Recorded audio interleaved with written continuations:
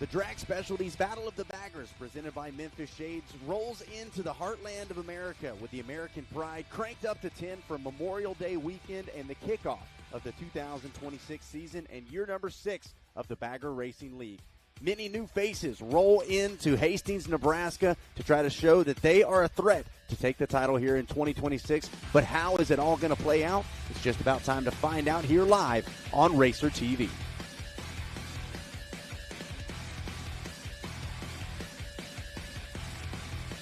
Well, hello, ladies and gentlemen, and welcome to beautiful Motorsports Park Hastings in Hastings, Nebraska for the kickoff of the 2026 Drag Specialties Battle of the Baggers presented by Memphis Shades.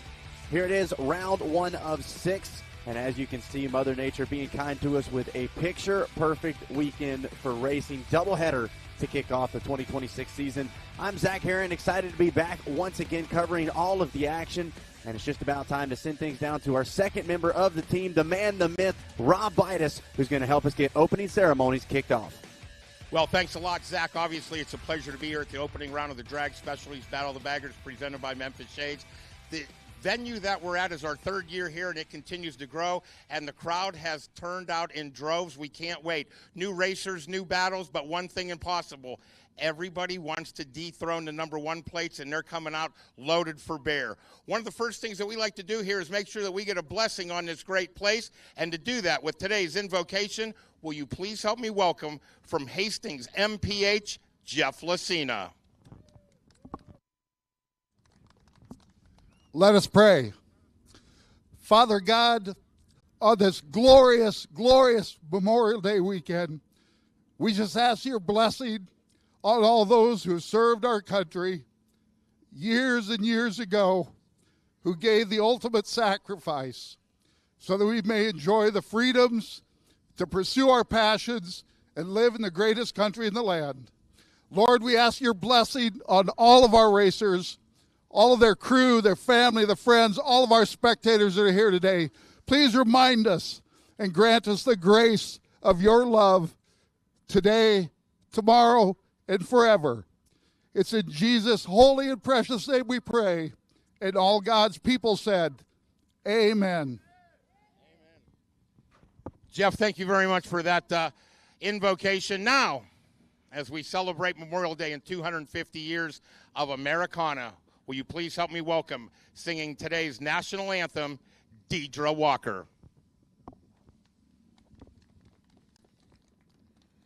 Oh, say, can you see by the dawn's early light what so proudly we've hailed at the twilight's last gleaming, whose broad stripes and bright stars through the perilous fight o'er the ramparts we've watched, we're so gallantly streaming, and the rockets' red glare, the bombs bursting in air, gave proof through the night that our flag was still there. Oh, say, does that star-spangled banner yet wave o'er the land of the free and the home of the brave?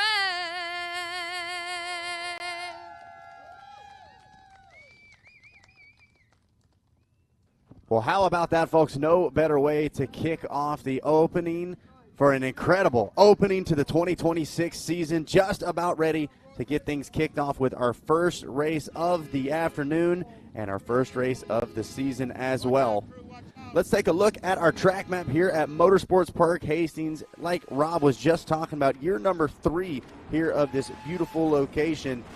And this is one of the fan favorites. Got some unique characteristics to it as well. The Motorsports Park Hastings crew has really kind of embased Bagger Racing League as we take a look at this Motion Pro track map. And this is one that we'll talk about this throughout the season as we start to get more experience at these tracks. Some of these riders going to have hotlines, know some secrets, have some settings to look back on as well. So this is what's going to make this opening round so exciting. We could not be more grateful to be right back here at Motorsports Park Hastings to kick off the 2026 season. So getting the grid cleared off, we will be dropping the green flag here in just a matter of minutes. As we're getting ready to get the machines fired up and head out for a sighting lap, kind of a warm-up sighting lap. One last chance to glance out the course and get those machines warmed up as well.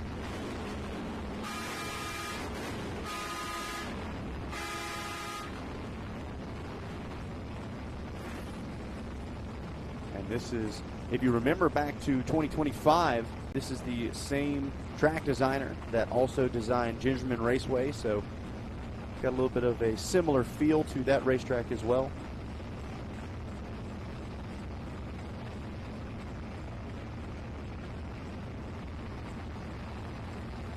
So warm-up lap getting ready to go underway here.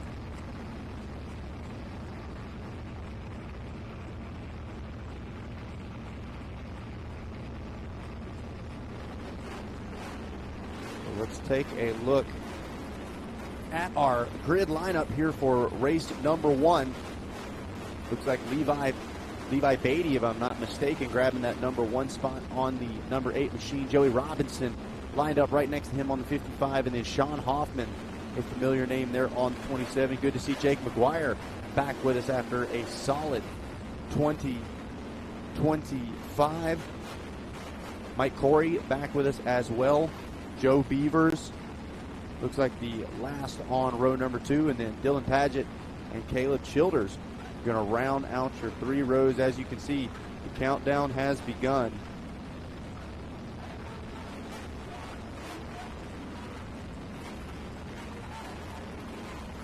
And we will get this warm-up lap started. And it is Levi Batty, I'm actually being told the last name. And out there on, if you remember, Carl Schlacht, who has been with us the past few years, that is actually Carl's old bike that is now out racing. Levi Batty piloting that machine.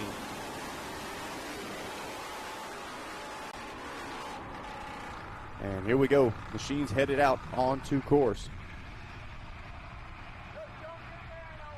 Oh, actually being told I got both names wrong. So Levi Batty on the number 8.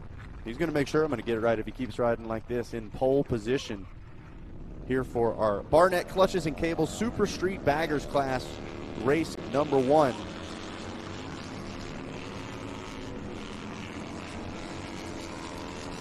And Levy, a Belgium by nature, and if you know anything about the sport bike world, you've probably heard of Levi Batty. Excited to have him lining up with us here in 2026, round number 1. Looks like not just showing up to take part, but to potentially take over, at least here in this Barnett Clutches and Cables Super Street Baggers class.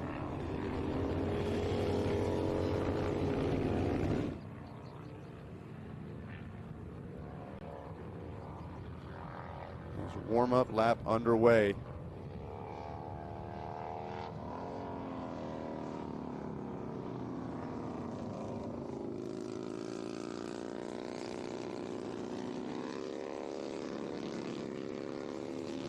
So like we said, one last opportunity for these racers to check out the course, get those machines. Can't really do a ton of adjusting, but if anything, maybe dial yourself into how the machine's feeling.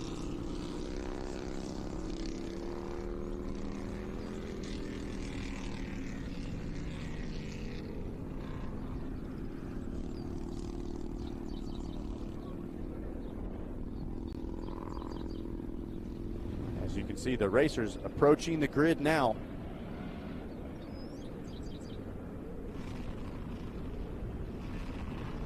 take their position on the grid, and the 2026 season will officially be off and rolling.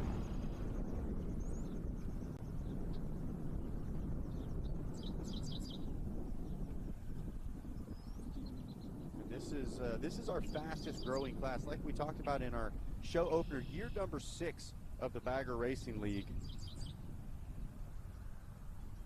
And this has been our fastest growing class. So excited to be able to give them their own class here. The Barnett Clutches and Cables Super Street Baggers class. And it'll be exciting to see some of the new faces in this one.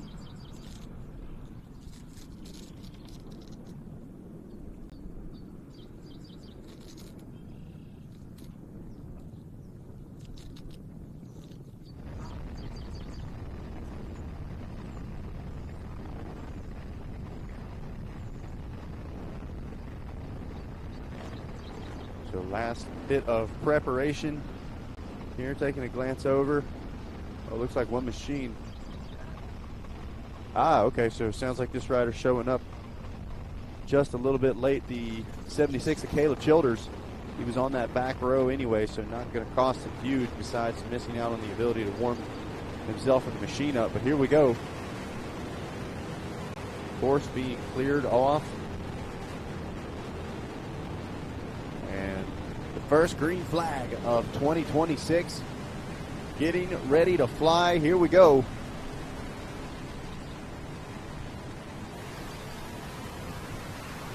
And we are officially off and rolling. How about it? A leap off of that first row. Looks like that might have been Joey Robinson commanding the lead headed into turn number 1.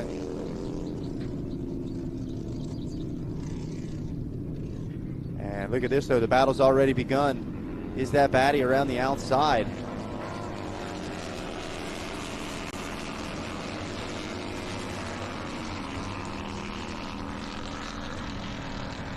Taking a look, not going to miss that bike. Bright machine. Looking mighty bright headed up front. Now look at this, though. A charge on the backside of the podium. There's now some shuffling around for the final few spots on the podium.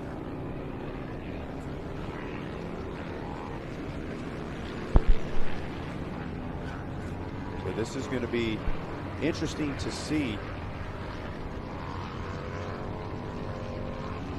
Can Batty potentially run away with this thing early, or is the fight on the backside of the podium going to push them towards the front?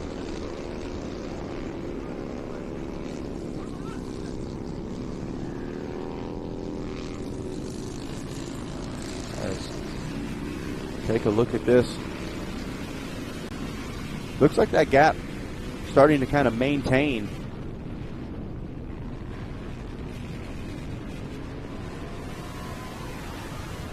At the front of the field. Looked like Betty was starting to kind of peel off from it. Definitely got a bit of a gap, but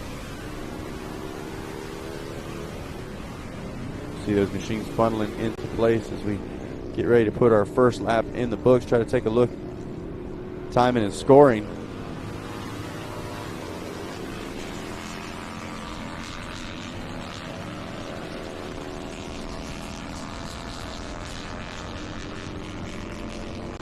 Right now it is Levy Batty leading the way. Sean Hoffman has now moved up to that number 2 spot. Joey Robinson, Jake McGuire, and Mike Corey, your top 5.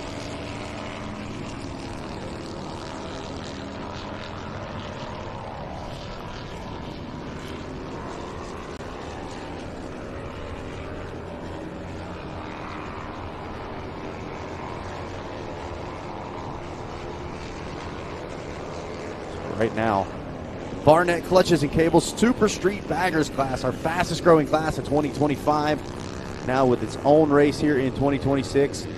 And Levy Batty trying to start the year off with an exclamation point.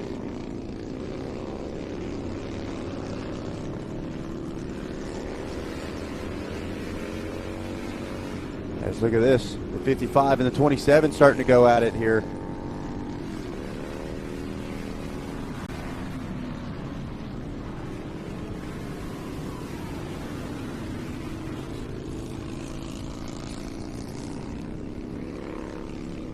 So Sean Hoffman looks like may have forfeited that number 2 spot to Robinson.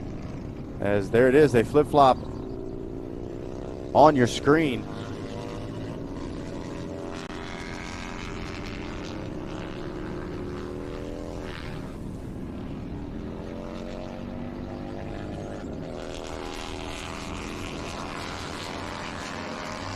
One of my favorite spots here at Motorsports Park Hastings, really able to open things up, and you can piece that slight turn together, set yourself up. We've seen so many passes in that one spot over the years.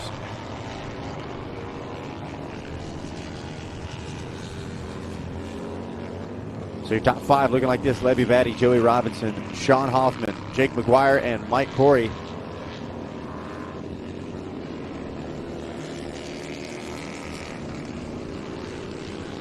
Things spacing out, it looks like, just a little bit here inside the top 5.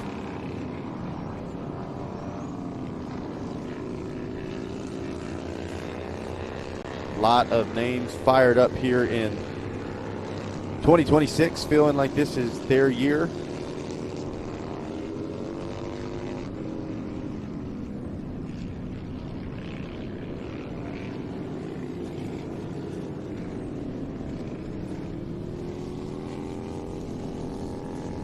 Starting to close up a little bit here on the backside. Let's look at this, starting to hunt.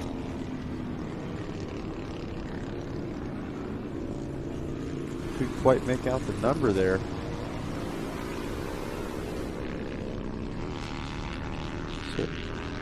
So it looks like, I believe that's McGuire there on the green machine. Now coming under fire from Mike Corey. This is for the 4th place spot.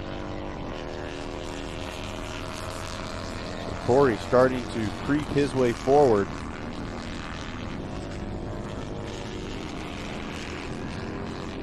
And sounds like made the most of practice yesterday, was available for everyone, so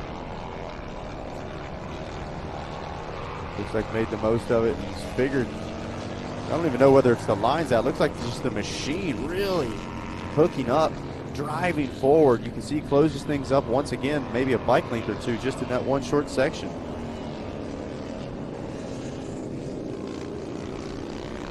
And Jake McGuire, if you remember last year, was running multiple classes last year, and if I'm not mistaken, finished 2nd in both of them. So McGuire, not a bitter taste in his mouth by any means after an incredible ride last season, but he's showing up with 1 goal and 1 goal only this year, and that's a championship. So like I said, glad to see McGuire back with us, and hopefully McGuire going to continue to push that pace and maybe even find himself on the top step of the podium holding up that championship by the end of the year.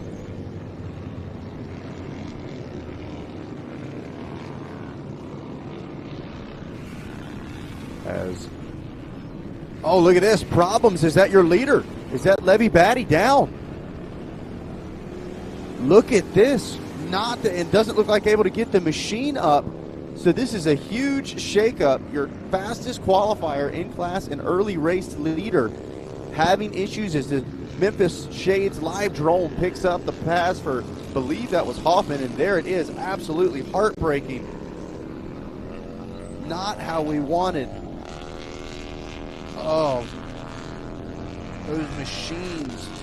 I can't stress how heavy that machine truly is. And what was a battle for 4th now has turned into a battle for the final podium spot. Look at this. Corey still all over the back of Jake McGuire. Man, how about it? McGuire doing a great job of staying cool under pressure here. Doesn't look like he's switching the lines up too much, just kind of sticking to what works. Here it is, Corey trying to peek up the inside, not close enough, and probably not going to be able to set up quite as well in that corner. Really didn't lose a lot of time, though, actually, as sounds like we are just past the halfway point of this first race of the season. Barnett Clutches and Cables, Super Street Baggers, race number 1, and already chaos as your early race leader finds himself down look to be okay, which is great to hear.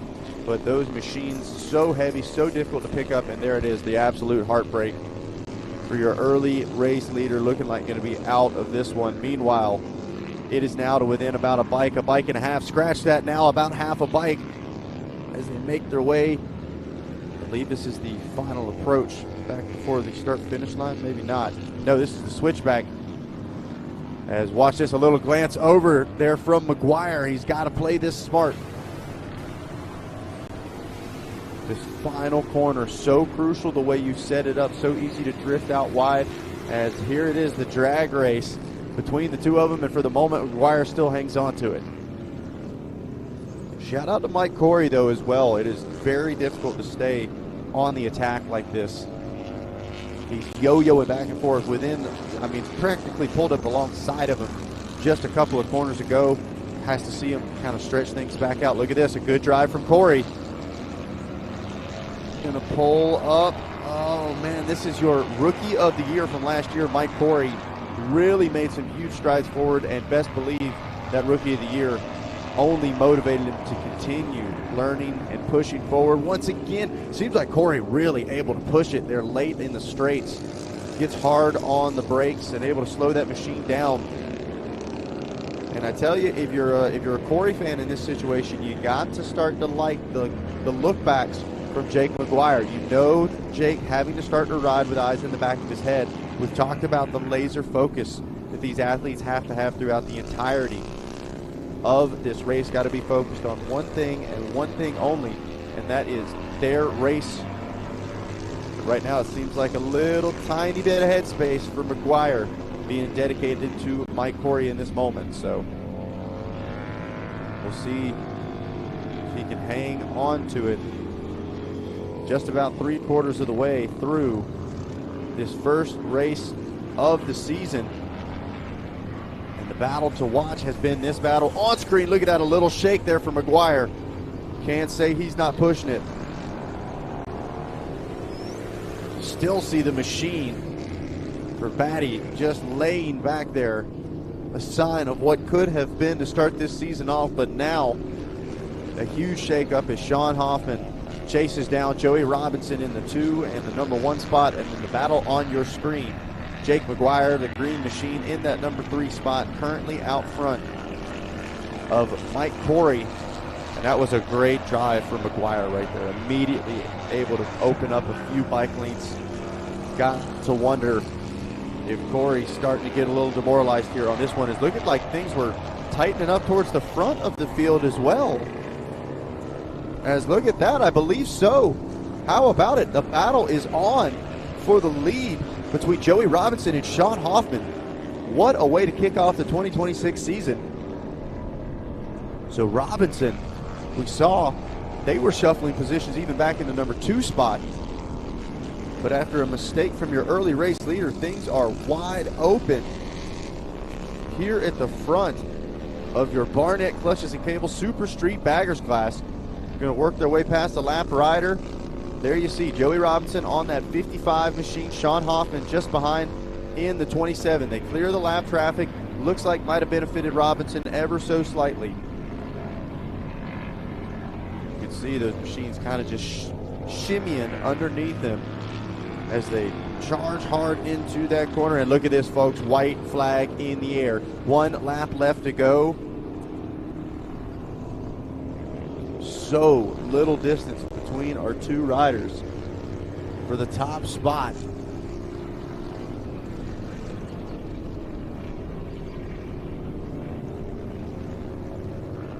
And you can see now having to work their way through lap traffic, trying to keep the power down. And Robinson, not a super familiar name here on the road racing side of things, his 2nd road race ever right now, and is currently battling for the lead, and he is in control of it for the moment. Look at this, Hoffman charging just a little bit more into that corner, but that's what he's got to do. He's got to keep this pressure on right now, see if he can rattle Robinson. And Robinson, this is the kind of guy that's going to take a lot to rattle him at all. He's used to doing stunts, doing wheelies, doing the crazy stuff that racers shake their head at. So don't get me wrong, He is wide open right now. The speed, though, I don't think going to rattle him, but rattling him right now is Sean Hoffman. Look at this. Now close to within a bike length or so.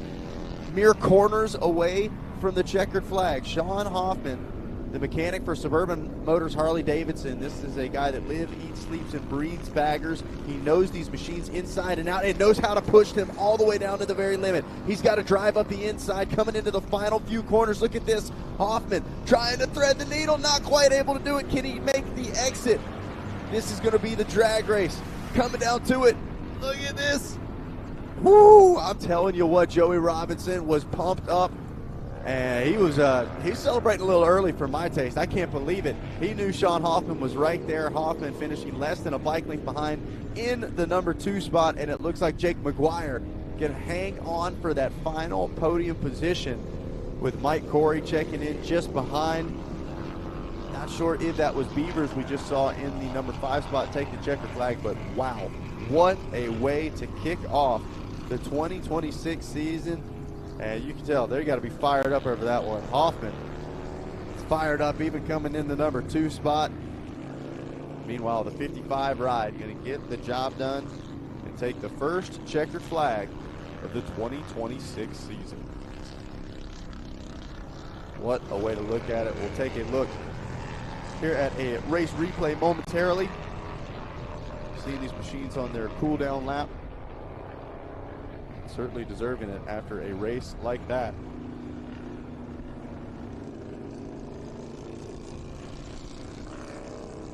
As the checker flag waves, race number 1, your Barnett Clutches and Cables Super Street Baggers class.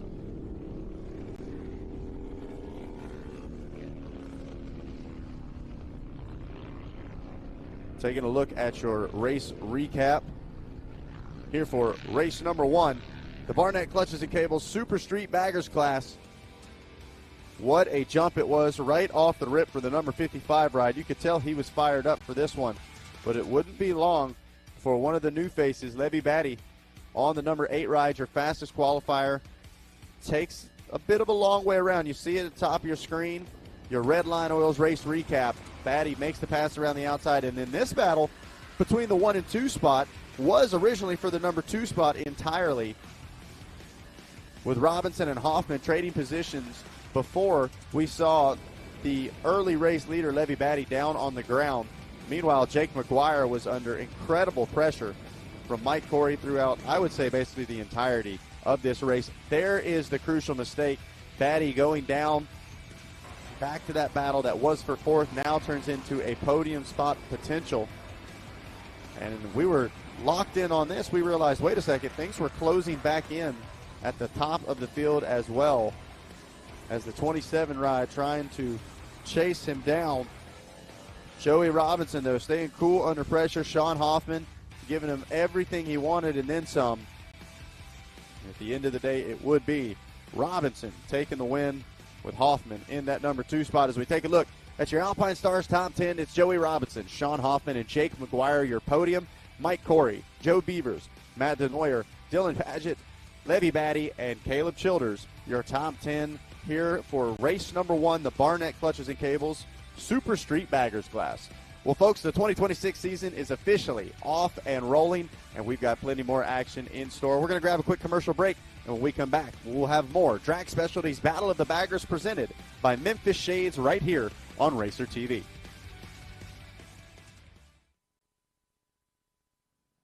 We're Advan Black, industry leader in color-matched performance bagger parts. For over a decade, we've been building premium parts and accessories for baggers. Designed for riders who demand more from every mile. Advan Black. You choose the destination, we handle the rest. Drive anywhere on the Dueler AT Ascent tire. With rugged sawtooth edges designed for on- and off-road adaptability. Bridgestone innovation in all terrain. From the sun-drenched coasts of California to the stormy plains of the Midwest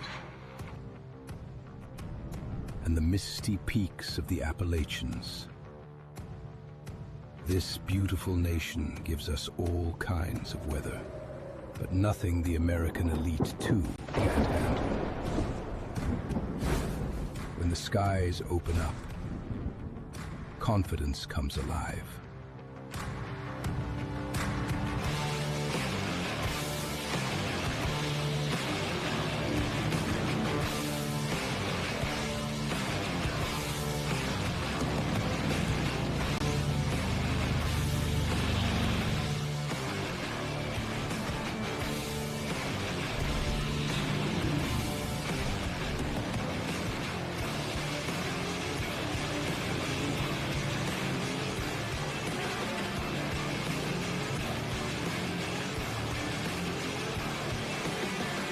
This is a true long-haul tire, engineered precisely for unpredictable elements along the way, providing exceptional grip and stability when it matters most.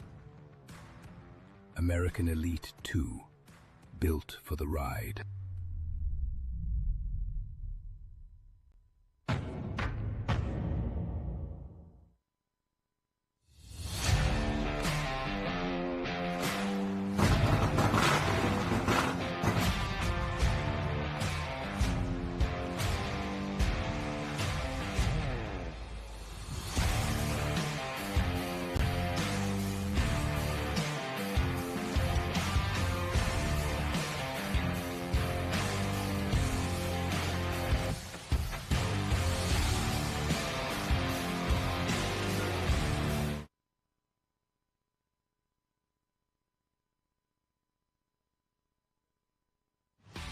This broadcast of the Bagger Racing League is brought to you by Advent Black, Redline Oil, and Dunlop. Well, hello, ladies and gentlemen, and welcome back to round number 1 of the 2026 Drag Specialties Battle of the Baggers presented by Memphis Shades. We just wrapped up our first race of the day, our Barnett Clutches and Cable Super Street Baggers class, and we've got our very own Rob Bidas standing by with our podium. Well, thanks a lot, Zach. Obviously, we're down here podium side. We have the top 3 finishing third today, kicking off the season. You're somebody that knows how to manage a championship. You always put yourself in a kicking off the season with the third place. Jake, great ride. Yeah, it's honestly a surprise. The competition has definitely gotten a lot faster this year, and hats off to these two. They were flying, but we made it happen with some luck. Well, we want to tell you congratulations and present you with third place. Our Grand Marshallette, Paula Fox, is hooking you up. How about a nice round of applause for Mr. Jake McGuire? We're going to slide to the opposite end of the podium right here. And we got the youngest member of the BRL over here. And we've got somebody that's a bit seasoned up. Sean Hoffman, great ride out there, my friend. Thanks, Rob. It was a ride of a lifetime for me. It's been a while since I've been up here. And built a new bike for this season with a lot of good people behind me.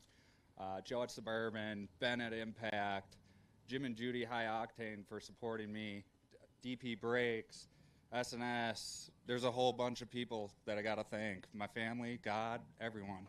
Well, congratulations. Paula Fox has your second place award right there. How about a nice round of applause for Sean Hoffman? You're supposed to take a little while to get acclimated to anything. You waited for your second road race ever to land on the top step up here. Joey Robinson, you have done a lot of things on a motorcycle except road race. You saw a couple of your friends doing it a short time ago. You said, I want in. Joe from Suburban Harley said, hey, who doesn't want a 6'4" road racer out there? What a ride, my friend. Yeah, very thankful that it went the way it did. First and foremost, I'd like to send my wishes to Levi. I hope he's okay. It didn't look like a bad spill. But we'll take a gift on the first round. We were running a consistent second, and unfortunately he went down, and we'll take the first. But Joe, Catherine, Aaron, the whole Suburban team, I'm living the dream right now. I'm very thankful. Legend Suspension, Claiborne, everyone who's behind us, Fueling Parts, Sly Fox. You know, it takes an army. It truly does, and I'm just very thankful to be up here on the top step. Well, Paula, you have a number 1 plate to hand out here for the first day of racings. Folks, this is the Barnett Super Street Podium. How about a nice round of applause for our top 3? We're going to take a step back, and when we do, Zach's in the warehouse. We've got a lot of great activities. Folks, we'll be back in just a moment.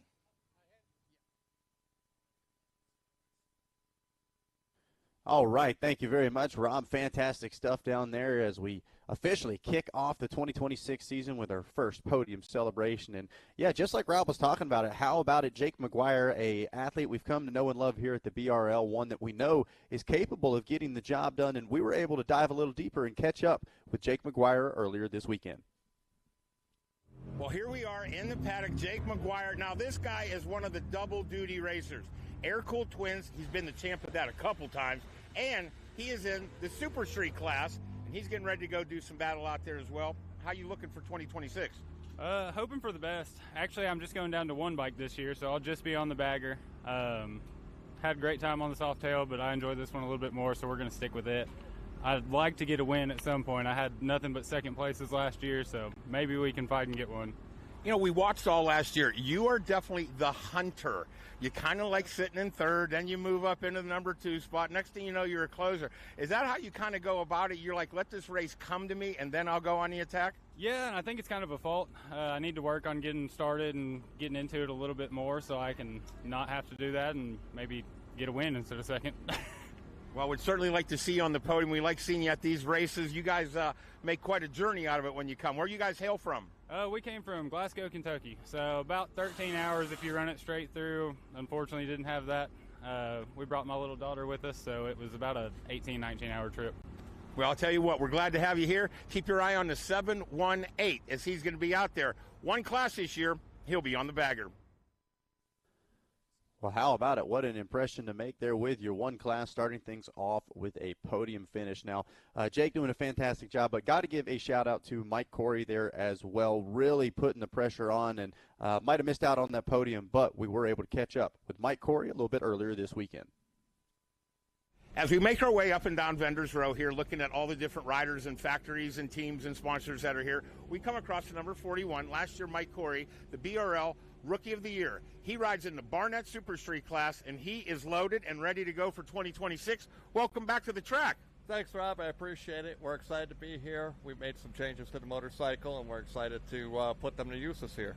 You know, we were talking to some of the other teams. They'll make the change, but a lot of them have to physically wait to get to the track to see if they went the right way, the wrong way. There's so much effort that goes into it, and yet we have so little time to ride them. Oh, 100%. I mean, we were able to make the changes that we wanted. We weren't able to test.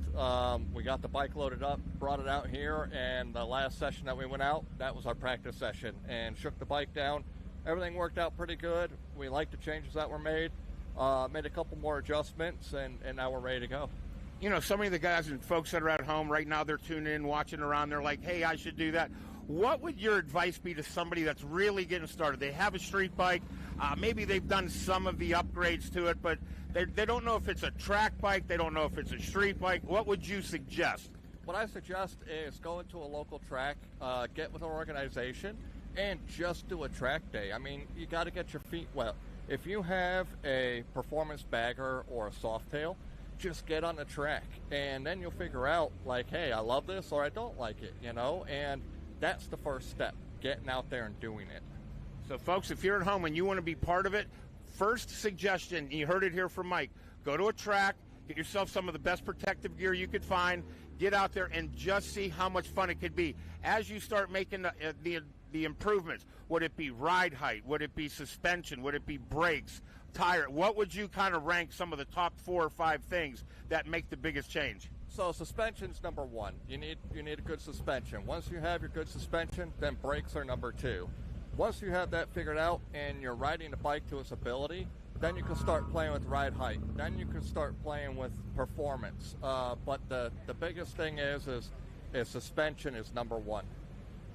Well, you heard it here first. Suspension number 1. If you're out there checking it out, make sure you do all the research you can. There's some great companies out there, and we want to see you at the racetrack. Best of luck to you in 2026, and have fun this weekend. Thank you so much, Rob. Appreciate you, buddy. Mike Corey down here on Paddock Row. All right, great stuff from Rob and Mike, and solid start to the season for Mike as well.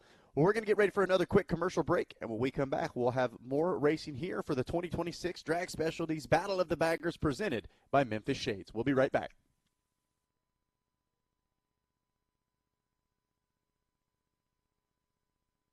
Performance isn't a trend, it's a lifestyle.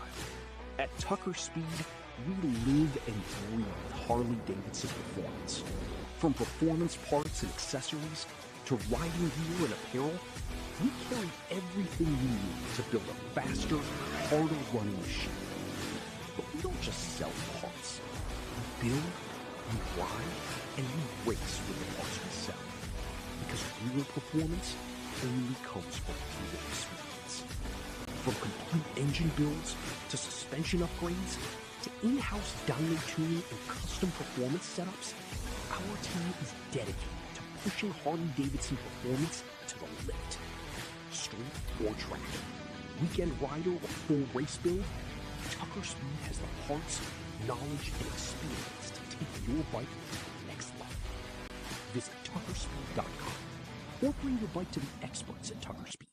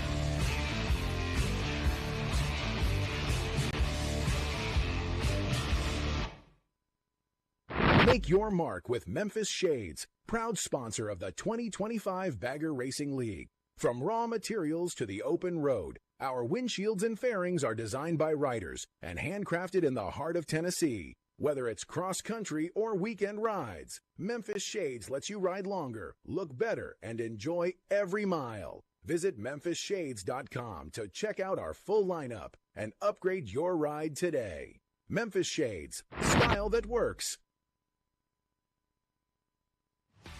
This broadcast of the Bagger Racing League is brought to you by Andrews Performance, Ultra Cool, and Pirelli. Oh, yeah. Well, if you did not know, Hastings, Nebraska is the home of Kool-Aid, and probably could use a little Kool-Aid after a long day of doing some battling here at beautiful Motorsports Park Hastings, round one of the 2026 Drag Specialties Battle of the Baggers. Well, hey, we talk about how many incredible people it takes to put on these events, from every single participant to every single sponsor as well. Well, we were able to catch up with our friends at Andrews Performance Product and talk with them a little bit about how much Bagger Racing League means to them. The kickoff of our 2026 Drag Specialties Battle of Baggers presented by Memphis Shades. And where do we stop first? The title sponsor of our Bagger GP. Michael, last MVP, you handed over the prestigious Fred Fox Cup to the Suburban Harley team, and to have the Andrews name tagged on as the title sponsor, that certainly has to be something you're proud of. Oh, it's absolutely great. I mean, we've been doing this for 54 years. It's in great memory of John Andrews, who founded the company, and we're just a pleasure to be part of this. It's such a professionally run organization, and we love to get out here and see the people doing what they love and working with our parts, and just the brotherhood. It's amazing. You know, you talk about the parts, and a lot of these companies rely on types of testing. Some used to do out in the Mojave Desert and ride around for thousands of miles. You said, listen, we're going to take our products to the racetrack. We're going to show not only what they do performance-wise, but the durability. And the end result customer, that's who really benefits.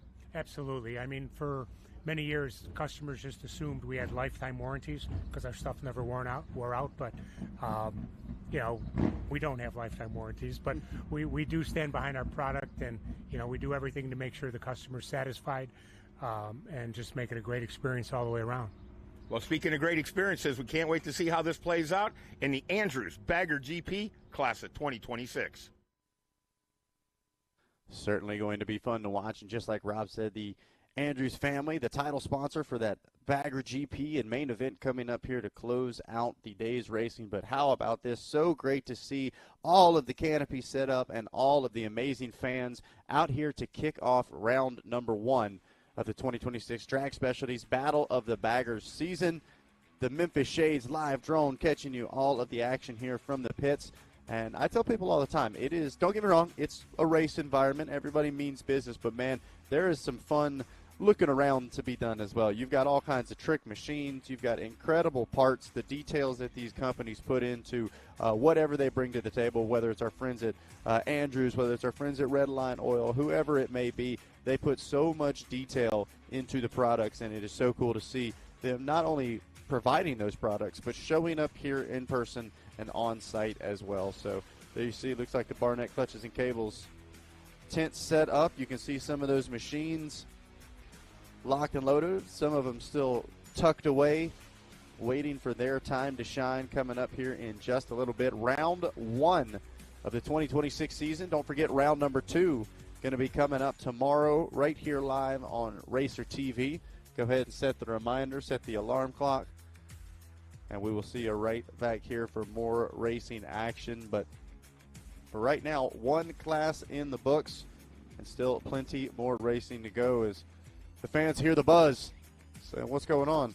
That's right. You're live right now on Racer TV as we are live out on track. Riders making their way around for their warm-up lap as things going to be getting serious here in just a matter of minutes.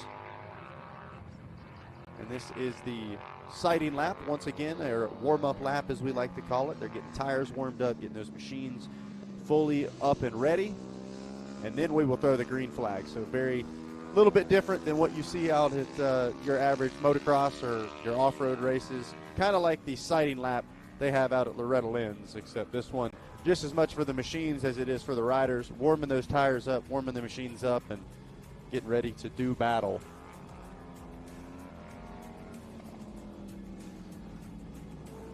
As we take a look, we're going to have our middleweight sport bike class out there, as well as our air-cooled twins, and then of course can't forget about that DP Brakes liquid-cooled twins class, all making their way to the grid right now here for race number 2. I always enjoy these classes. You got a bit of variety as far as the machines.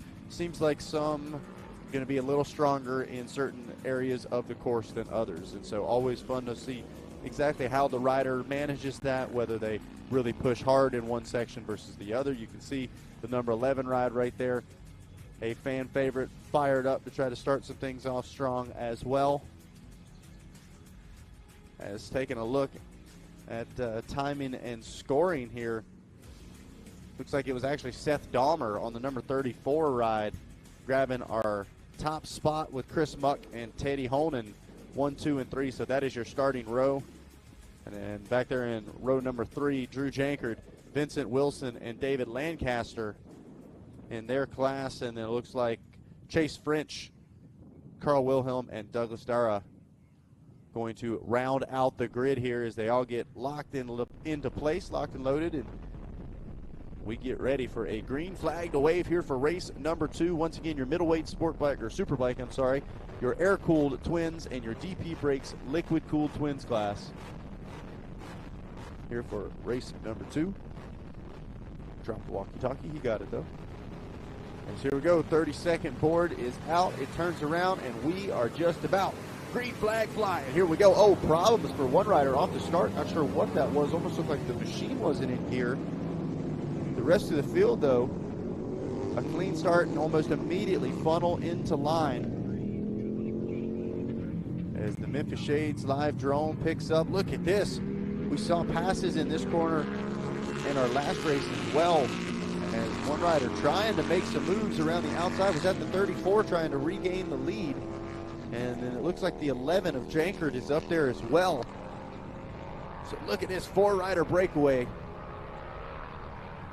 early on in this one. Who's going to be able to hang it on just a little bit longer? Beautiful move. Was that Jankard that just put it on him? And it looks like it is. So the 11 ride making something happen late on the straightaway, braking hard, and now starting to see some of these machines show exactly where they're strongest.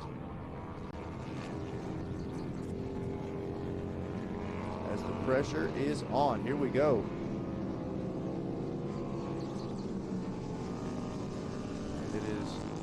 It is the Harley machine leading the way, the Pan American out front.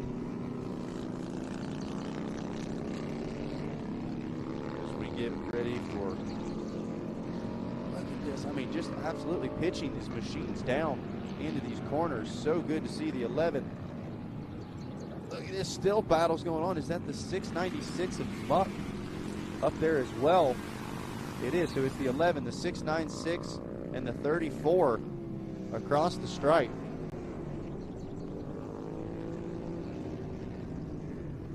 And what is still a three-rider fight. No room for Jankard to slip up, but man, it seemed like Dahmer and Muck were going back and forth. Couldn't even see all three of them right there. They're so identical in the lines they're taking. Kind of fun when they tried to catch that draft. Jankard, Muck, Dahmer, Vincent Wilson, and Teddy Holden rounding out your top 5. Seth Dahmer, no stranger to the road racing world, and a name carrying a little bit of reputation behind it here coming into the season. But man, how about this? Jankard now under pressure, as that was Dahmer who had made the pass for the number 2 spot. So Dahmer on the 34 ride, your fastest qualifier, now makes his way around Chris Muck and almost immediately starts putting heavy pressure on Drew Jankard. Look at this. Oh man, actually having to check up just a little bit. Jankard doing a great job of, I'm not going to say riding a wide bike, but certainly not going out of his way to try to avoid Seth Dahmer. You're going to pass me. You're going to have to find a way to get around me, no doubt about it. Here they are, full arrow position, tucked in and wide open as they put another lap in the books. Drew Jankard, Seth Dahmer, Chris Muck, 1, 2, and 3. And if you're Chris Muck right now, you got to try to take the pen and paper out, figure something out. What are these top 2 riders doing that you are not? As there you see Jankard able to open it up just a little bit down that straightaway. And this is 2 different classes battling for the overall. This is one of the things that I was talking about that I love. You've got your middleweight superbike class, your air-cooled twins, you've got your DP Brakes liquid-cooled twins classes, all out on course at the same time, but there's an element of pride to it. Motorcycle racing at its purest, if there's a bike in front of me, I want him behind me. And right now, Dahmer trying to take down the Harley ride of Jankard out front. Tell you what, some DP Brakes are getting put to the test right now as they are charging so hard into these corners. So impressive the control of these riders and the little micro adjustments that they're making. You see Jankard staying, at least from what you can tell, very focused forward, not doing any looking back, not glancing back, but you know he's almost got a radar type awareness as to where Dahmer is at. You can hear that 34 ride. Look at the back end dancing around on Dahmer there. Just shows how hard he's trying to charge into these corners. He tucks down underneath. Not quite able to get the drive on that one either. As Jankard puts another one across the stripe, leading the way. Muck now starting to kind of be in no man's land just a bit back there in the number 3 ride with Vincent Wilson and Teddy Holden rounding out your top 5 early. And those long, wide open sections for Jankard are so nice. It seems like he's able to, not a ton, maybe half a bike length per long straightaway. He's maybe got 2 or 3 of those around course where it just seems like he's able to accelerate so hard. But that section right there you just saw on screen, and look at this, having to split a lap rider as well. Wow, how about that? Talk about some heads up riding. But you saw Dahmer make up a ton of time on deceleration. What was this? Was that Jankard waving Dahmer by? Could we have a problem for the 11? Memphis Shades live drone here high atop the sky. Couldn't quite tell who I was looking at. So no, there is still your battle for the lead. So it looked like one rider just throwing the hand up trying to get out of the way of the lead riders. Meanwhile, it doesn't get much closer than that, folks. Let me just break it down in simplest terms. Jankard's got it. Dahmer wants it. Oh, the 34 just shaking back and forth. Now watch this. Jankard's going to grab a handful of power. Try to run away for at least another lap. got to be so frustrating for Dahmer right now. It definitely seems like he's got a bit more pace, but at some point, this is the beauty of the various machines. Janker got maybe just a little more horses under the hood. Watch this, another long straight. You see the gap start to stretch out. Janker does a great job of piecing this section together, but then watch as Dahmer able to close in so much under braking. Poof, there go those gaps. Let's look at this now. Dahmer back within about a bike length. Halfway point through this race here, folks, so we are just getting warmed up as the cat and mouse go at it. Janker right now leading the way with Dahmer. Searching left, searching right. I mean, you got to give the guy some props. Staying very creative as far as the way he's trying to find around Drew Janker. So the Alloy Art Pan American leads the way. Meanwhile, the Tony Tucker back ride. Tucker's speed is, look at this, Dahmer. Ooh, getting dicey with it. Outside, back to inside. Not quite close enough to have the spot. Here we go. Now going to charge into the final few quarters of the lap.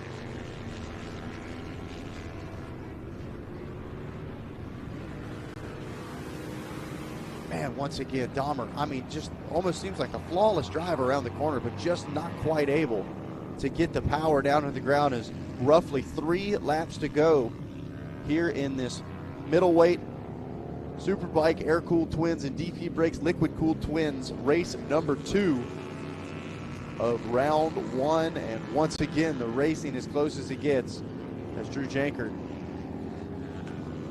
trying to hang on to it. The bragging rights up for grabs. These guys always so fun up on the podiums, even before the cameras turn on, smack talking back and forth and giving, of course, a ton of props. Really cool, the family atmosphere and the support that you have out here at Bagger Racing League. But no doubt about it, when the helmet goes on, the visors come down, and it is mano a mano. As look at this, Dahmer tries to cut back. I thought he was going to try to sneak it up the inside. This is what we talk about here at Bagger Racing League. Year number 6, and this has become the norm. Wheel-to-wheel battles, final few laps of racing for the win. That's what I love, is it's at the front of the pack. We just had the same thing in race number 1. Now we've got it again here in race number 2. Separate classes, but like we say, the bragging rights for the bikes and the riders as well, which I think both of these riders, I mean, just look at how hard they're pushing right there in the corner. Both of those bikes getting head shakes.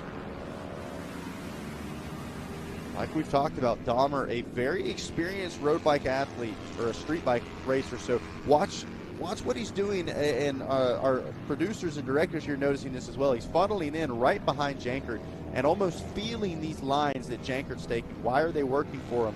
Gotta wonder if he's not saving up one last-ditch effort there on that final lap to try to close this in and make the pass stick this time. He's maybe showing him a wheel, showing him half a wheel here or there. Lap riders, there's not really been too much of play in this one. Had a quick little pop-up scare there, but besides that, these two have been able to go at it toe-to-toe.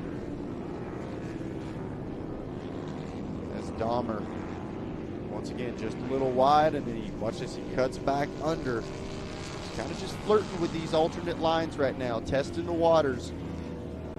The time is running out as the white flag will be coming out here very, very soon. So got to be as close as he can. It looks like they may actually have a little more lap traffic up ahead of him. Maybe a bit thicker. Yeah, 1-2 riders up ahead. Look at this. Both doing a great job of trying not to affect the race, but this is an opportunity. Dahmer sees it, and he strikes. How about it? Seth Dahmer, surgical with it in the switchbacks, but Jankert not giving up yet and is able to retake the lead just one corner later. We know how hard these final few corners are of the lap.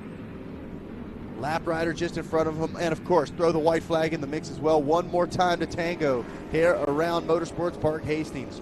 Drew Jankert gave Seth Dahmer the sweet taste of the lead for all of about half a second and snatched it back. That might have been just a drop of blood in the water that Dahmer needed to know he's got what it takes. So remember that section. Those were the final few corners of the lap. in that last little switchback, Dahmer was able to just get far enough up alongside. Oh, and that was a mistake right there from Dahmer. You could see, had to maybe chop the throttle just a little bit. Closes it back in on that next corner, as he always does, but might have lost just a little bit of time right there. So he has got to gain that back and try to get as close as he can to the back of the number 11. Headed into these final few switchbacks. Oh man, doing such a great job. Once again, within less than 2 bike lanes separate the 34 and the 11. Drew Jankert cannot stress enough how impressive it is. Stayed almost flawless under pressure like this, and when he did get under strike, immediately responded and took that lead back. Here we go. Dahmer trying to cut underneath. Oh, is he saving it for the final corner? He pulls up alongside. Here we go, headed into those switchbacks. Oh, it's a drag race, and it's going to be Jankert. How about it? What a race. The power to the ground, and Jankert snatches it back. Man, what a battle between Seth Dahmer and Drew Jankert.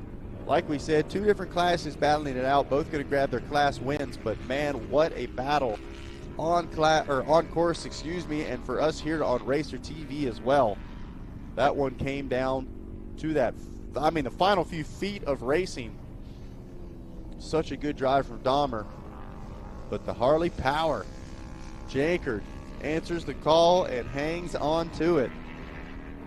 As the rest of the field are going to start to make their way across the line, taking the checkered flag here for race number 2. Middleweight Superbike air-cooled twins and the DP Brakes liquid-cooled twins class. And like I said, they were stretching the throttles and putting those DP brakes to good use. Man, I don't think you could charge much harder than that. So checker flag waves here for race number 2. Drew Jankert and Seth Dahmer. How about it? We take a look at the Redline Oil race recap. And right from the jump, we had position swapping all over the place as the Superbikes got off to an early race lead, but the number 11 popped in the screen and just started slicing his way forward. Jankert made a couple of quick passes and would put himself up into the number 1 ride early. Meanwhile, back behind him, Chris Muck and Seth Dahmer were going at it as Muck had worked his way up to the number 2 spot and leading class, but the 34 starts slicing and dicing his way back up to the number 11, and then the table for 2 was set. These 2 went at it for probably the last half, if not more, of the backside of this race.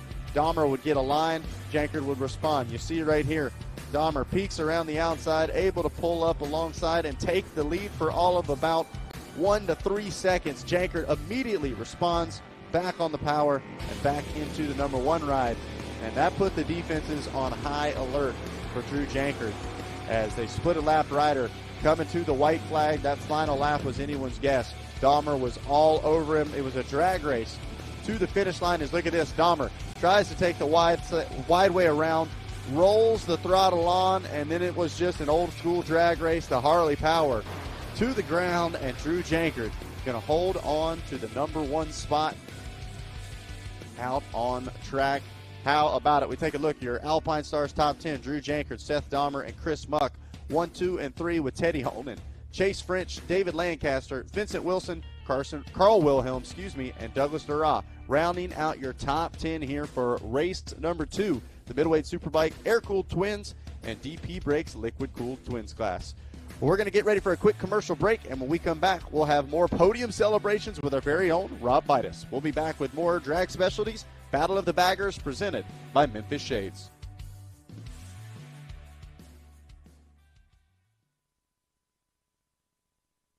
Performance isn't a trend, it's a lifestyle. At Tucker Speed, we live and breathe Harley-Davidson performance. From performance parts and accessories to riding gear and apparel, we carry everything you need to build a faster, harder running machine. But we don't just sell parts. We build, we ride, and we race with the parts we sell. Because real performance only comes from real experience. From complete engine builds to suspension upgrades to in-house dyno tuning and custom performance setups, our team is dedicated to pushing Harley-Davidson performance to the limit. Street or track, weekend rider or full race build, Tucker Speed has the parts, knowledge, and experience to take your bike to the next level. Visit tuckerspeed.com or bring your bike to the experts at Tucker Speed.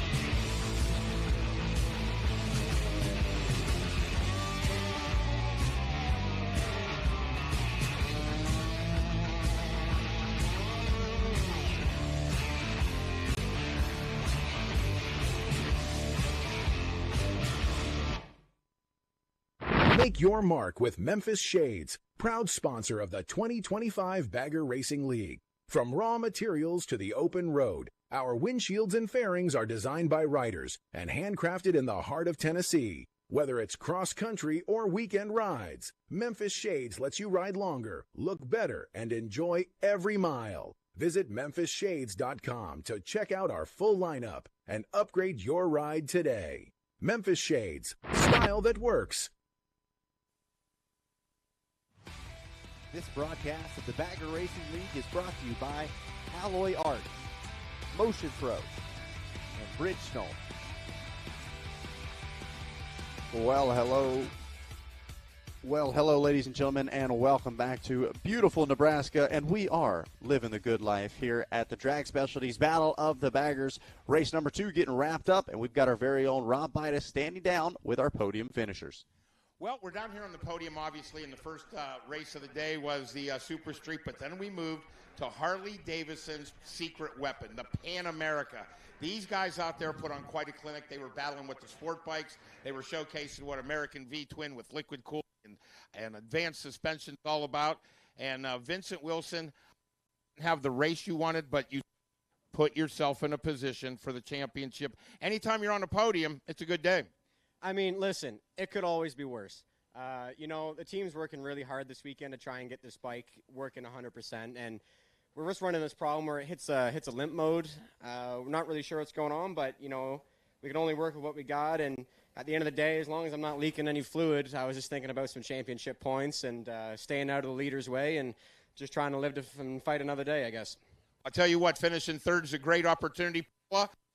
Third place trophy for you. Real quick, anybody you want to give a shout out to? Yeah, I want to thank everyone at Alloy Art, Rob and Justin and Phil back home, and I want to say thank you to Chance and his wife Jen for, sponsoring this bike and bringing their stacker out, and I'd like to thank Bridgestone Tires and FDR and all of our team sponsors as well, and yeah, thank you very much. Well, congratulations, third place, everybody, for Mr. Vincent Wilson. We slide over here to the defending champion. He goes, earlier today, I want my 15 minutes of fame. Well, you got more than 15 minutes out there. You were battling, you were cutting and thrusting and making your way through the pack. Mr. Lancaster, how'd your day go? Pretty awesome, dude. I'm stoked to be sitting up here again. I'm glad we're kind of keeping Canada down. I want to make sure that championship stays in America. Whether it's me or Drew, I want that thing to stay in America. That's right. 250 years we've been here, and we got another 1,200 to go. Right, so we're going to fight for America this season. Anybody you want to give a shout-out to, sir? I do. I got a list. I got to thank my family for giving me a chance to come out here and not bust my balls too bad about it. DP Brakes for the help they've given the team and for sponsoring our class. Anthony's Leatherworks, Dunlop, Dale and Cowboy from Racer Judges for Performance for some training they gave me this year. Heathen Nation, Lucifer's Garage, and Rider Gear. Congratulations, great way. Paula, second place over here as we present the award to you. And as we slide over to the number 1 plate, Drew Jenkard, normally we're talking about battle out there, me and this guy. You and the TV coverage in the same frame, like not the same shot, the same frame.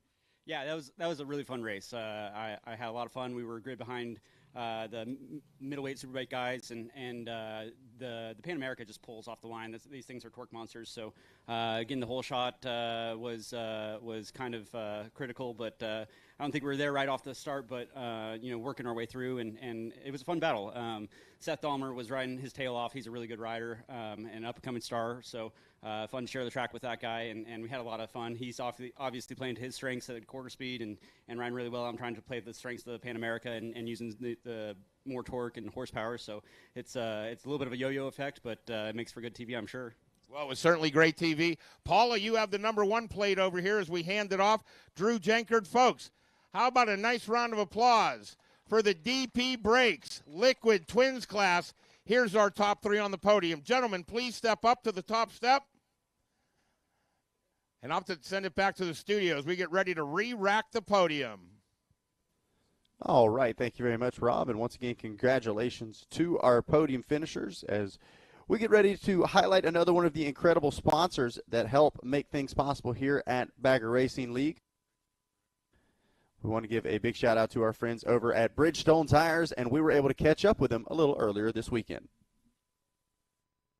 Obviously, when you're looking at a race bike, so many people think, well, it's got to be the motor. It's got to be the motor. Let me tell you something, my friends. It is the tires. And Bridgestone has been with the BRL in lockstep every step of the way. They come out to support the development. But this year, Jim, you guys have really gone above and beyond to help out our racing community. Yeah, no, I mean, we couldn't be happier to be here, man. You know, every year this keeps getting better and better. The bikes keep getting better and better. And, I mean, this is great for us. I mean, we get to see how our tires perform on these bikes. And as they get better, we learn more. And our tires are holding up great. I mean, we're the best. You know, we've talked to a lot of the different companies about it. You could put yourself in a test environment or maybe go to the proving grounds, but the racetrack, that is the ultimate test. When you have humans that are going to push these things literally to the limits, to the edge of the tire, if you will, keep it there, bring heat into the carcass that's never been seen before. When you guys go back and you talk to the engineers, you're talking from firsthand experience. Yeah, I mean, this is our mobile laboratory. I mean, that's how we describe it, right? So, like you said, you can test all you want to, but until you get these riders push them in all the different conditions, whether it's, you know, the rain we had this morning or can be hot out there on the track right now, I mean, the tires see forces that you really can't replicate at all. And that goes directly back. I mean, even our team here in the U.S. and for Canada, we take all this data and it goes right back to Japan. So when you go ride on the street, the technology that you're riding on the street, on your street bike, whatever, it's all coming from the racetrack, and that's either from this side of the house or even on the motocross side of the house as well too. Bridgestone, born at the racetrack in motorcycle dealers around the world. Join us and help get these guys on Bridgestone all of the support that we can offer here from the BRL. Man, great stuff there from our friends over at Bridgestone, and so grateful to have them back with us here in 2026 as we get ready to send things back down to Rob Bidas standing by at the podium. Well, we're down here on the podium, and Teddy Honen's over here with a third-place finish. Great ride. Now, we were talking earlier this weekend. You're like, I'm in this class, in this class. Is there something you're not racing this weekend? A bagger. Yet. I wish I was. Well, we wish you were as well. Great ride out there. I know that somebody in your position has to have some people that helped you get here. Oh, absolutely. Motorcycle Supply, first and foremost. My family first and foremost. Bill, basically his family, you know, at Motorcycle Supply, Leroy Enterprises, Scott, thank you, and especially to Bridgestone for all your help. Rory and Jim, you guys are great. Thank you. Obviously, it's a great opportunity. Paula has your third-place trophy right here. How about a nice round of applause for Mr. Teddy Honen? Chris Muck, step up here, my friend, the Aprilia. Now, that's obviously a very seasoned name in the world of road racing, and this thing certainly delivered today. It did. We had a good day today so far, no issues. Had a decent start, but got kind of swallowed up in a couple of laps and just started to play the field to secure second, not to get too spicy and lose it. So we had a good race. It was fun to be out there and back on track. I tell you what, great-looking bike over here. I know that the Motorcycle Supply guys always have something special. What do you give a shout-out to? Oh, you got to give it to Bill Kaiser, the owner of Motorcycle Supply. He's our biggest supporter for our group. And everyone at home watching of Leroy Enterprises, they're our main core group that we go racing with. And for everyone watching at home, thanks for being there. We certainly appreciate your hard effort. Second place here from Paula Fox. How about a nice round of applause, if you would, for Chris Muck. Amazing day for you. Amazing day. Seth Dahmer, he and I have had an opportunity to hang out a little bit. We met in Las Vegas last year, and he said, you know what, I had a good time, and I'm going to come out there. I'm bringing a bagger. I'm bringing a sport bike. You got it all. Yeah, I'm having a ton of fun out here. I like this track. You know, and it's kind of funny. A lot of people, we were talking, we're heading to Nebraska. Like, really? And then they get here, and they go, this place is pretty top shelf. Yeah, it's a good track, and it's quite a bit of fun. And it's fun to battle with the Pan Americas and the big bikes. I know that something like that has to be pretty unique. You see the adventure bike, and it was actually Alloy Art that took the very first Pan America and set it up for one of the BRL events. It's when we were in Sonoma. That's long ago. But they continue to develop the bike. That thing's formidable, isn't it? Yeah, it rides pretty good. I was pretty impressed with it. And it's funny to get driven around straight away. Well, you know, one of the interesting things, and a lot of people think, oh, that's probably a big inline four. This is a twin-cylinder 800cc bike. Yeah, this thing was built by Hoban Brothers, and it really works pretty good. It's twin-cylinder 800 and makes like 90 horsepower, but it really works and keeps up with the fast bikes here. Well, certainly light, certainly nimble, and has a great pilot. He picks up his first place in this division. Folks, how about a nice round of applause for the top three in middleweight superbike? Well, a huge congratulations to our podium finishers as they get ready to take a little flick there. You got to get it for Instagram, right? As we get ready to check in with, if you've been around Bagger Racing League, you've heard, whether it be in the booth or we talk about them on track, our friend Tony Tucker and their entire effort there at Tucker Speed Shop. Well, we've got an awesome opportunity to catch up with the other side, some would even maybe say the better side, of the Tucker family. I'm talking about Tony's wife, Tori Tucker. We want to talk to her a little bit deeper about what she does as far as the racing effort goes for Tucker Speed. So many great race teams. They rely on so many people that are behind the scenes. But this lady right here, Tori Tucker, not only is she behind the scenes, she's front and center. The support that she gives the entire team is unbelievable. Here we are, 2026. We're back. We are back. Yeah, excited to be here. You guys added to the team. You added to the rig. You guys got more responsibilities. Tell us what's going on over at the Tucker Speed Shop. So, yeah, added a second bike. We've got Seth Dahmer piloting that. Adds a little bit, a whole nother level of stress, having a separate outside rider. Obviously have some more support staff to be able to do that. And then also we represent Pirelli out here. So out here changing tires and slinging Pirelli tires on the side. Here's the crazy thing. These guys run a shop in Ogden, Utah that not only is one of the premier shops, they're building amazing bikes. They've helped us with our builds where they've been able to come out on the top step in that. But you guys just put on a pretty amazing show a week ago before you came here. We did, yeah. We just finished up the 2026 2-Bit Moto Show. We have vendors come out, tattoo artists. Simpson donates helmets that we auction off. Raised $22,000 for a local charity youth group in our area, so we're pretty excited about that. But just wrapped that up on Saturday, turn around, loaded up the race rig, hit the road on Wednesday, and here we are. Charity and racing. I'm telling you, the folks at Tucker Speed in Ogden, Utah, they deserve a follow. And make sure you're ever out in the area, stop by and say hello. Well, always great to catch up with our friends over at Tucker Speed, whether it's Tony, Tori, or the entire crew over there. But talk about a top-notch crew right now. We get ready to send things back down to Rob Bida standing by at the podium. Well, folks, we're back on the podium for the third class in that second race, and it was quite a interesting thing. Carl Wilhelm, you come from Ohio. I come from Ohio. I had no idea you were coming here. I see you guys pulling with the Ohio plates. You go through the John Kaczynski Academy. You go through your race license school, and then you end up on the podium first race out. Great ride. Thank you. We're dealing with some things. We laid the bike down in practice in turn one, but we're out here. We're glad to be here. I owe a lot to Matt Denoner. Sorry if I got your name wrong, man. Watching him show up on that Indian last year made me want to come out, so here we are. Well, it's great to have you out here. You told me you bought this brand new Fast Johnny, brand new. I don't think you intended to make it a race bike right away, but you did that. No, yeah, bought it brand new in 2023. Definitely didn't plan on it being a race bike, but it is one now. It certainly is a race bike and has a talented pilot. Paula, how about giving this young man his second place award right here? How about a nice round of applause, if you would, folks? For my man, let me get my notes out here. I don't want to mess up his last name. Carl Wilhelm. Chase Friends, you're not new to the BRL. You've been around a little bit. Yeah, I did Vegas last year with the help of Jake McGuire. He's been great inspiration in helping us, get on the track, and done a lot of track days over the last year with his guidance. Now, you're one of the guys doing double duty this weekend. I am, yeah. I'm in the Pro Stock class also. This is the first time I've ever rode a bagger on the track at all, much less the one I built, so it'll be completely different than the speed of this one. But this was super fun. When you talk about super fun for the folks at home, if they get out there, do some track days, they could come out here, and we have a couple classes that just about anybody can get in. Yeah, so this is the air-cooled, right? And then you can do the Air Twins Unlimited, correct, in this also? Yeah, I'm definitely new to this, so I don't know all the classes, but yeah, just out here having fun. Well, would you like to give a shout-out to some sponsors that helped you get here? Yeah, so definitely Jake and Matthew Maldonado.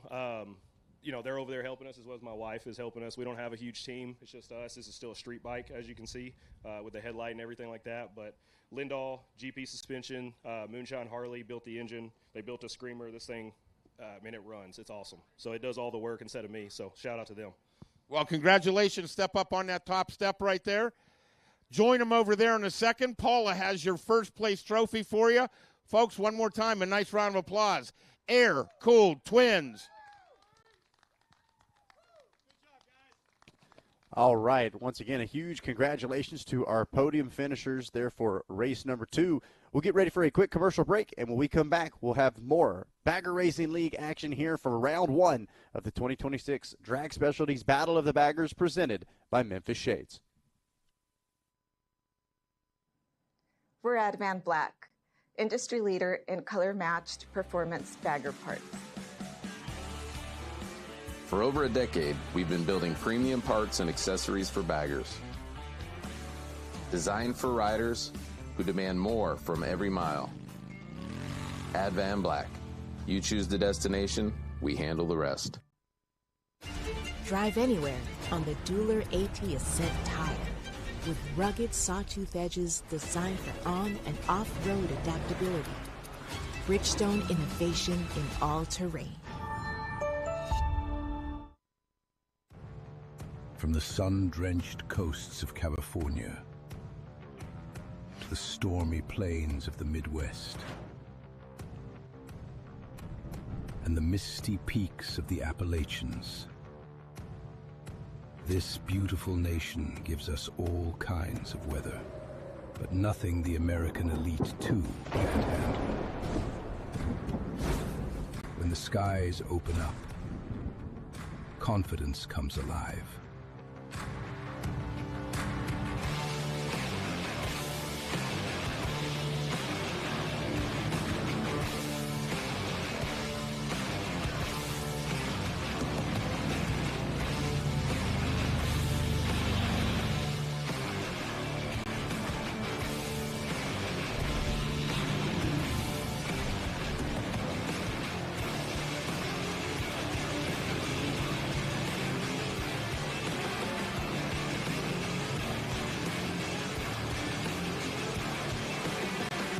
This is a true long-haul tire, engineered precisely for unpredictable elements along the way, providing exceptional grip and stability when it matters most. American Elite 2, built for the ride.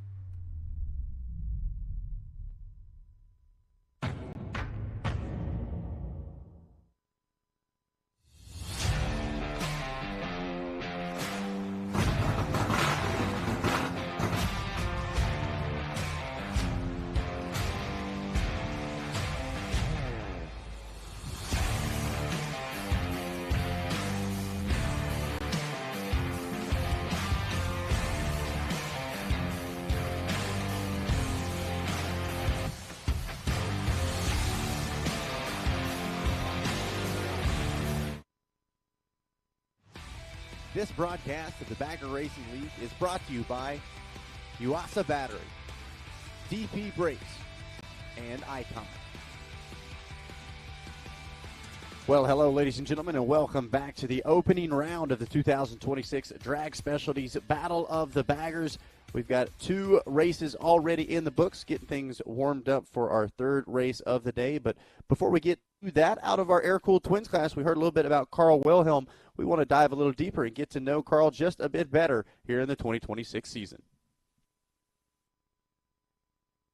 Hey, not every bike in the BRL is a bagger. We have the Fast Johnny Softail ST here. The air-cooled twins class, very competitive. Not only that, I want you to introduce yourself to the BRL race world. Tell us where you're from and a bit about this race bike. Right on. My name is Carl Wilhelm from Columbus, Ohio. A little bit about the bike. Bought this brand new in 23. One of 2,000 Fast Johnny Lowrider STs. Rode it for about 6 months, thought this thing needs to be on the track.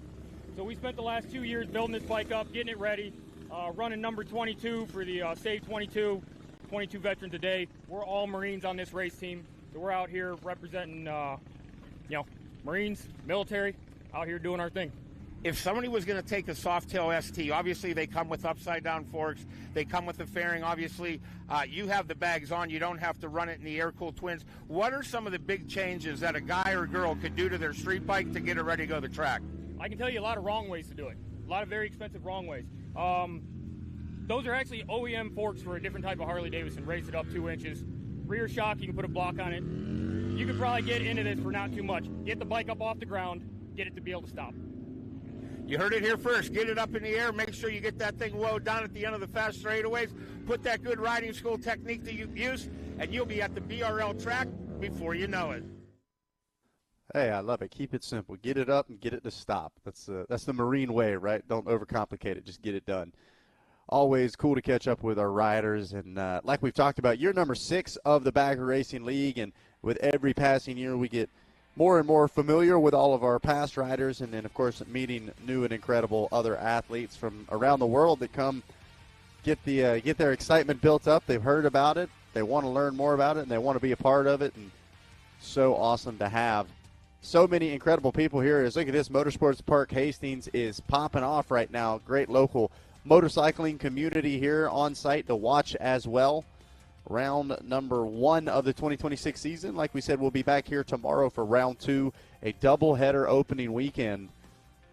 But for right now, it is race number 3 out on the course, getting ready for their warm-up lap, our Unlimited Superbike and Next Gen Superbike race number 3. And a lot of those machines you see sitting out in the parking lot, a couple of quick adjustments, couple of parts ordered, and you could be right here on track. So when you hear us talking about how easy the barrier of entry is for the Bagger Racing League, we're not making it up. It really doesn't take too much for you to be able to find a class that your bike is open in, that you can sign up in. And then as far as the adjustments go, best bet is to talk to our friends here at Bagger Racing League, whether you're here on site at the race or whether you just go to our website or social media, ask some questions, get to know our sponsors as well. Of course, anybody that we're working with is helping to make this kind of racing possible. So very appreciative to all of them for that. But yes, even you could go Bagger Racing here before you know it with a couple of quick adjustments. But right now, out on track is race number 3. Unlimited Superbike and Next Gen Superbike. And this isn't just a one-and-done type racing event as well. You can race multiple classes. Looks like Drew Jankert back out here in this one as well. As we take a look at our starting lineup here, looks like Teddy Holden actually in that number 1 position with Brian Haig in that number 2 ride. Drew Jankert now slots up to the far side of row number 1. Rob Oliva on the inside of row 2 in that 4th place spot. Travis Wers and John Duzer, your top 6. Alexander Wirtz, Matt Denoyer, and Ron Mears in that 3rd row. And then skip a row back to them to our other class. It's going to be Jim Milroy Jr. on the 61 ride, the top qualifier in that. Craig Bailey, Bill Kasler, and looks like Rodney Mink rounding out your field and on the inside of row number 6. So going to get everybody into position there. You see that starting lineup, the number 6 up on the inside, Jankert on the outside there on that number 11 ride. Fresh off of a Pretty solid race for him as well. Maybe that'll help him out in this one as well. There you see Kaiser there on the outside. And how about it, that alloy art back machine, the number 11. We've already seen what it's capable of here today. As those final few machines slot into position.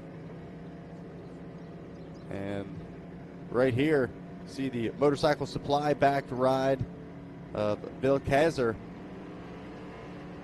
That is the owner of Motorcycle Supply, who is a huge supporter here of Bagger Racing League. And what better way to show your support than to be out there right in the mix. As the green flag flies, we are off and rolling here for Race 3 Unlimited Superbike and Next Gen Superbike. Wasting no time is the number 11 of Drew Jankard, out front to an early race lead. Couldn't quite tell who that was sliding into the number 2 spot. Saw a lot of movement there in turns 2 and 3. We've seen so many passes there throughout the day already, as second, third, and fourth really get bunched up. They are going at it. Jankard wants no part of it. He's trying to run away early. And once again, the Pan American grabbing that whole shot, puts the power down and says, you guys can fight all over second place. As is that potentially the 96 of Wurz in that number 2 spot. Meanwhile, look at this number 3 ride, or your third place ride, I should say. Couldn't quite grab the number on it. It's now starting to creep forward. We'll get a look across the stripe here in just a moment, as a pass already made, 2 spots given over for the 96 of Wurz. So not what he was hoping to do right there. Just about 4 corners left here in this opening lap. We'll give you a rundown. Honan, Haig, Jankard, Oliva, Wurz, and Duser were all up front early.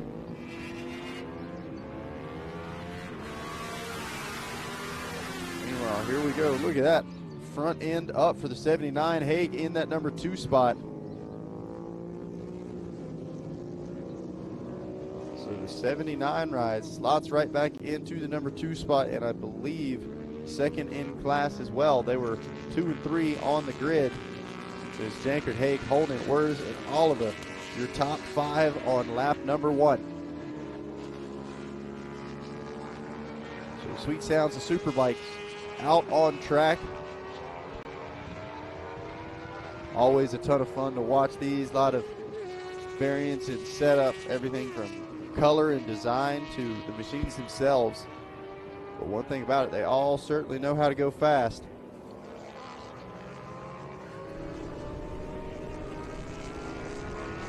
Man, you can tell Jankard flexing the American muscle here for Memorial Day weekend is really looking very calm right now, I guess is what I'm trying to say. You can see it almost seems like he knows exactly where he wants to put that number 11 machine. You see him very intentional with his body movements.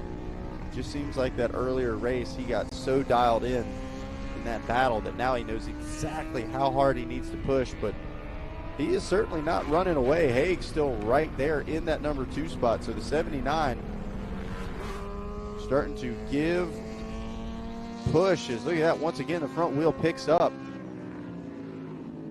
Brian in that number 2 ride, no question about it. Locked in and trying to creep up on Drew Jankard. Yep, meanwhile, Rob Oliva, one of the national sales managers there for Parts Unlimited, fighting inside the top 5. So Oliva showing he knows how to get it done on course.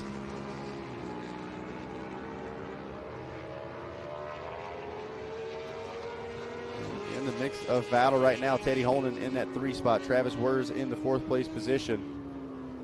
Oh, look at this. Left the door open, but was able to slam it shut just in time. I believe that is Wurz, and then Oliva you're seeing on the attack.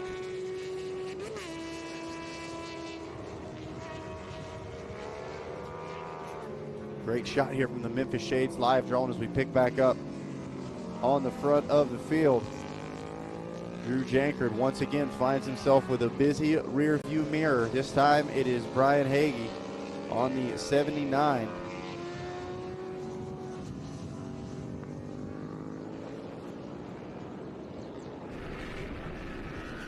And really solid on that last half a lap or so, was able to open things back up by about a bike length. Every little bit of breathing room helps. We saw this in our last race, things coming down to that final lap or so. Meanwhile, look at this four-rider freight train putting another lap in the books as well.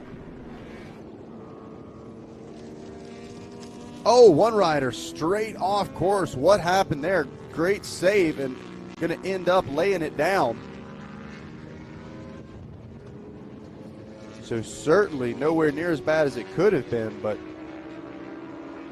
got to wonder what happened there. Is looks like potentially an arm or a shoulder. And it looks like that airbag deployed.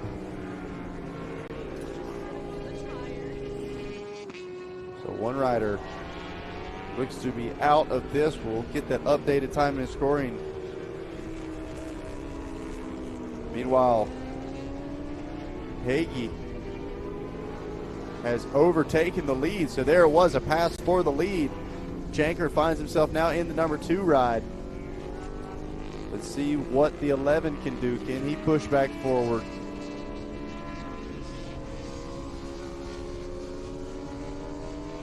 So 1, 2, 3, and then 4, 5, and 6 kind of in their own separate breakaways here. As there is the 79. Now in that number 1 spot.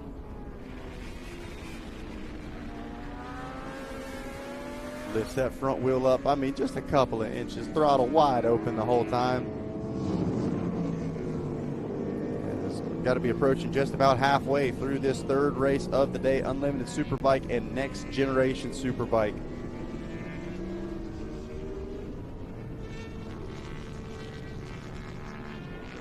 Brian Haig still out front. Jankard, Honan, Oliver now in the 4th spot. Craig Bailey going to round out your top 5. As getting where we are now at that halfway point here for race 3, so time to put in a final effort, final push forward.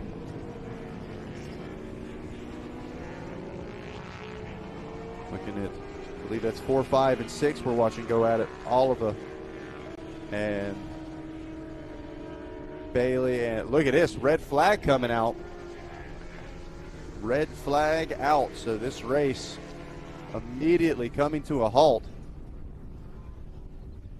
Not hearing whether or not something else has happened. We had that one off-track incident, but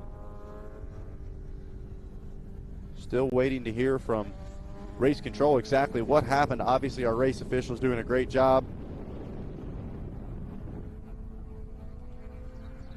And you can see a frustrated rider right there. Wasn't sure what that was,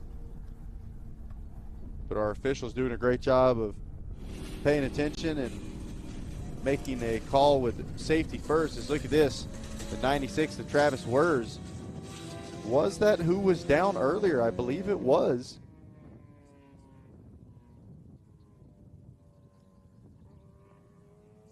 And it looked like he just lost the front brake or so going down that straightaway. It wasn't a huge crash, at least from the view that we had, but obviously the MPH team doing a great job of making sure safety is the top priority.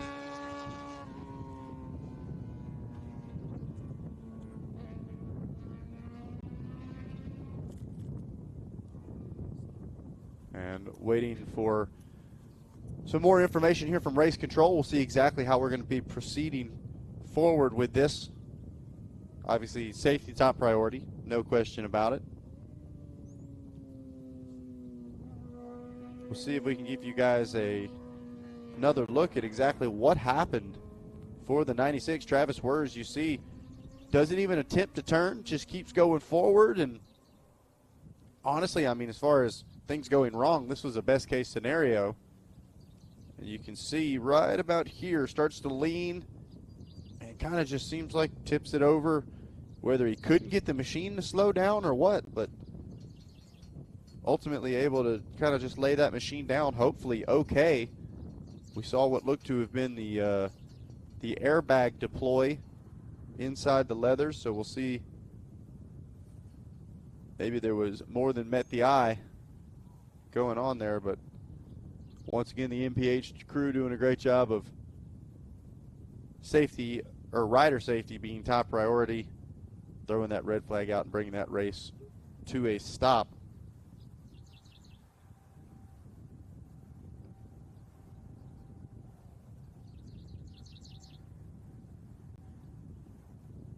So, going to just continue to wait and hold here as we'll wait for race control to give us a bit more of an update. Once again, there you see the 96 of Travis Wurz, that red line rapid replay. Very heads up riding, noticed something was wrong, and then ultimately just exited straight off of the track, ultimately laying that machine down. You can see medical staff on site there to make sure riders tended to if needed.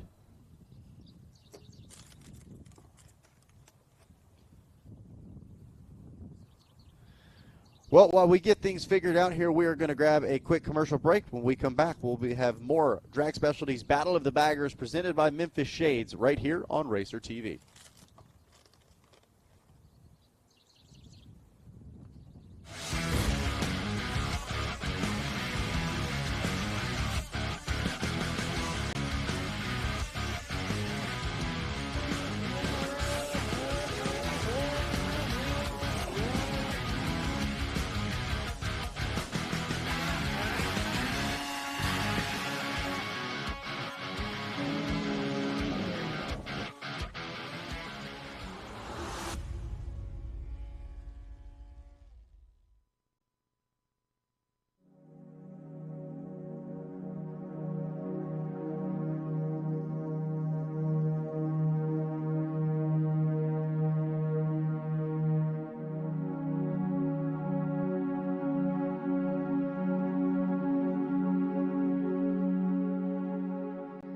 Here's to the past wheelwrights, our forefathers. Like them, our lives are fixed on improving the oldest of technologies over and over. It is this cycle of a wheelwright's life that indeed helped make America and the world go round and boldly go forward. But our world is that of motorcycles. Since 1999, we've taken the wheelwright's heritage, craftsmanship, dedication, and pride in here with us, so our brothers and sisters can ride right. We set out to roll out improvements. We invented the Fat 50 for a stronger, beefier wheel that works better on the heavyweight cruisers.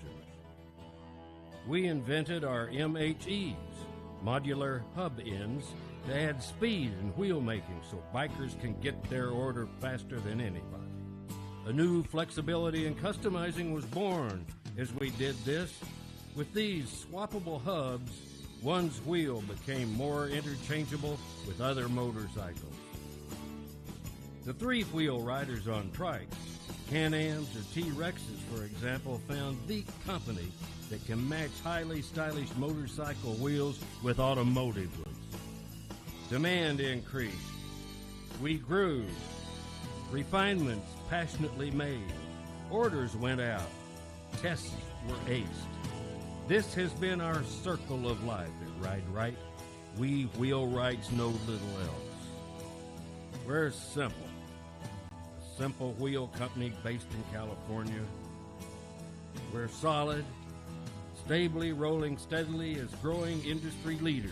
A reputation for making motorcycle wheels and warranty strong.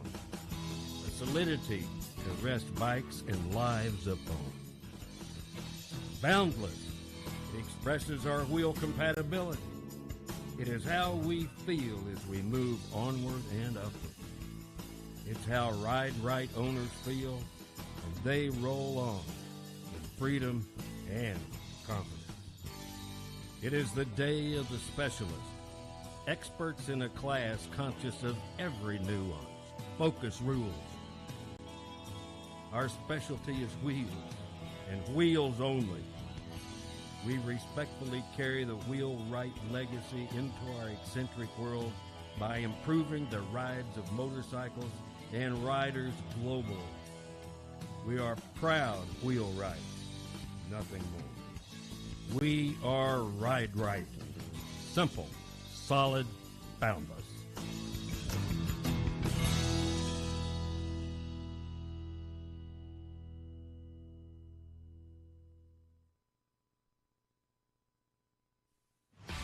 This broadcast of the Bagger Racing League is brought to you by Advent Black, Redline Oil, and Gunline. Hello, ladies and gentlemen, and welcome back to opening weekend here for the 2026 Drag Specialties Battle of the Baggers here from beautiful Hastings, Nebraska, Motorsports Park Hastings, the location to kick off the 2026 season. Now, if you're just joining us, we had race number 3 on the course, which is our Unlimited and Next Generation Superbike classes. We had a rider that looks like early exited the track, going off course, possibly having some mechanical issues, ultimately laying that machine down and bringing out the red flag. Now, talking with race control, just under 50% of the race was complete. So what they're going to do is bring those riders back out. They're going to get them back onto the grid in the order they were running in when the red flag came out, and then they will run the remainder of their race. Now, had that race been over 80% complete, then the red flag would have brought essentially the race to an early end. But because not 80%, less than 80%, roughly 50% or so of that race was completed at the time, then they will line back up on the grid and ultimately restart the race from that point when the red flag came out. There you see on our Redline Oil's rapid replay, that was the event that brought out that red flag. Travis Wurz on the 96 ride, hopefully okay. Have not gotten word as far as the status of the rider, but as we talked about prior to commercial here at MPH, rider safety the top priority. If they think something's wrong, if they're not sure, no matter what, they're going to do what's safest for the rider, bringing that red flag out. So going to get our riders back out onto the course, going to get them lined back up on the grid, and we will resume this race in the order that they were at the time the red flag came out. So going to run the remainder of this race coming up here for race number 3.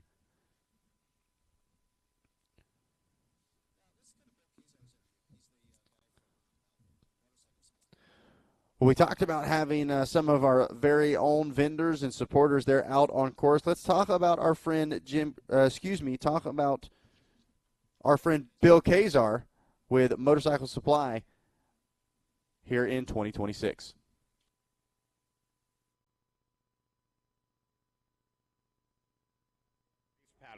Now, let me ask you one. We're in the mighty Midwest, and the name Motorcycle Supply resonates through this entire race paddock. Now, let me ask you one thing over here, Mr. Bill Kazar. How in the world do you have so much influence over this entire paddock? Is it your race shop? Is it your race craft? Or is it the fact that you're just passionate about this whole sport of motorcycling? Of those 3, I'd probably take option 3. C would be the answer. We've been coming here a long time. This track opened, I believe, in 07. We've been coming here since February of 07 and just having a lot of fun. My shop's about riding motorcycles and having fun. Even though we're a couple hundred miles away, we come up here pretty regularly. You know, you talk about the shops in this day and age, and obviously I think there's a lot of motorcycle shops that understand there's some challenges and things, but when the owner is at the track, when the owner is talking to the customers about bike setup and race setup from firsthand experience, that lends a lot to the credibility of the store, don't you agree? It does. Of course it does. We live in a digital world, so there's a lot of influencers and whatnot online that carry some weight with people. But, no, the face-to-face, what I like to call analog information, I think works pretty good. Well, we want to wish you best of luck this week, and I know when you come out to compete, you come out at a high level to compete. Is there any sponsors that you want to give a shout-out to? Oh, just the fun gang that's at the shop, Motorcycle Supply, of course, and then Bridgestone comes out here all the time, and then honestly BRL and Parts Limited and Drag Specialties. I said it last year, and I don't want to be like a broken record, but their tagline, "We support the sport," I really agree with, and I like the fact that they come out and they do this. You guys put on a show, you travel the country, you guys support something that I love, and so I try to support you back. Well, hey, folks, if you stick around on Saturday night here, he's bringing us fireworks, 250 years of Americana, and this guy is lighting the candle. Thank you so much, Bill. Always a pleasure, Rob. Always a pleasure, bud. All right, keeps hitting me in my fat belly over here, so that's what he's doing. All right, great stuff over there with Rob and Bill Kazar from Motorcycle Supply. Well, guys, we're going to grab another quick commercial break. We've got riders making their way towards the track. We're going to give them a warm-up lap, and we will resume our Unlimited Superbike and Next Generation Superbike when we come back here live on Racer TV.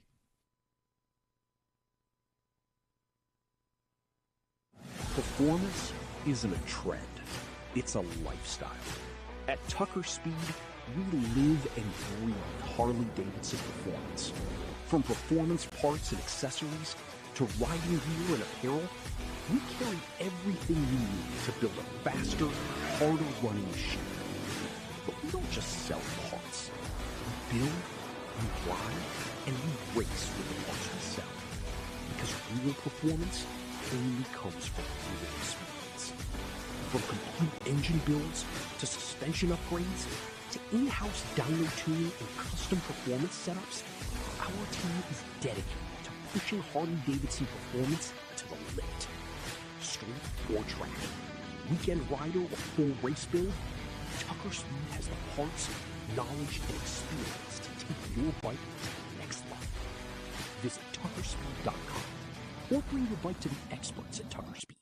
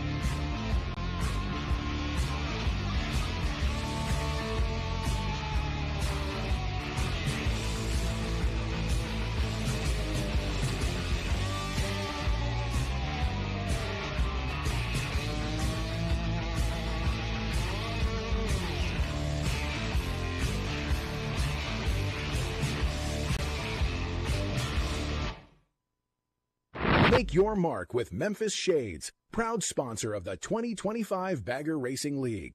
From raw materials to the open road, our windshields and fairings are designed by riders and handcrafted in the heart of Tennessee. Whether it's cross-country or weekend rides, Memphis Shades lets you ride longer, look better, and enjoy every mile. Visit memphisshades.com to check out our full lineup and upgrade your ride today. Memphis Shades, style that works.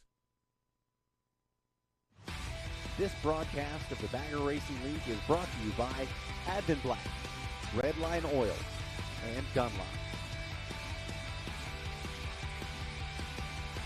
Hello, ladies and gentlemen, and welcome back here to round one of the 2026 Drag Specialties Battle of the Baggers.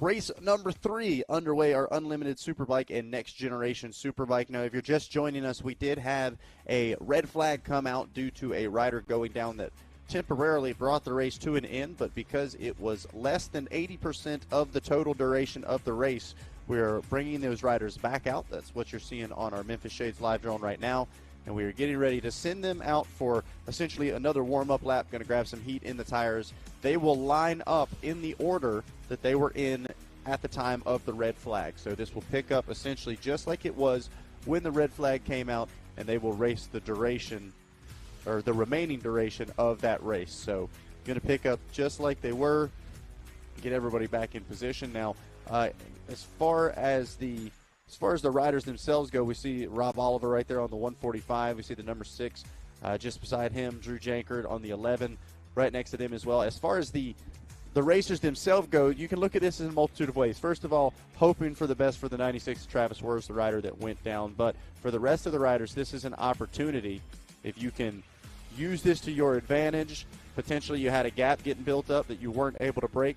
Now that gap is gone. You're going to line up right behind that rider. So this could be an opportunity for some positions to swap around. As here we go. We saw the cue there from race control. Our riders headed back out onto the course. here for their warm-up lap. Once again, this is a warm-up lap. They do not immediately get into racing, so they will do a one lap around this Motorsports Park Hastings course. Of course, if you're watching and you're local, or even if you're not so local, then we highly suggest you try to learn more about Motorsports Park Hastings. They've got some track days coming up, and you see just exiting your screen there on the left side, those kind of zigzags back and forth. We have Adventure Cross racing coming up here tonight as well.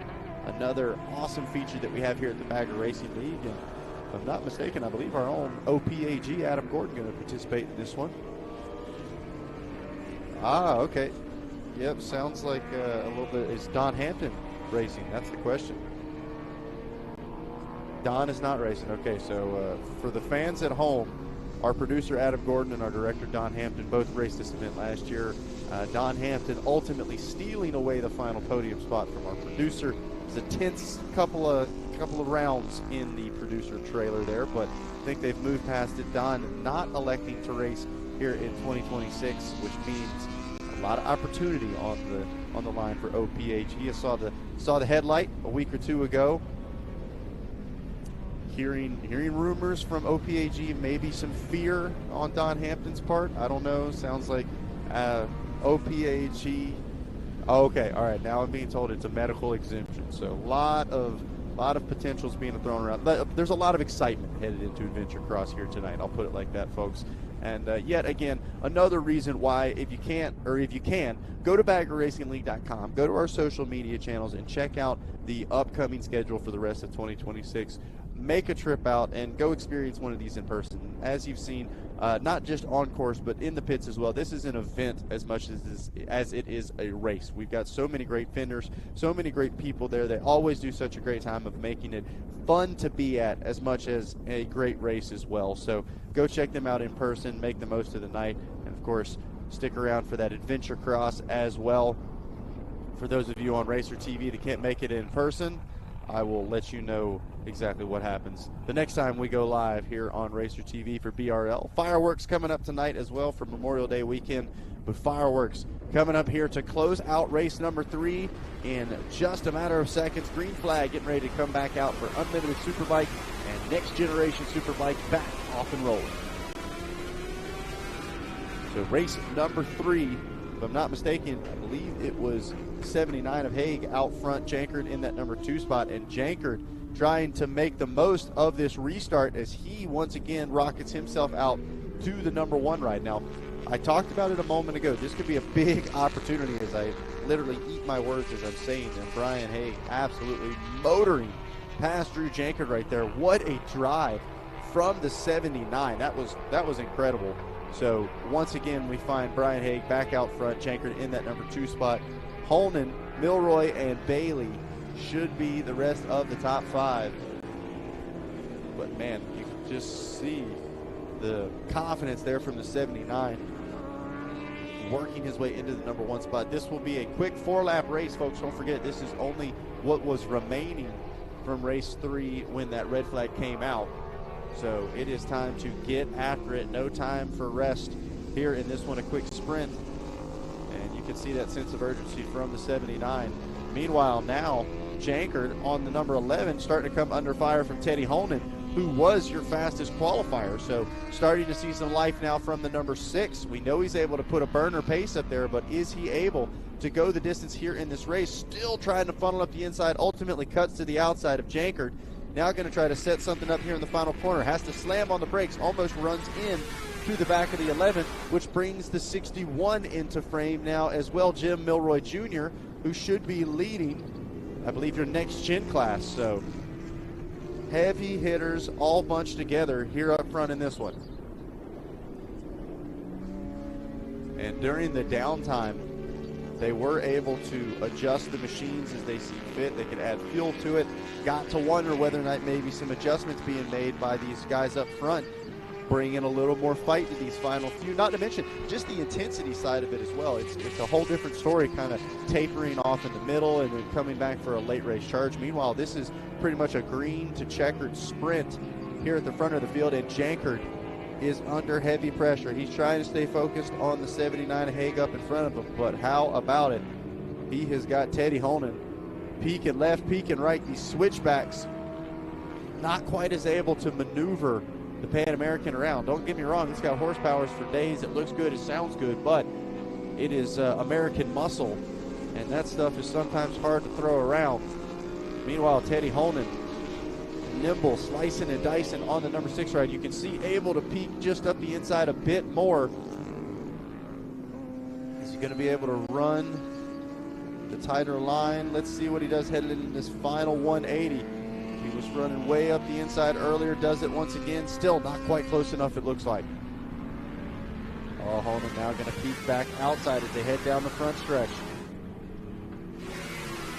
All this could be working in favor of Haig at the front. Janker's got his hands full playing defense, can't try to mount a charge forward. As the Memphis Shades live drone once again picks up your top 3 all in the same camera shot. 4, 5, and there is 6 in the mix now as well, as it looks like the 61 of Milroy has made a pass. Rob Oliva now in the 5th place position. So it's Haig, Jankert, Holden, Milroy Jr., and Oliva, your top 5, with the number 6 spot just back there as well. Oh, so crucial here. It's that mix of risk versus reward. You leave the door open to be able to sweep the corners. Meanwhile, look at this white flag going to be coming out the next time around. Your top 3 going at it, as now they have brought the fight back up to Brian Haig. Look at this, a take back. How about it? Jankert takes the lead back. Meanwhile, Honan now trying to steal second away as well. You can see Haig go from first all the way back to 3rd in one corner. What a charge from the number 11, balancing offense and defense. Meanwhile, it looks like Haig might be feeling something here. The effects a little bit. He once again almost gets run into by Teddy Honan. So white flag coming out. Meanwhile, oh man, just so impressive right there. Haig able to use the power to his advantage. Jankert, though, has to know, just stay as close as he can. That second half of the lap is where the 11 has been able to shine. Great drive out of turns 1 and 2. You see the 79. Every ounce of power he can get out of that machine. Wants to try to make it work. Holden trying to hang on to these top 2 as well. Anything could happen in those final few corners. You see the gaps almost perfectly split from 1st to 2nd, and 2nd back to 3rd. Here we go. About half a lap or so left. Drew Jankert, Brian Haig, and Teddy Holden all in the same class, all in the same camera shot. And right now, Haig has remounted a charge here on this final lap. 4, 5, and 6 in a mix of their own, as Oliva has now jumped back up into the number 4 ride. Oh, look at this. Haig so calm under pressure right now, trying not to think about the 2 riders he's got right behind him through the final switchbacks. 1 more corner to go. This is a tricky one. Not under any immediate pressure. More of a fight for 2nd place, it looks like now. As look at this, coming to the checker flag, it will be Brian Haig going to grab the win. Looks like Jankert going to hold on for the number 2 spot. Teddy Holman rounds out your podium. Meanwhile, across the line, 4, 5, and 6 right there, wheel to wheel as well. What a way to close things out. Meanwhile, you see Jankert with a hand out. And there it is, the props being given. A great ride from all of our racers. And that was a tough one. Red flag coming out. You got to kind of turn race mode off. Then you got to turn it right back on, get back to business. So a stand-up job from all of those riders here in our Unlimited Superbike and Next Gen Superbike. So we'll let them make their way around, give you a look at that race recap, exactly how things went down here for race 3.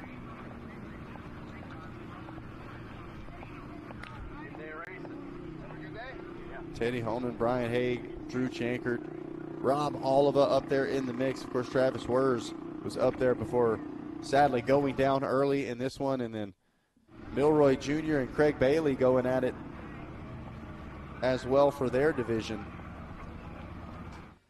But it broke down like this, your Redline Oils race recap.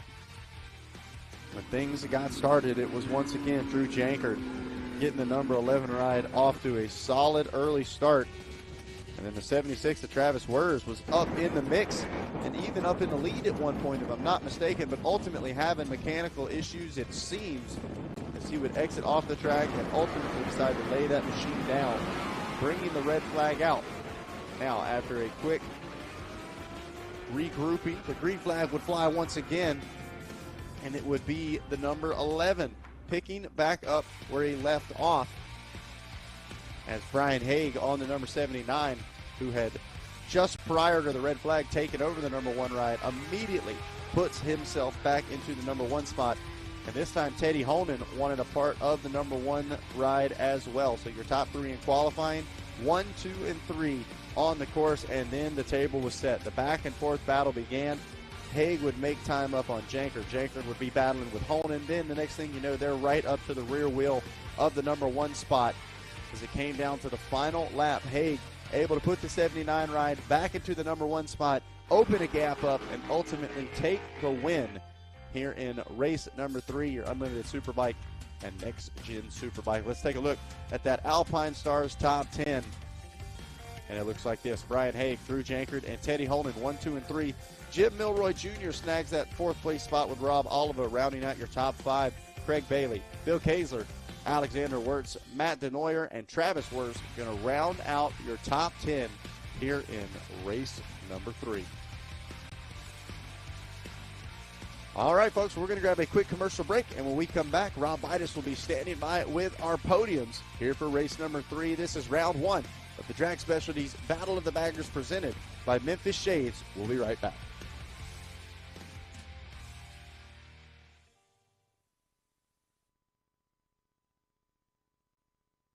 Performance isn't a trend, it's a lifestyle. At Tucker Speed, we live and breathe Harley-Davidson performance.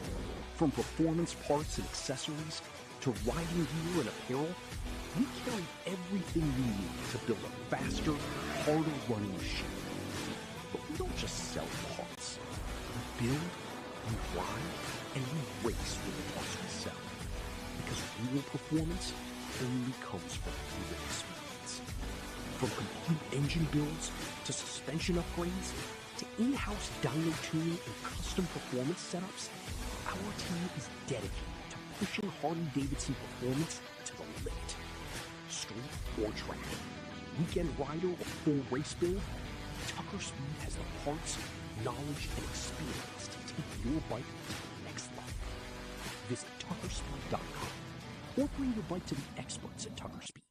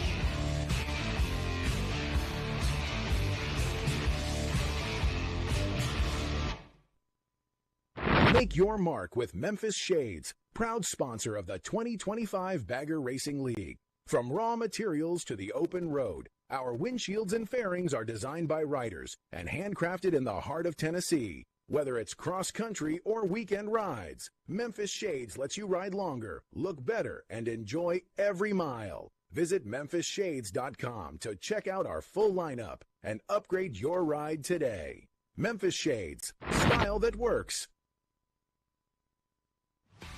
This broadcast of the Bagger Racing League is brought to you by Andrews Performance, Ultra Cool, and Pirelli.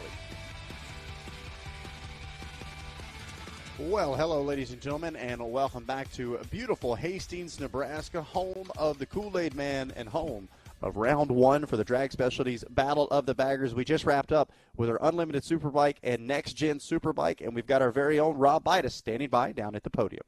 Well, thanks a lot, Zach. You're doing a great job back at Race Central. But Teddy Honan, you're doing a great job out here at the track, my friend. We just got notified that we had the Biker Brew House, of all places. 500 people are in the bar right now watching this on 7 big screen TVs. And now the girls want to know what's Teddy Honan's marital status. Happily married. Okay, well, they know now. They know. Great ride, my friend. Thank you. That was an awesome race, racing with Drew and Brian. It's not every day you get a race with your idols, and Drew's been one of my mentors and idols for years. And to be that close to him, that's been awesome. What's even better is you're doing a lot of racing this weekend. We are so excited to have you here. Who do you want to give a shout-out to? First and foremost, my family, and obviously Motorcycle Supply, all my friends that are here helping. Wouldn't be possible without you guys, especially Bridgestone. Thank you so much. Well, certainly a strong thing. Paula, we have a third-place trophy here for Teddy. We slide down the line here. A short time ago, I was going, man, you got to quit picking on the sport bikes. Now you're out there battling with the big blocks. Yeah, that was a really fun race, and again, like mixing it up with these guys that I know pretty well, it's a good time. And anytime we come out here to Hastings, it's always a great time, and they're very welcoming to us in BRL, and it's good to have sport bikes on the grid as well as Harleys and Indians. So it just shows that we can all get along and have a good race.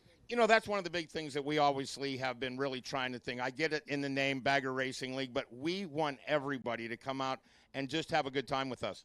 Yeah, it's awesome to have sport bikes alongside the Harleys and Indians, and everyone's getting along and having a good race. And clearly this Pan America can mix it up with the ZX10 and a Ducati Panigale. So anyone can come out and have a good time. And I have to thank all my guys that are helping me out, Alloy Art and Barnett Clutches and Bridgestone Tires and DP Brakes. I mean, everybody's put in a good collective effort to make this thing go. And so I think we put on a good show. We were in the lead for a brief moment right off the start, and then got it back for another brief moment. But it's hard to compete with that big horsepower of the ZX10. Well, you certainly did a great job. Paula has an award for you here, second place. And now we move over into the middle. Brian Hagee, since we ever started coming here, you have been a little ray of sunshine out here. You're having a good time. You love having races, and, man, we like seeing you at the track. You bet. Thanks. Always the best event of the year. It's the one we look forward to, and we love coming to Hastings most.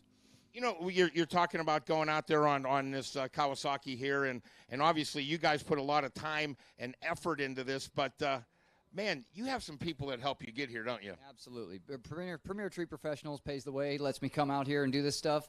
LM2 Racing has always been the best support. It's a great team effort. You can't do this alone. Well, I'll tell you what, you certainly didn't do it alone. You had a whole bunch of fans behind you out there. Paula Fox has your first place trophy. Gentlemen, ladies, and children, I would like to give you the podium here from Hastings, MPH. Folks, take that top step and hoist up the hardware. Well, that is what it's all about. Once again, a huge congratulations to our podium finishers as they got to get the flick, got to show everybody on social what you've been up to. Make sure you guys are following us along at Bagger Racing League as well so you can stay up to date on all things BRL. Now, one of the riders that we talked about throughout the race didn't quite make that podium cutoff was the 145 ride of Rob Oliva, and we were able to catch up with Rob and talk with him a little bit deeper about his journey right here to BRL. In the BRL, we're constantly focusing on the baggers. But what about the sport bike guys? Rob Oliva, racer by day, national sales manager for Parts Unlimited all day. You find yourself here at the track. You brought out a bunch of friends, and you guys are ready to do battle. Absolutely, we're ready to do battle. There's always this thing about, hey, the baggers are this, the sport bikes are that, and I tell you, when we get out here and we start to mix it up, it's pretty incredible just how damn good the baggers are, right? And I think it opens up a lot of eyes, and we have a lot of fun together. You talk about the baggers, but let's face it, the sport bike has always been the cream of the crop of this field. There was an era in the mid-'80s, 86, 87, the early GSXRs. Then the ZX7s came out. Then Yamaha had the OWs and the VFRs, and I mean the list goes on and on. the sport bike world is alive and well. It's very alive and well, and I would say that even when you look at the marketplace right now, again, the day job, sport bikes are actually resurgence right now, right? There's a lot of stuff in the world. I mean, you got the Ninja 500. That bike is like redefined. It moved Kawasaki into the top spot for street bike sales. So it was a sport bike market, very alive and well. You know, one of the other things, and I know that you walk in this world quite a bit, the adventure bike world. We have the Moto Z Adventure Cross coming up Saturday night, and we have classes for so many different bikes and 26 different OEMs make an adventure bike. Absolutely. The adventure bike craze, I call it that because it's been going on for a hot minute. And now the adding of the adventure bike, the adventure cross here at this event, people are riding their bikes in from hours away. They're going to do that course, and then they're going to ride home. But that's an experience like none other. Well, the experience that we hope to have is that you folks come out and see us. But until you do, thanks for tuning in live. Rob, as always, thank you very much. Rob Oliva, National Sales Manager, Racer. Keep your eye on the podium. I bet we see him there later today. Great stuff there from Rob Oliva and Rob Bitus. And speaking of Rob Bitus, he's standing by once again down at the podium. Well, I'm not just standing by the podium. I'm standing here with royalty in this region of the country. Motorcycle shop owner, huge supporter of what we're trying to do. Bill Kazart, thank you for everything. And what a nice ride you had out there. Very, very technical as you made your way around this track. You're very kind in saying that, very technical. It's another way of saying you went into turn one and last. And I was thinking, man, I really need to learn how to practice start on this thing. But no, it's always fun racing old bikes with old dudes, so it's a good time. You know, when you come out here, and I know that you and I talked about it kind of earlier in the program, you know, we were touching on how important it is for the motorcycle community to still have that passion, to get out to support events, to come out. And I want to thank you once again for all the work you do leading up to these events. The fireworks that are going to go off tonight are going to be matched by the race tomorrow action, because I know you're going to be bringing that heat tomorrow today. Oh, yeah. No, the fireworks will be fun. Everybody needs to stay around for those. And, I want to thank all my dudes that are still back at the shop, Dalton, Nikki, Boone, Gomer. They're running the shop while we're out here doing this. I really appreciate it. Scott Short and Sarah Short should both be here also. And then Jim and Rory at Bridgestone, like, they're the rock stars. Everybody knows that. I don't want to thank them too much because they'll get even bigger heads. But, no, it's always a good time coming out here, Rob. Well, congratulations, Paula. We have a third-place podium right here. Now, last year, we were talking about your leathers, and you go, oh, yeah, a little something special here. Got the bib overalls on, got what would appear to be a flannel over there. How are you doing? That was one heck of a performance out there. That was a lot of fun, especially the first half of it. Milroy and I really diced it up quite a bit. It was a good time. I know that you have some people that helped you as well. Who you want to give a mention to? First and foremost, my teammates Ron Mears and Bruce Hardig, which couldn't be here today. I need to thank Jim Doyle for helping me in the pit, Bill Kazar for the sticky Pirelli tires and supplying me with DP brakes from Larry Mills. And first and most of all, you, Rob. Thanks for putting this on. This is a lot of fun. I also need to mention my biggest fan, Sydney Gard. Well, we certainly appreciate the kind words. We always like it. Paula has some hardware for you. Folks, this is Mr. Craig Bailey. All right, Jim Milroy, we hear your name from the first session of the race. All of a sudden, you're like, I'm done playing. I'm going to the front. Yeah. Tell us a bit about that race out there. I got a second wind out there. The first race, I ran wide in the exit with a three of the kink, and Craig got by me, and he was going away. Thank God we had a red flag. Well, we never like those, but I'm happy that it worked out for you. I let it rip in the second part, so, yeah, I turned it up. You know, there's a lot of guys that are sitting at home and they have, whether it's a slab side GSXR or a VFR 750. You guys are out here. What is this machine that you have underneath you? It's a 1993 Kawasaki ZX7. So this is a pretty rare bike, and you bring it out here, and the thing performs remarkable every time you do. Yeah, I put it to it. It's still holding strong. It's not bad for a 33-year-old bike with a 57-year-old rider. I think it's an amazing thing. Paula, we have some hardware for this gentleman right here. Ladies and gentlemen, I'd like you all to put your hands together. Three great individuals that put on quite a show for us. Gentlemen, take those steps up on the podium. Hoist up those awards.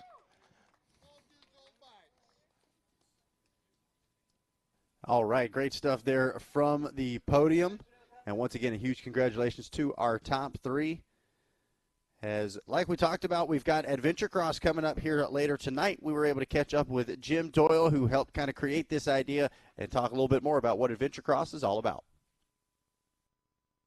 This isn't a road race bike sitting here. It's an adventure bike. So what's the BRL doing with adventure bikes? Well, we have the Moto Z Adventure Cross. And when you want to make sure that you have a quality event, you reach out to Jim Doyle, who is basically dual sport icon here in this region of the country. Thanks so much for coming out and the help. Yeah, you're very welcome, Rob. Hey, the CF Moto, everybody needs to try to ride one of these things. I actually demo these for CF Moto as a contract guy, and these are an amazing little piece of machinery. And I really want to thank you for doing this so that we can have a little bit of fun as well. You know, he's talking about a little bit of fun. On Saturday night at this particular event, we're going to have 3 classes of Adventure Cross. We're going to have a lightweight, which are all the single-cylinder bikes, DRZ 400s, KLR 650s, the light goes on and on. Then we get into middleweight twins, which are any twin-cylinder machine up to 1,050 cc. And then we have our heavyweight, 1,051 and up. This particular bike, very nimble, very light, and can do anything from touring across the country, back road, some aggressive dirt bike riding, or just two up on a date night. Yeah, last year, one of the guys that I do a lot of work with on CF Moto put 27,000 miles on one of these in 3 months. Not one single issue with that motorcycle. So quality, comfort, and style, make sure you check out an adventure bike, and better yet, Adventure Cross when you talk about any BRL event. So how about that? Adventure Cross going to be a ton of fun kicking off later this afternoon. But one of the big sponsors that we've got out here at the Bagger Racing League is our friends over at SNS.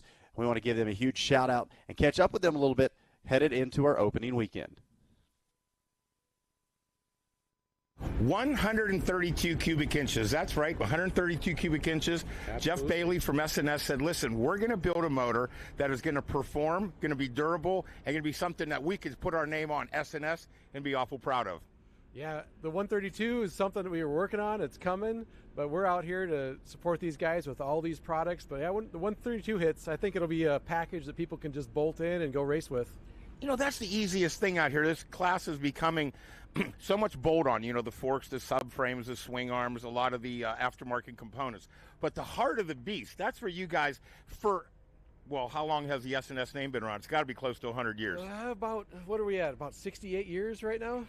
So, yeah, SNS has been around forever, proven performance, going racing. Racing's in our heritage. George Smith and everybody after him, you know, whether it's the Bonneville Salt Flats, road racing, flat track racing, drag racing, we want to be a part of it, and that's why we're here today. One of the things that I don't think enough race organizations can speak to is we are so excited to have the contingency program. If you use their products, you're going to reward the racer. Yeah, that's right. We want to help those guys who are out there racing.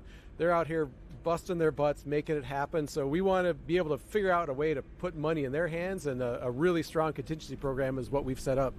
Well, the SNS name, you know, if it's stamped on there, it's going to be quality, and it's going to be something you could be awful proud of.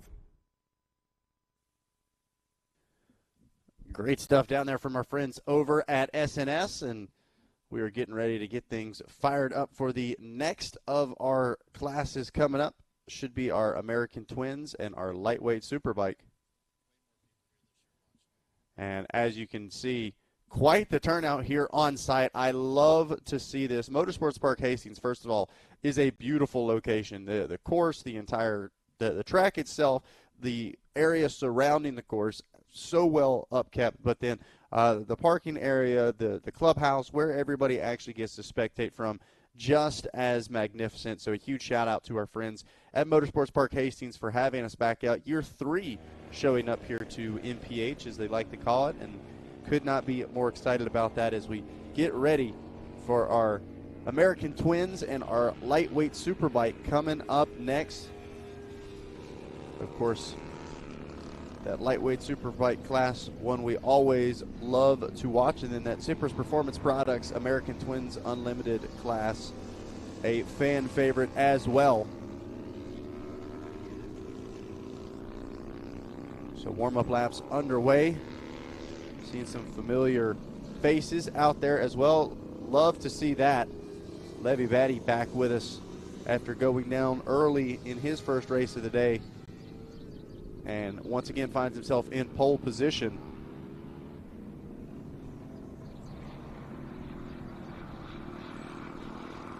So the Memphis Shades live drone picks it up as we get ready for race number 4.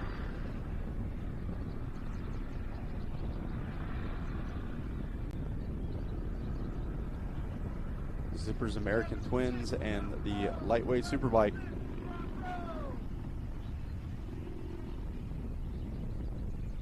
Final moments of preparations, and look at that. That actually is Carl Schlack there. So we talked a little bit about the former machine, and Carl now stepping up. Big supporter there, or big spokesperson for the Speed Farm crew, and now stepping up team owner, kind of help running things off of the machine. And great to see Carl still out and about with us. Love the way his machines have looked over the last few years, and then Levy's looking fantastic as well. I like we got neon on the inside. Chris Muck and Levy Batty looking mighty bright and looking mighty fast when they're out there as well. There you see another Motorcycle Supply Racing back ride. As here we go. Grid is clear. 30-second charge is up, and we are just about ready for the green flag to fly. There it is. Solid jump from Levy Batty. If you know anything about Carl Schlack, that guy was lightning off of the start. He could start in row 3 and would still be leading headed into turn number 1. But right now it is Levy Batty leading the way.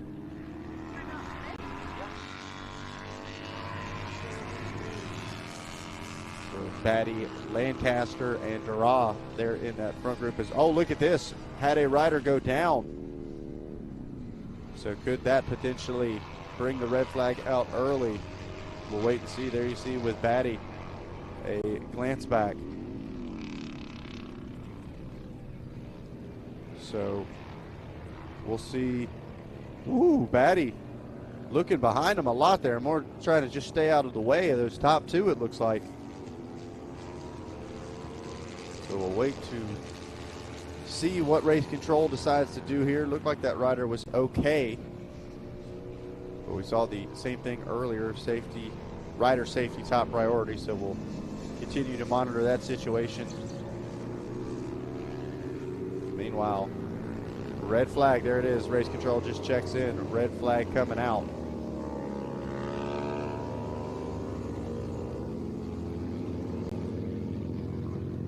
Tough break there for the, showing the 76 on the machine.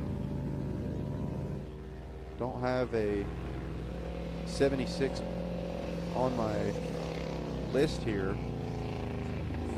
And being told it sounds like that was Caleb Childers going down. So tough break for Childers there. Ultimately going to bring that red flag out.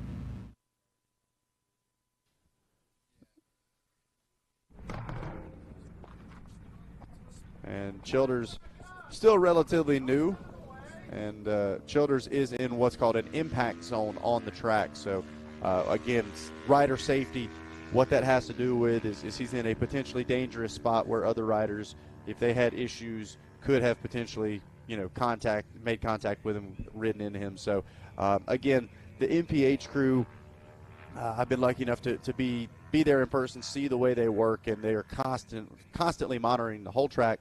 They've got spotters all around. The communication between the safety flaggers and everything like that is top notch. So they quickly assess, if somebody goes down, are they okay? What kind of response is needed? What location are they in? And then they make the decision on how they should proceed with the race from there. So good call once again from our safety crew here at MPH and BRL.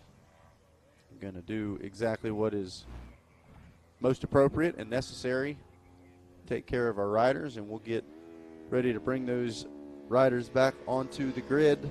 Hopefully get this race resumed here very quickly, as they already had him picked back up, and we're trying to get him off course.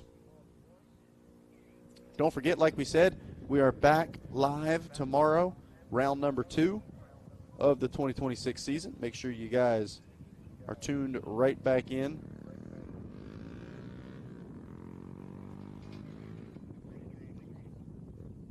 As for right now, red flag here for race number 4.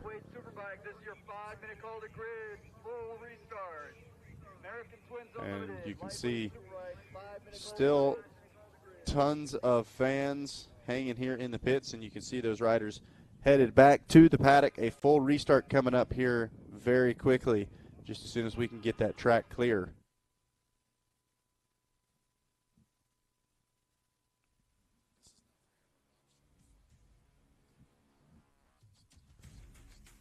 And you can see the fans still out and about here in the pits, checking things out. I saw that one fan shoot us the peace sign here on the Memphis Shades live drone. Looks like we got some vendors in the house, some apparel, and then I see some of those Adventure Cross machines set up as well. And then love to see this, man, a huge motorcycling community here in Hastings and the surrounding area, and love to see them out and about checking things out here at BRL. Some pretty looking machines there as well, man, like I said. And it sounds like we've got our very own Rob Bidas standing by with a special guest.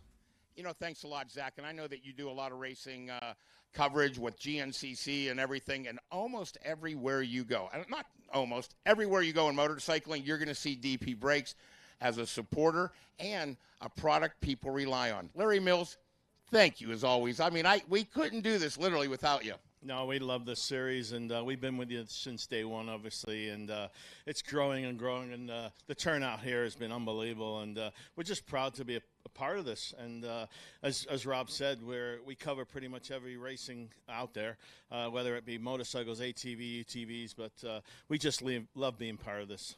You know, you hear about family businesses, and your dad and your mom, but your dad in particular, you've told stories of having breakfast with Giacomo Agostini and Kenny Roberts would swing through for a cup of tea or something. Like, you grew up with the royalty, and your father certainly deserves the recognition of all the hard work he put into this. Well, he does, and I grew up with that, you know, growing up in England and the whole road racing scene and that stuff, and it's just a privilege to be a part of that, and, you know, that's why I'm in the industry now, because of him, and the history goes on and on.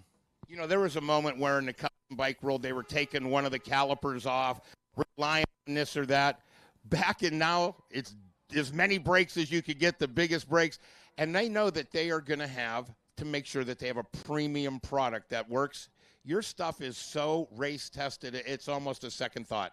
It is worldwide, and you know, this is a great test on the product because these are heavy, fast bikes, and all that feedback I get, I bring back to the factory, and they improve on something. And we brought out a new pad this week, and we gave them to a couple of the teams, and we're always improving on what we have. Well, we certainly can't thank you enough for all the support. We love seeing you here. Everybody counts on seeing you here. So thanks a lot for coming out to Hastings on Memorial Day weekend. Thanks, Rob, and we love being here. Thank you. Larry Mills from DP Brakes. If you need to make sure that your high-performance dirt bike, quad, street bike, Harley-Davidson has the best brake pads in the business, Larry Mills and DP Brakes. I love it. Big shout out to Larry Mills. Rob, tell Larry I need to get in contact with him. They got some great bicycle brake pads as well that I need to get my hands on. But always so great to see Larry. I believe it was just a few not so long short ago. I guess it was February when GNCC was down in Florida. I saw Larry out and about, and seems like the guy's always hanging out on the podium. Must be something about DP Brakes and podium finishes. But you could hear it there in the background, all of our riders being called back to the grid. So hopefully going to get that green flag flying here in just a few short minutes. There you see our friends at Memphis Shades on the Memphis Shades live drone. It's Memphis Shadeception out here as they are out and about. Of course, Memphis Shades a huge supporter here of the Bagger Racing League as well. And then got the Tab Performance Semi set up. We're going to grab a quick commercial break. We're going to get riders back out on course, and we'll be back with more Drag Specialties Battle of the Baggers presented by Memphis Shades coming up right after this. We're Advan Black, industry leader in color-matched performance bagger parts. For over a decade, we've been building premium parts and accessories for baggers. Designed for riders who demand more from every mile. Advan Black. You choose the destination, we handle the rest. Drive anywhere on the Dueler AT Ascent tire. With rugged sawtooth edges designed for on- and off-road adaptability.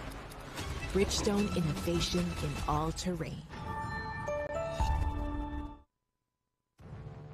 From the sun-drenched coasts of California to the stormy plains of the Midwest and the misty peaks of the Appalachians, this beautiful nation gives us all kinds of weather, but nothing the American Elite 2 can't handle. When the skies open up, confidence comes alive.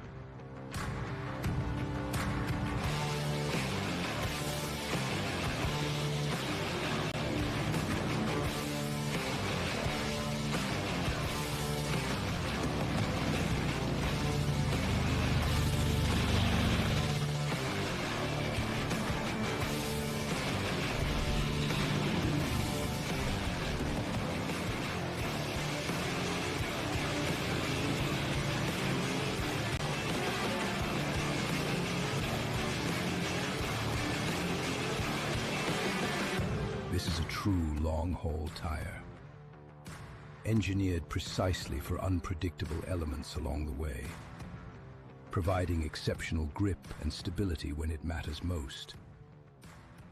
American Elite 2, built for the ride.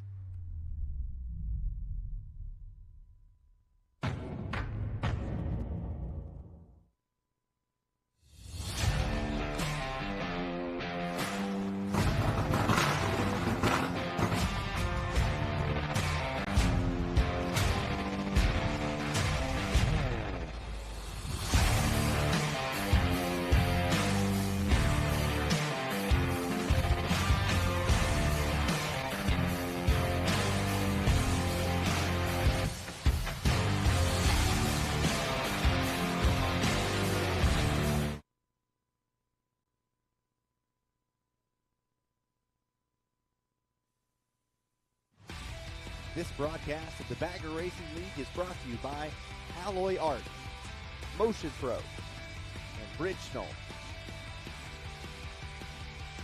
Hello, ladies and gentlemen, and welcome back to Motorsports Park Hastings here in Hastings, Nebraska, as we pick back up with race number 4. Our Zippers American Twins Unlimited and lightweight superbike classes had a red flag out just a moment ago. Had to get a rider moved out of a potential dangerous area, but we have got our riders re-racked. We are just about ready to get back off and rolling. Levy Batty doing a great job once again, taking some notes from team owner Carl Schlack there. Great start, trying to turn it into a great finish here in this one. We saw Batty doing some glancing around the last time, as almost immediately Chris Muck on the 696 takes over that number 1 spot, and looks like he's trying to bring someone else along with him. But look at the horsepower from Batty. Levy Batty trying to leave him behind here down this straight at least.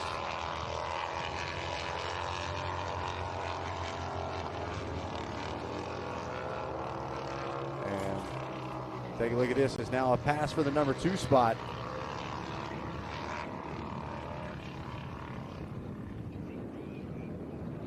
As now, looks like Muck got someone trying to chase him down.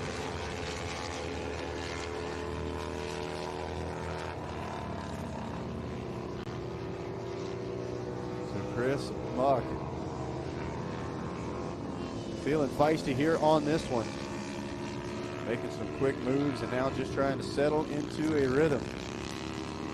Meanwhile, it looks like that might be the 6 of Teddy Honan behind him in the number 2 spot. As they get ready to put 1 lap in the books here, you see that braking zone. Potentially Holman there in the number 2 spot enters just a little bit wider. Going to try to spin things around, get a good drive. First lap in the books. And Muck going to lead him across the stripe. It is Teddy Holman in that number 2 spot. And then Levy Batty in the number 3 ride. Looks like Lancaster checking in the 4th place spot. And it looks like Nick Marcadona going to round out your top 5 early here in this one. Your Zippers, American Twins Unlimited, and Lightweight Superbike classes out on course now. And an early red flag come out. Hopefully that rider okay. But we are back off and rolling now. All green as things starting to get a bit closer here at the front. Teddy Holden, we saw him a little bit earlier today. Kind of looks like a builder. He gets a bit faster as the race wears on. Talked about the mental and emotional toll that something like a red flag can take on a rider.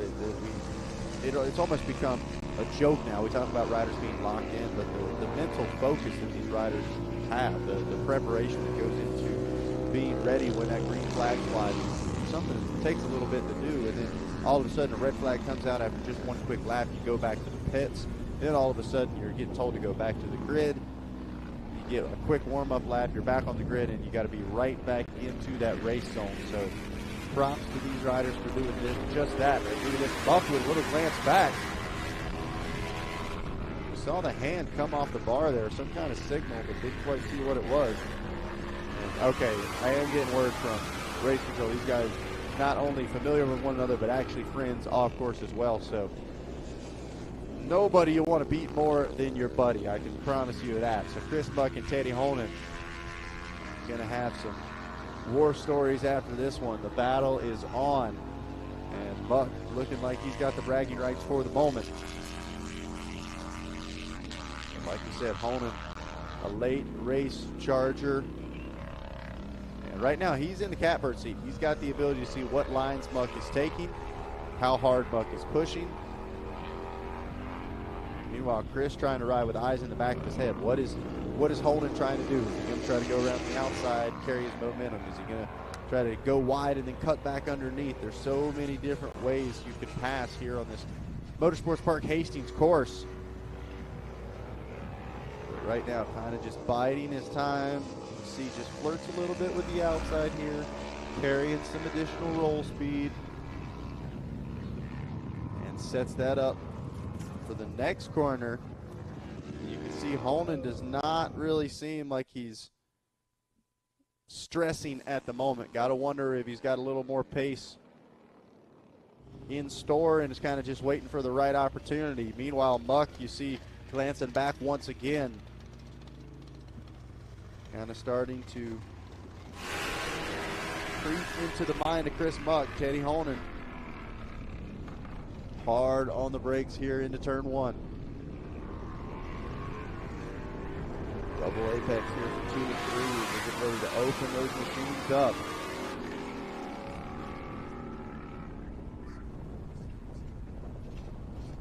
And it does sound like this is a full restart. We had that red flag a little bit earlier in the program that was just about halfway through the race, where they would only race the remaining laps. This, however, because only one lap was complete, this is a full restart. So this will be the full duration of their race.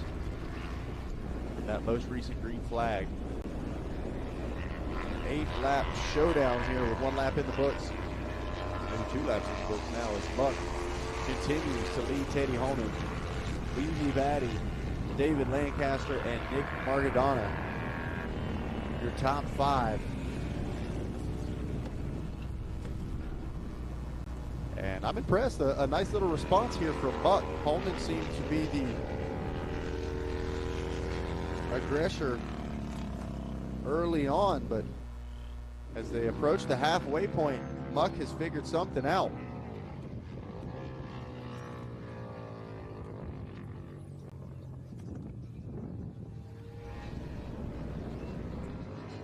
So here we go, getting ready to approach the finish line once again, just about halfway through the Zippers, ACU, and Lightweight Superbike class. It's Chris Muck, Teddy Holman, 1 and 2. As Muck has re-stretched things back out over Holman.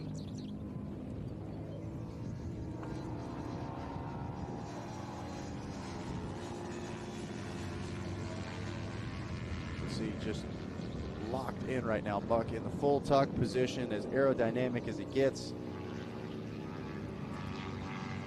Just trying to hang on here for a few more laps. Holden keeping them honest, but they have opened things up. Levy Batty still back there in the number 3 spot. There you see him on the Memphis Shades live drone.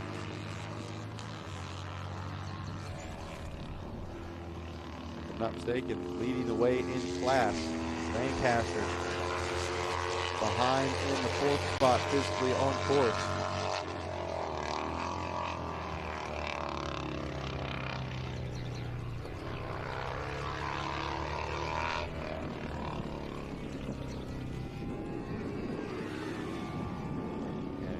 Honestly, I'm just glad to see Batty back out on course. Saw such a solid start early on in the day, and ultimately laying that machine down, kind of having to regroup now. So Levy looking to just take a checkered flag here today, and how nice would it be to grab a class win to go along with it.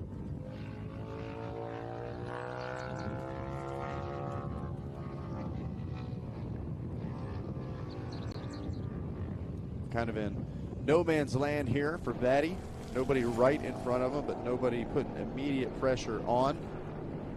Good spot to be when you're leading the class. Meanwhile, the 666 of David Lancaster you see on your screen now, back there in the 4th place spot. Lancaster all the way from California. It took quite a while to get here, but a familiar face here at the Bagger Racing League. It's a bug once you catch it. You don't want to miss the BRL Racing action. Got to wonder if this is not the 890 of Nick Margadana on your screen now, rounding out your top 5.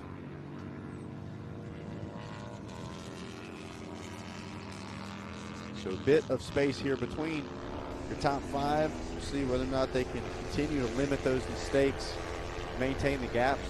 We've seen a lot of things change up in those closing laps. White flag comes out, all of a sudden people start getting crazy with it.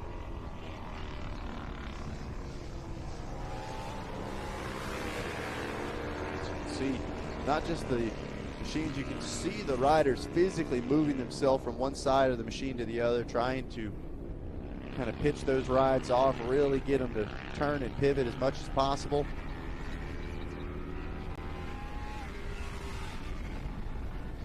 There we go, another lap in the books here for the backside of the top 5. Back off on turn number 1. Right there was where we saw the early red flag come out. But meanwhile, back to your leaders on screen. Muck checks in once again. Holden still just flirting back there. 3 laps to go here in this one. And Muck needs to just keep it steady like this. Hit his marks, limit those mistakes. Holden, however, also got to stay pretty perfect if he wants to maintain in position to try to capitalize here. Looks like they're starting to close in on some lap traffic. This could be an opportunity for Holden to make something happen. There you see Muck on your screen. Lap rider just a little bit up ahead. So could that slow him down enough for Teddy Holden to potentially close back in?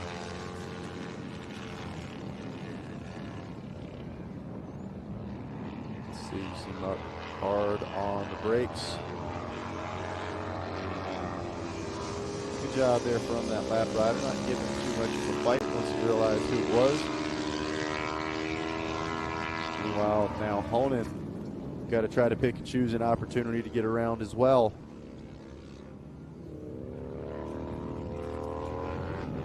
Switchbacks there for Muck.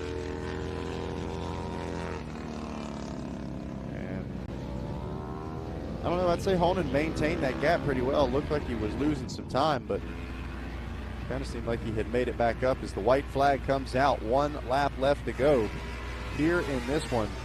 Chris Muck and Teddy Holden going at it. Muck on the charge though right now.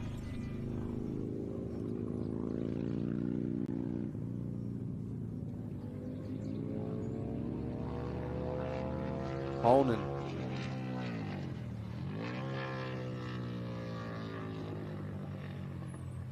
Holden's doing great, but man, you just look at Muck and it just seems like he's a little, I mean, just a tiny bit faster almost everywhere. And it's just added little by little. Not really some of the quick gaps that we've seen get stretched out in some of our earlier races, but with this one, it's just been a gradual build. As Chris Muck now less than a lap away from a checkered flag here in race number 4, your American Twins Unlimited and lightweight superbike class.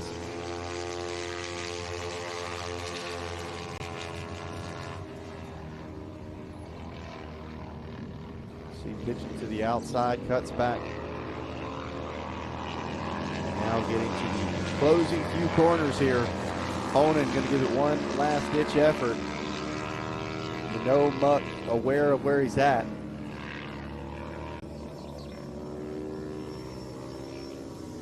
One more time through the switchbacks. And as long as Chris doesn't do anything disastrous here in this last corner.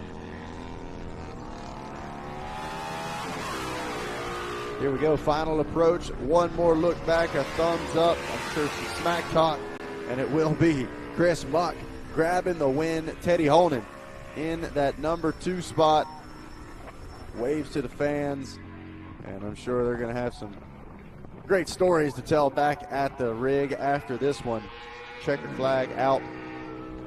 And it will be Chris Muck grabbing that win. Looks like Teddy Honan going to cross the line in the number 2 spot. And looked like physically Levy Batty was still in position to round out that physical podium for top 3 across the line.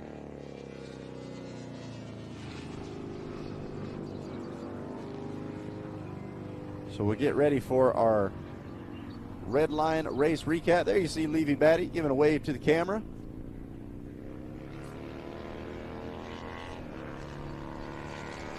Taking a checkered flag, got to think a accomplishment in its own right. Levy having a solid second half of the day at least. Things not quite starting like he was hoping. Let's take a look now at your Redline Oils race recap. Green flag flew. Levy Batty, a rocket ship off of the start. And would lead them into turn 1. Turns 2 and 3 once again would tail the tape as Chris Muck makes quick moves. Had some unfortunate bad luck for one of our riders there on lap number 1. Ultimately would bring out the red flag. So a full restart, totally wiped clean. There for the second green flag. Same story, Levy Batty out front.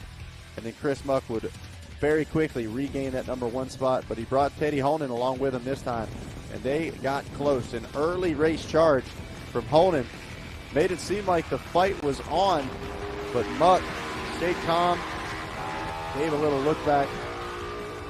These two friends off course, and Muck would be able to maintain the pressure all the way down to the checkered flag and grab the class win. Here for race number 4, your Zippers American Twins Unlimited and your lightweight superbike class.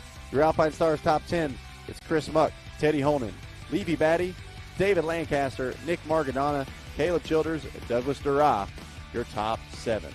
We're going to get ready to throw things to a quick commercial break, and when we'll come back, we'll have more podium celebrations here from round 1 of the Drag Specialties Battle of the Baggers. We'll be right back.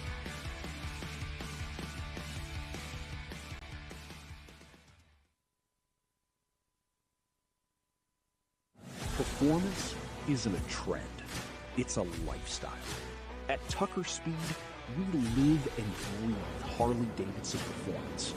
From performance parts and accessories to riding gear and apparel, we carry everything you need to build a faster, harder running machine. But we don't just sell parts. We build, we ride, and we race with the parts we sell. Because real performance only comes from real experience. From complete engine builds to suspension upgrades to in-house dyno tuning and custom performance setups, our team is dedicated to pushing Harley-Davidson performance to the limit. Street or track, weekend rider or full race build, Tucker Speed has the parts, knowledge, and experience to take your bike to the next level. Visit tuckerspeed.com or bring your bike to the experts at Tucker Speed.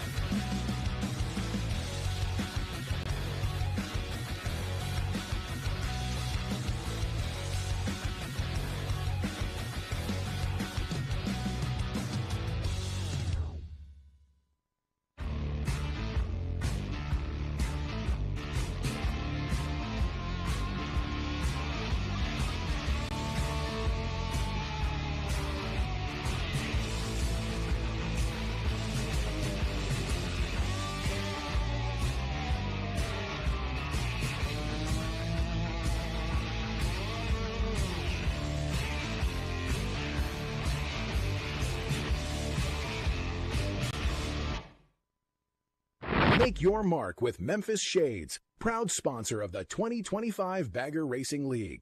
From raw materials to the open road, our windshields and fairings are designed by riders and handcrafted in the heart of Tennessee. Whether it's cross-country or weekend rides, Memphis Shades lets you ride longer, look better, and enjoy every mile. Visit memphisshades.com to check out our full lineup and upgrade your ride today. Memphis Shades, style that works. This broadcast of the Bagger Racing League is brought to you by Yuasa Battery, DP Brakes, and Icon. Hello, ladies and gentlemen, and welcome back to beautiful Motorsports Park Hastings for round one of the 2026 Drag Specialties Battle of the Baggers. We just wrapped up with our American Twins as well as our lightweight superbike classes, and we've got our very own Rob Vitus standing by down at the podium. Hey, we're down here with Nick Maragano right now. I wanted to make sure I said that right. You just told me that you haven't been racing much. You came out here and all of a sudden you find yourself standing on the podium. Great work. Thank you. I really appreciate it. It's been a fun off season trying to get the bike ready and get everything prepped. So getting back on the bike this year has been a bit of a challenge. But it's something that racers love. They come back and all of a sudden the adrenaline, you get the butterflies in the stomach again, and then you find yourself on a podium. Kind of makes it all worth it. Oh, it definitely does. The butterflies were there right at the beginning, and then as soon as I got onto the grid, everything kind of settled back down, and I was just happy to be out on the grid. Well, talking about being happy, we're happy to hand you a third-place trophy. Who would you like to give a shout-out to? I'd like to give a shout-out to Larry Mills with DP Brakes, Bill with Motorcycle Supplies, and then LM2. Thank you, everyone. Congratulations. Paula has your award right there. Let me see who this guy is. Let me go through my notes here. For the third time today, Teddy Honan. Get up here. What in the – did you take any break? What have you done? You woke up this morning at probably, 3 o'clock and went running or something? Something like that. So always on the podium, always in contention. It's got to feel good. Yeah, absolutely. All right. You've given a lot of shouts out, but who do you want to give one out to in this final? Because I know you don't race a bagger. We won't see you in the next race. You. Thank you. You put on an amazing event. We appreciate it. The camera, the airtime, everything is awesome. I don't know how you do it, but, man, it's awesome. I appreciate it. Well, we have some great sponsors and great people that help us, and congratulations. Paula, come on over here. Let's hook this gentleman up. Chris Muck, you're another one. You're a regular up here. Congratulations. Nice ride. Thank you, sir. Thank you. I just want to set the record straight, though. Teddy has never ran a day in his life. There's no way he woke up at 3 a.m. to go running. But, no, we had a good race today. Me and Teddy have been racing for years and years and have a lot of track experience on 400s, a lot of dicing it up, and it's been a fun ride with him for the last few years. Well, congratulations, Paula. We have a first-place trophy for you. Guys, this is the top 3 in the lightweight class. These bikes are truly formidable race bikes. How about a nice round of applause as they take those top steps and hoist up the hardware. Great stuff down there from the podium. Congratulations to our top 3. And speaking of grabbing some hardware, how about a team that has won 3 championships in 2025? I'm talking about the Suburban Motors Harley-Davidson crew. We were able to catch up with them here leading in to the opening weekend of 2026. You know, so many teams chase the number one plate. I mean, it is certainly the goal of every team that's out here this weekend. But last year, Suburban Harley-Davidson did the unthinkable. We have 3 bagger classes. That's right, 3. We have the Barnett Super Street, we have the Pirelli Pro Stock, and we have the Andrews Bagger GP that comes with the Fred Fox Cup. Joe from Suburban Harley-Davidson, you won all 3. Yeah, I guess we did. Not with a lot of help from a lot of other people, but the riders we had were pretty good and managed to pull it off. You know, working on one of these bikes, I know that, you know, there's a lot of work that goes into it, a lot of thought and preparation.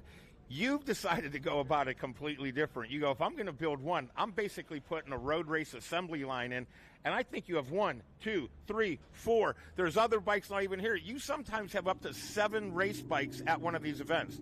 Yeah, a little bit crazy, I guess, but I always thought whether it was dirt tracking or everything, they're getting paid just to bring one, so 1 turns into 2, it turns into 3, which turns into 6, and I got to stop it one of these days. One of the things I got to ask you, so when you have that many talented alpha male racers in one rider's lounge, and they all obviously want to win, they certainly are friendly off the track, but how do you kind of manage something like that? Well, that's a big part about being on my team. You got to get along with everybody. If you got an ego, I mean, everybody has an ego as far as wanting to win, but if you can't get along with a teammate or another racer, we don't work well together. So they all have their own ambitions and what they want to do, but they all realize we're one team. So when it comes down to it, everyone up there right now would help each other out. And if you can't do that and you don't want to be in that environment, you probably won't ride for me. But because of that, it becomes a really good family environment, fun, and it's the only reason I spend as much hours as I do is because the group of guys we got get along and they appreciate it, and it's fun.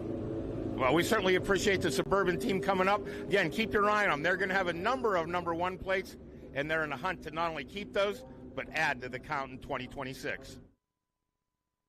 Great stuff there from Rob and, of course, the Suburban Harley-Davidson crew getting ready to try to grab another championship here in 26. But before we get to that, we've got Rob Bidas back down on the podium. DoorDash. All right, here we go, guys. Whoop. Hey, guys, we're live down here on the podium. And, Dave, come on back here. We got a little help for you up here. I know that things are always going tough. Consistency. You are the most consistent guy I know. You and my guy in the sport bike class over there, always on the podium. I do my best, man. Suit up and show up. Well, you certainly showed up today here. You put the exclamation point on the end of day 1. We've got another whole race to go tomorrow. Take us through the final race of your day today. Well, I really came out here hoping to knock Schlacht off his throne. And then he went retired on us and put a young buck out here, and he came out and whooped ass. So I'm here, had fun, finished the race. Just stoked. Well, congratulations, Paula. Come on over here with the hardware. Let's get David hooked up. You're going to get a chance to give the shout out to. We got your. All right, give us that rundown. All right, I got to thank my family, my girl Rebecca and her kid Bella for letting me come out here. DP Brakes, Anthony Leatherworks, Dunlop, Racer's Edge Performance, Heathen Nation, Lucifer's Garage, and Rider Gear. Congratulations. Nice job. Let's slide on over to the winner of the ATU, Levy Batty. Congratulations. I know that this class here gets you a little bit more track time. We'll get ready for tomorrow. Absolutely, yeah. Enter 2 classes, especially because I need the time. I just hopped on this thing, I don't know, maybe like yesterday, just almost for the first time. So we're happy to be here, yeah. Well, congratulations. We're happy to have you here. I know that the number of sponsors here on the bike, who would you like to give a shout out to? So I will start off with my wife because that will make her happy. So then I'll thank my father-in-law for bringing me here. I want to thank Speed Farm, of course, Call right there, Words Financial, Hog Haltons Corporation. They supply me with great parts for this bike. We have Biker Brew House, Lord of the Gas Down, B2 Ball. We have KYT. We have Bridgestone, of course, right there. We have 77 Cycles, Blood Racing, DP Brakes. You know, everyone who's helping me out here.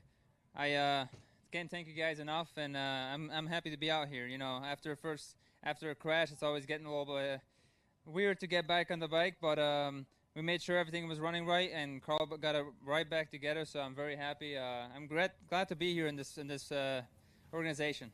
Well, thank you very much. Paula Fox has your first place trophy here.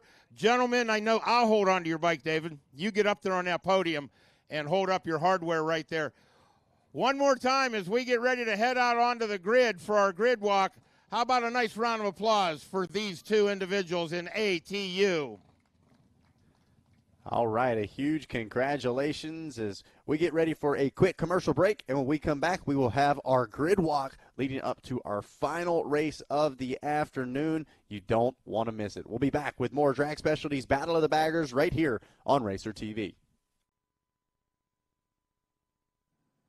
We're Advan Black, industry leader in color-matched performance bagger parts.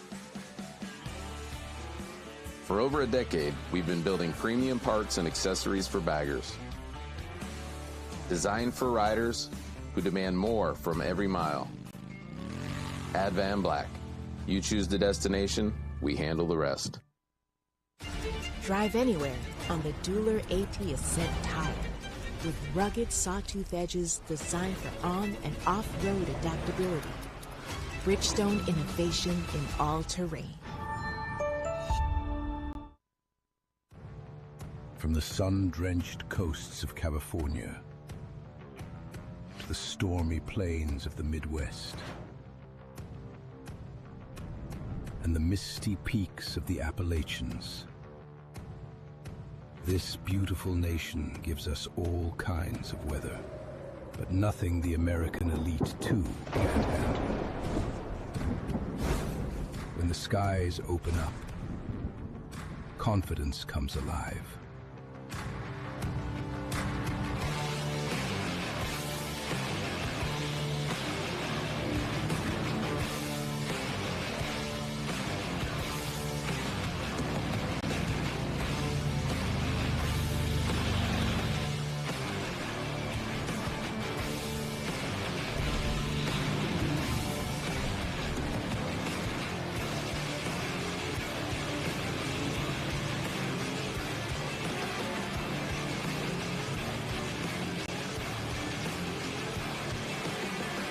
This is a true long-haul tire, engineered precisely for unpredictable elements along the way, providing exceptional grip and stability when it matters most.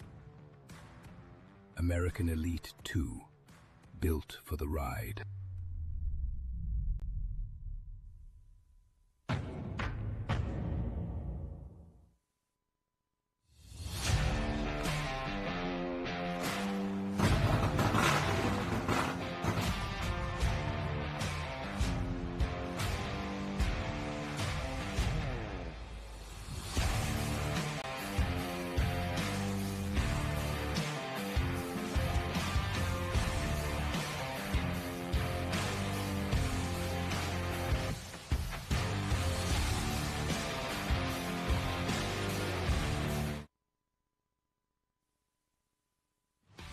This broadcast of the Bagger Racing League is brought to you by Andrews Performance, Ultra Cool, and Pirelli.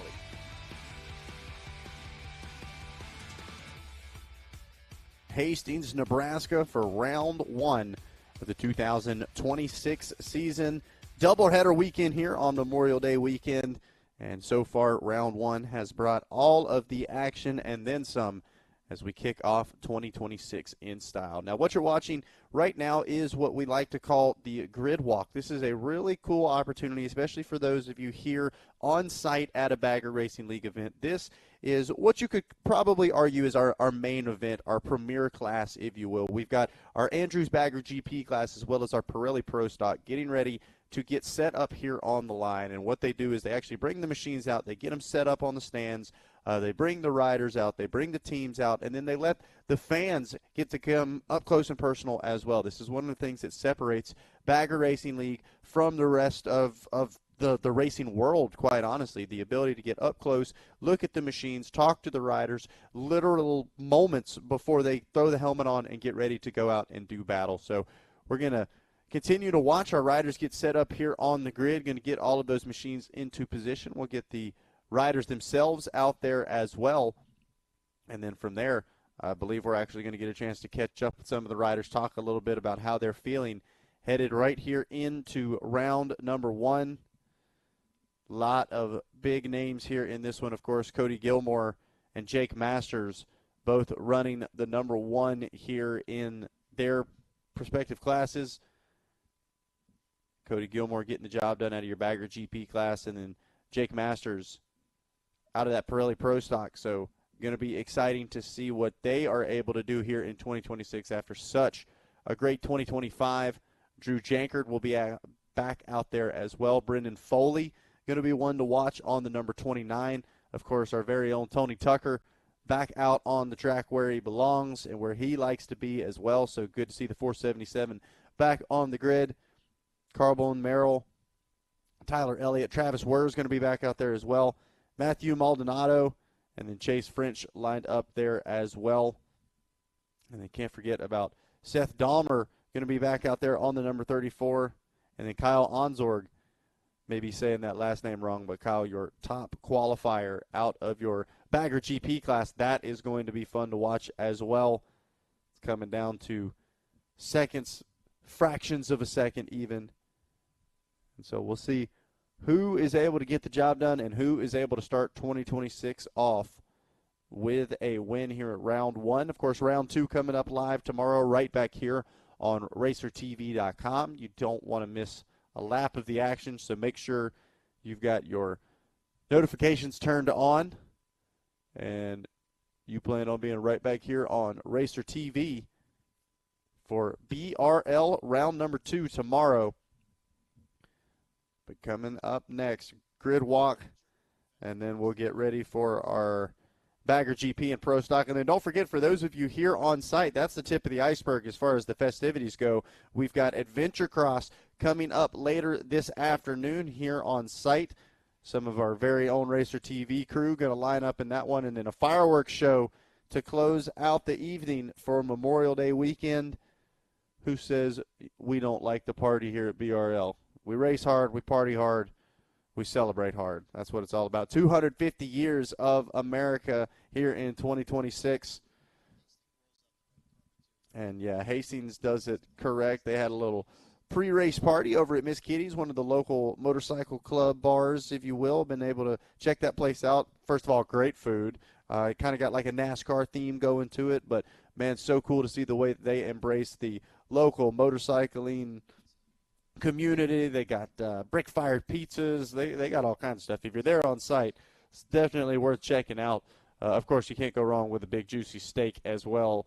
But for right now, grid walk getting opened up. You can see the fans, the spectators all starting to make their way out, scope some things out. Maybe some of those motorcyclists as well checking things out, saying, oh, okay, I just need to add a little bit of this, take a little bit of this, and I can take my machine right out here on the course as well. So everyone enjoying the views here of the grid walk, and that is what it's all about. Something really cool that I believe we brought into the program last year, if I'm not mistaken, and has been a fan favorite ever since. The kids get to get out and enjoy it, the motorcyclists, the fans. I mean, I don't care what age you are, how much experience you've got here at BRL, checking these machines out up close is absolutely incredible. The detail, the amount of time and effort that have gone into these machines, certainly worth admiring. And a bit easier to do here at 0 miles an hour compared to about 100 miles an hour, which they'll be going in just a little bit. But for right now, grid walk officially off and rolling. The fans making the most of the opportunity to check out their favorite rider's machine, maybe even getting to catch up with their rider themselves as they all start to make their way out to the grid as well.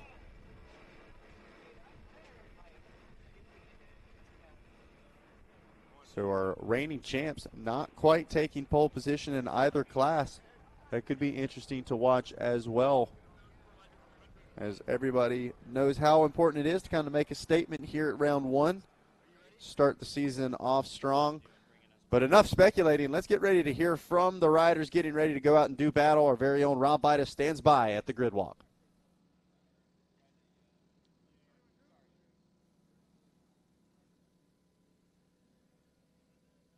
I can't hear, so just give me the... Hey, we're down here on the grid walk. Now, what's the grid walk? It's an opportunity to have our best athletes on the baddest baggers that we have. We get them out here on the grid. We heat the tires up. We bring the fans out. It's an opportunity to get up close and personal. Does it make you more nervous, Drew, or does it make you a little calmer? Yeah, I don't think anyone would be telling you the truth if they didn't say that they get a little bit nervous with any of this. So as racers, we all get a little bit of butterflies every time we grid up, and I think that's part of what we enjoy about it. All day long, you're on the Pan American, you're out there battling with sport bikes. All of a sudden, the weight goes up by about 300 pounds. The horsepower goes up. The height of the bike goes up. This is a whole different animal.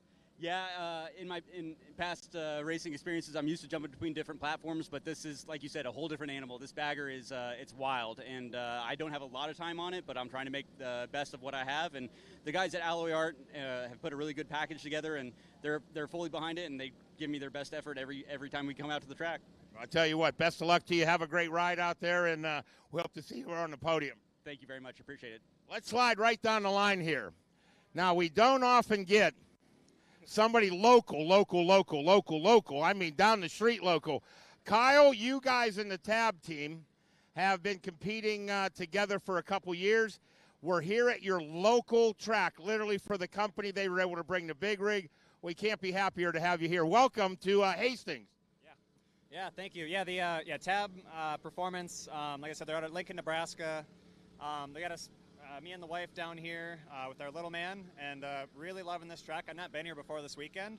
It's a lot of time on the edge of the tires, very physical and technical, and I'm having a blast here.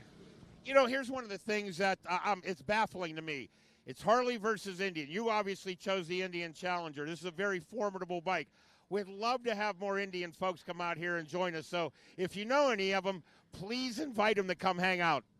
Yeah, absolutely. No, I mean, it's a very reliable package. I mean, we do multiple rounds on these motors without any issues. I think we did, I mean, probably hour and a half a time on practice, did, morning qualifying and practice, no problem. And, I mean, S&S makes some really good parts for this thing, and that's largely what this platform is. And we should have plenty of power out there and a really good chassis.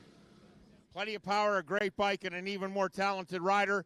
This man's going to be a factor here at today's opener. Let's slide over here. This is going to be the story of the day here. As we get Cody Gilmore, I know that he's probably close by. He's obviously talking to a lot of his friends and getting everybody up to speed. Here's what we're going to do. Hey, Joe, come here. This is Joe Hupp. He's the owner of the team, right? He has a number of bikes. Your number 1 plate, Pro Stock, number 1 plate Bagger GP. This is number 55. Yeah, we had a little malfunction on the number 1 bike, so he's going to jump on Joey's bike and take a couple laps and get a few points so we don't get too far behind in the series and go out and have some fun. You know, it's going to be interesting right here. Obviously, he's going to have to start in the back of the pack. We know how talented he is. I don't believe he's ever lost a race here in Hastings. It's going to be a tough way to go out on top in the first day, but you're going to have that bike rebuilt and ready to go tomorrow. If we would have 2 more hours, we'd have it ready, so we'll be ready for tomorrow. Well, the crew at Suburban Harley always working hard. Today, the defending champ in the Andrews Bagger GP will be on a super street bike. We're going to see how that plays out. As we slide on over here to one of the best-looking bikes in the paddock right now, Seth Dahmer. They made the trip down here. His dad built the first Harley to ever win a bagger race. It was Tyler O'Hara for a long time. We went out to Utah, and Michael Barnes was able to beat him by 0.356 of a second. One of the best battles we ever had. No pressure today, right? Yeah, hopefully we can just get out there and get a decent start and hang with Kyle for as long as we can. You know, you talk about hanging with these guys. It's a kind of a sprint race, but there's a point where maybe lap 3 or 4 you could kind of reset, go back, and then make the big run at the end.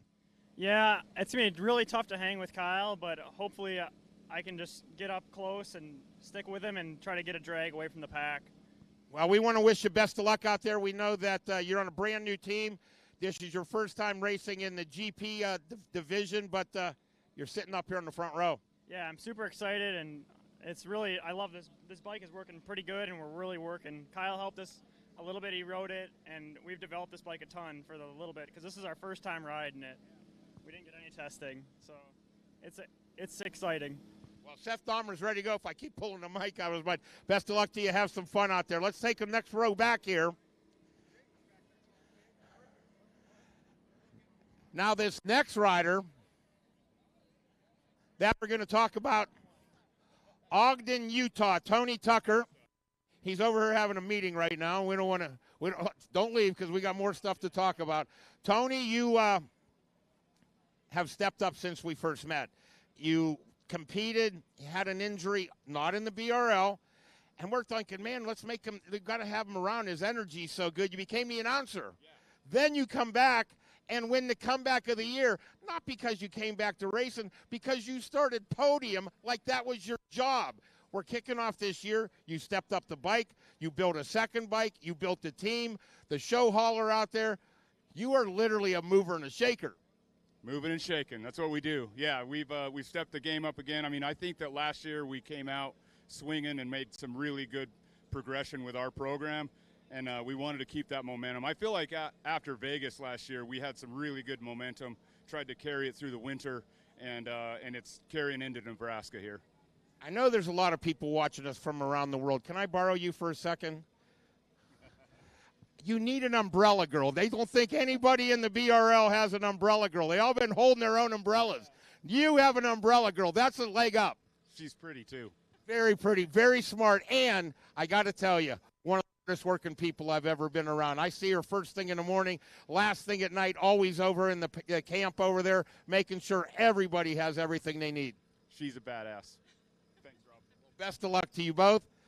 We'll see you out there soon. They're in the Pirelli Pro Stock class. Let's slide on over to here. This is Jake Masters. Jake Masters started in a BRL on a Suburban XR 1200. He then made the move up to the Sly Fox Road Glide and won the Super Street class. Check that. I'm a little bit backwards on that. He was on the PM bike. Then he steps up to the Pro Stock class. Then he's on the Sly Fox bike. You bring home the win in that. You said, I'm not moving up yet because I want to defend that championship. That's right. I was excited to do this again. I got some more races in this class too, so it's going to be good. I'm excited to get out there. BRL is such an awesome event, and Nebraska here with the track and the course, they do such a good job. So thanks for having us, Rob. You're the man. Well, I tell you what, if you follow Jake Masters, and a lot of people do, he's from Australia, you know that he had a tough injury right at the beginning of the season. Did that slow him down? No, because he wanted to come here and get another injury 4 weeks ago and come out and make sure that everybody knows he may be a bit wounded, but the fight still in that heart. Yeah, I've had a very tough few weeks coming into this event. We might touch on it a bit later, but yeah, I'm keen to get this race done and put my leg back up. Well, Jake Masters is ready to go. The number 1 plate on the front of the bike. We're going to slide over here to his teammate.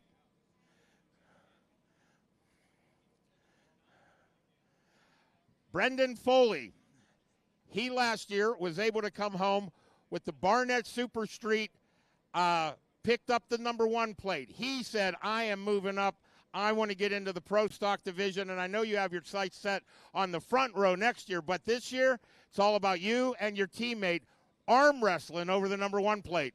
Yeah, I definitely got my work cut out for me. You know, Jake's no slouch. He's fast. He's coming off an injury, so I might have a little advantage today, but I know, you know, he ain't going to let me have it easy. You know, one of the cool things is we got 2 classes out here, but there's a lot of riders that are on very similar equipment. You're not bringing a BB gun to a gunfight. This is actually an AK right here. Yeah, this thing's a weapon. It's fast. Stoked on this rig that the Suburban team got together this year, saying rips, and it's doing real good. Well, best of luck to you. We hope to see you over on the podium. Have a great ride. Let's slide back a row over here. Come on, we'll go for a walk.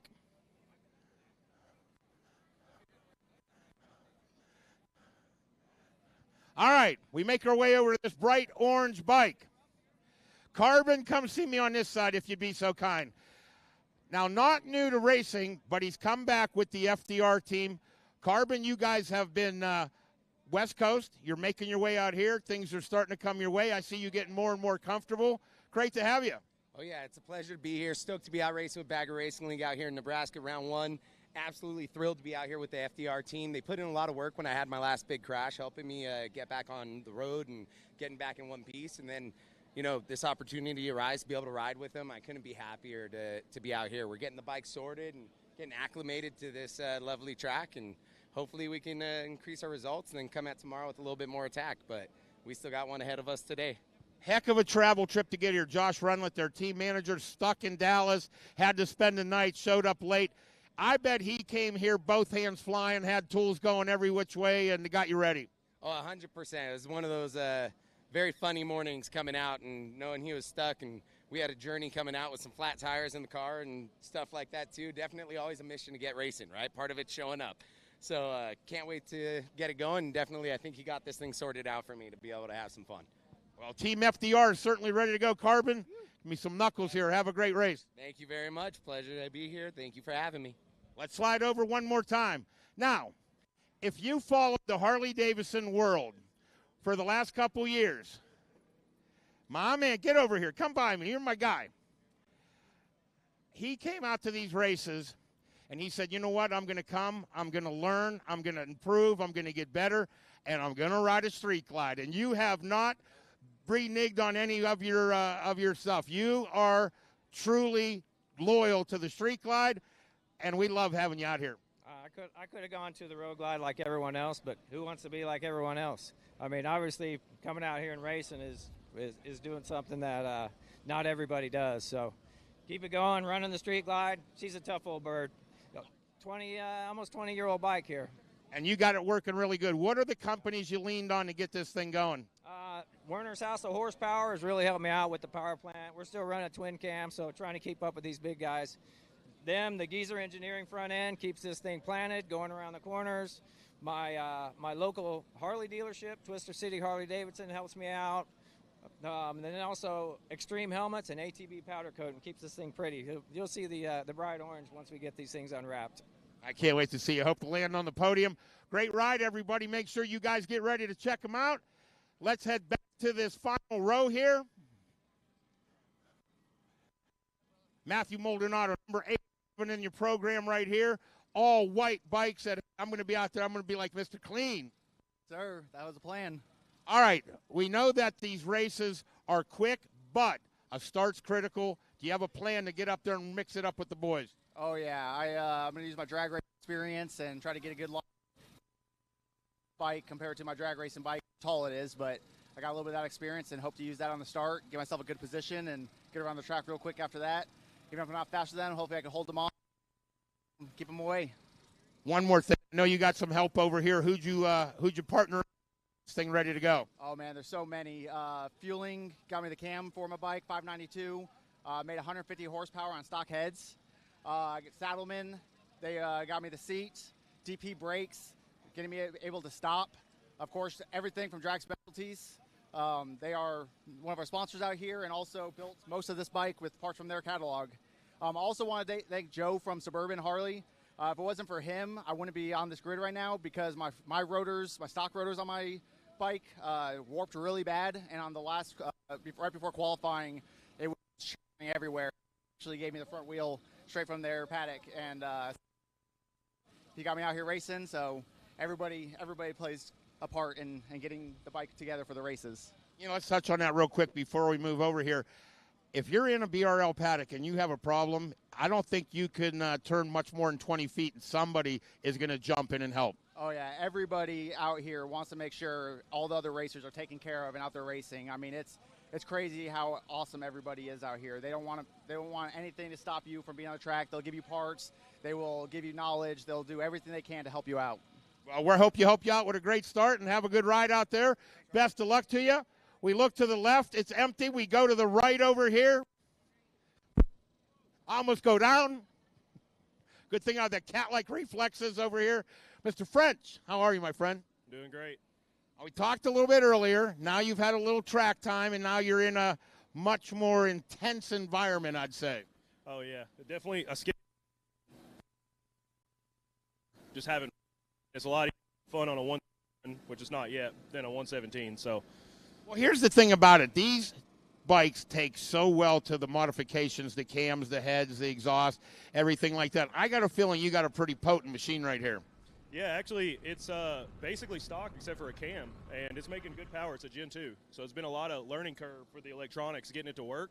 There's a lot of late nights trying to get this thing. Built the whole thing in the garage with some help.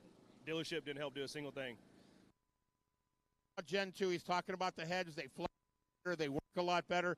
And if you're out there looking for a new bike, I believe it's 23 and a half and up. When they came out with the Helix design, they got the Gen 2 heads, and they truly do make good power. Yeah, actually, it's crazy. It's to the wheel. They made 150 horsepower. I'm building the engine. It wasn't done yet. No throttle body, intake, none of that stuff. So it did really well.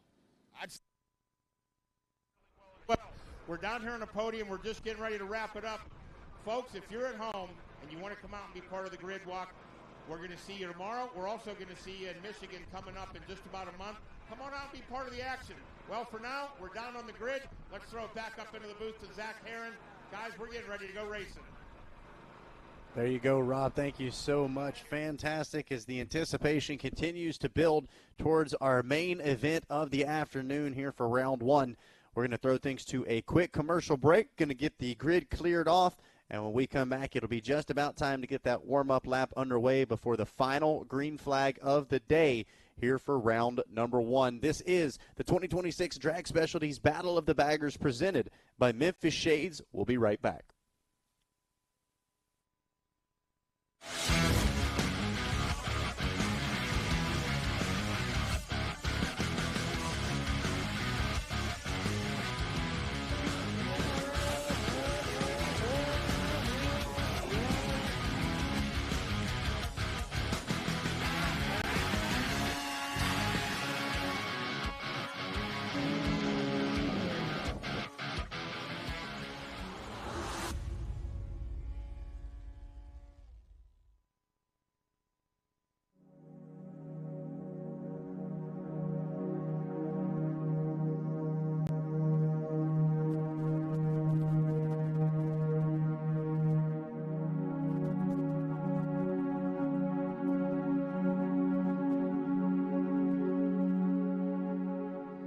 Here's to the past wheelwrights, our forefathers.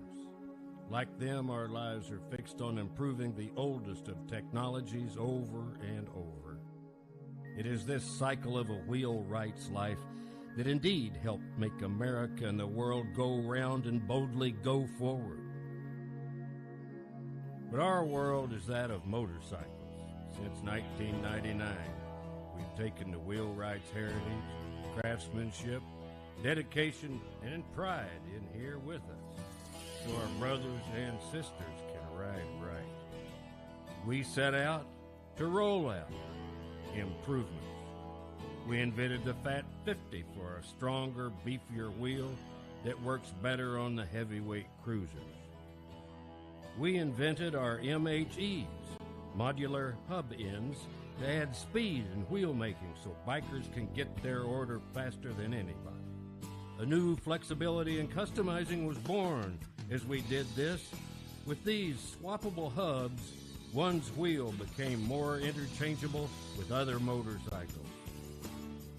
The three-wheel riders on trikes, Can-Ams or T-Rexes, for example, found the company that can match highly stylish motorcycle wheels with automotive ones. Demand increased. We grew. Refinements passionately made. Orders went out. Tests were aced. This has been our circle of life at Ride Right. We wheelwrights know little else. We're simple. A simple wheel company based in California. We're solid, stably rolling steadily as growing industry leaders. A reputation for making motorcycle wheels and warranty strong. A solidity to rest bikes and lives upon. Boundless, it expresses our wheel compatibility. It is how we feel as we move onward and upward. It's how Ride Right owners feel, and they roll on with freedom and confidence. It is the day of the specialist, experts in a class conscious of every nuance, focus rules. Our specialty is wheels, and wheels only. We respectfully carry the wheelwright legacy into our eccentric world by improving the rides of motorcycles and riders globally. We are proud wheelwrights, nothing more. We are Ride Right. Simple, solid, boundless.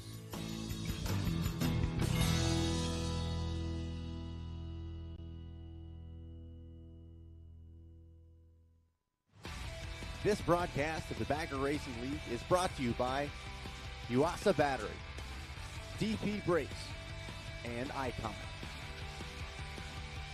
Hello, ladies and gentlemen, and welcome back to Motorsports Park Hastings for round one of the 2026 Drag Specialties Battle of the Baggers. Just about time to get our final race of the day off and rolling with our Andrews Bagger GP class as well as our Pirelli Pro Stock, both sitting on the grid right now as we get ready to send them off and rolling. And then don't forget also the top three from your Super Street class earlier today. By finishing in that top three, they are allowed to line up here for this final race of the day as well, so having to qualify in for that. So cool little extra couple of machines out there on course. And don't get me wrong, they're not just out there to participate and see the sights. They're going to get in the mix as well as we get ready for what sounds like is sure to be a great day of racing. 78 of Kyle, I believe Onzorg is how you say the last name. Really looking solid in your fastest qualifier here today. Drew Jankard, of course, jumping over now to the 99 ride. You've seen him all day along on the number 11. The 55 of Seth, the 34 of Seth Dahmer there on the end. And then, of course, Cody Gilmore on what would be the number one bike, having to swap machines around due to some mechanical issues. But as long as he is on the grid, that's the most important part. So the Suburban crew going to do everything they can to get that machine put back together for round two, of course, which is tomorrow. Looks like some problems there for the 34 of Dahmer. He got it fired back up. As Tony Tucker and the rest of the crew for our Pirelli Pro Stock class all get ready to make their way out here for the warm-up lap. One last opportunity to kind of feel things out. Not really going to have an opportunity to change anything, but you can at least be aware of it, kind of try to make the rider adjustments necessary for it as we get ready for the final race of the day. Onzorg and then Foley, if I'm not mistaken, your two fastest qualifiers. So Cody Gilmore and Jake Masters, names we've become incredibly familiar with over the past few years. Not quite grabbing pole position here today. You know, one thing about both Gilmore and Masters is they are gamers. They're racers, and they like to save it for when it counts. So by no means does the second in qualifying say anything. Tony Tucker, a solid qualifying result as well. Of course, like we said, this is round one of 6 here in Hastings, Nebraska. We'll have round 2 tomorrow, and rounds 3 and 4 coming up in just about a month or so out in Michigan. But for right now, everybody focus right here on Motorsports Park Hastings, and of course, the 2026 Drag Specialties Battle of the Baggers season. Big shout out to everybody here involved, all of our friends at Stoke Media for bringing you this live coverage, and then of course Racer TV as well for bringing you all racing all the time as our riders make their way through this warm-up lap. Big shout out to our friends out at Motorsports Park Hastings. Like we said, top-notch facility inside and out. Always do things the right way, and we really appreciate that. As I believe this is round 3 of the BRL coming right here to MPH. As here we go, final approach. Racers getting set on the grid, and we are getting set for the final green flag of the day. There you see the 78, Kyle Onzorg. Your fastest qualifier from earlier today on the Indian machine.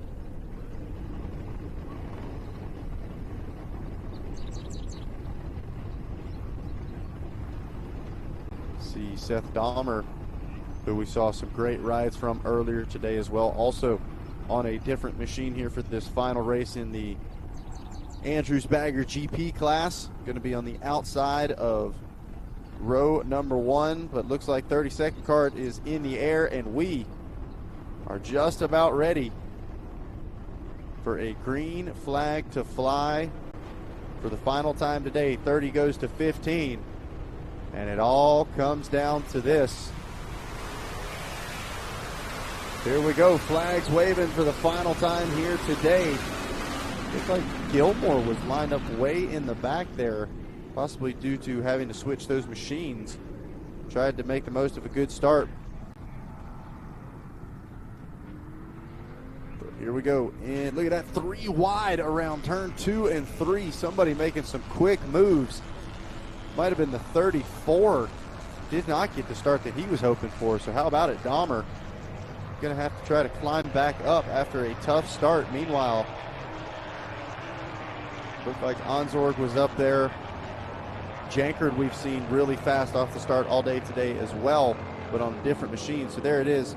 Onsorg, looks like that's Foley on the 29. So your pole qualifier for the Pirelli Pro Stock class. And this is he's a sneaky guy as far as skills goes. We saw him introduced to the BRL last year, almost immediately started to make some strides forward, battle for podiums, battle for wins, and looks like he means business here this year in 2026 as well. Meanwhile, I believe that is Dahmer now in the, no, that's not the number 3 spot, so that is about the 5th place position. Looks like that is the 99 of Jankard, holding on to the 3 ride for now. And then is that potentially Jake Masters that is in between Jankard and the 34 of Dahmer? I believe so. Woo, getting a little sideways action as Dahmer threads it up the inside. So what a move from the 34, getting racy as now they try to set their sights on Drew Jankard. But how about this? Masters not finished with it yet. Golly, they are pushing. I'm telling you what, folks, those machines are not normally ones you see dancing around underneath somebody for braking. Just goes to show how hard these riders and these machines are pushing the limits. You see on the top of your screen your Andrews Bagger GP and Pirelli Pro Stock top 5 looking like this right now. Kyle Onsorg, Brendan Foley, Drew Jankard, Seth Dahmer, and Jake Masters. 1 through 5, the Memphis Shades live drone. You see this shot as, look at this once again. Jankard just chopping off the front end of Seth Dahmer, protecting that inside line and protecting that 3rd place spot right now. Meanwhile, Foley and Onsorg say, you guys can fight all over that final podium spot. We're going to try to check out with the class wins. Just once again, Dahmer on the charge. Masters, for the moment at least, is taking a breath. Going to try to recalculate, see what he can figure out. Man, even under acceleration, these guys are just dancing around underneath. That takes so much confidence. Look at this, side by side through the switchbacks. This is some of the closest bagger racing that we have seen, and this is round 1 of the season. As look at that, Foley finally able to close the door and get the pass made around Drew Jankard. So now Jake Masters. Once again, we heard it in that grid walk, not at 100% after having some injuries in the offseason. And these 2 riders are not in Jake's class, so you got to wonder what that level of urgency is going to be for the number 1. Now, Brendan Foley, who's 2nd place physically on track, is in Jake's class. So he is sitting in that number 2 spot in class. If he wants a chance to fight it up with the 29, he's got to get around the 99 and the 34 in front of him. Oh, Masters, look at that, real late on the brakes. Again, slides up the inside. Jankard is lethal in that corner, though. Goes all the way from the left side, cuts back across underneath. Meanwhile, Dahmer starting to creep out of the frame just a little bit from these 2. Drew Jankard trying to put the pressure on. A little bit of wobbles there is going to allow Masters to close up again. Masters going a little moto style with the leg out. Trying to keep these machines balanced. Trying to take a look.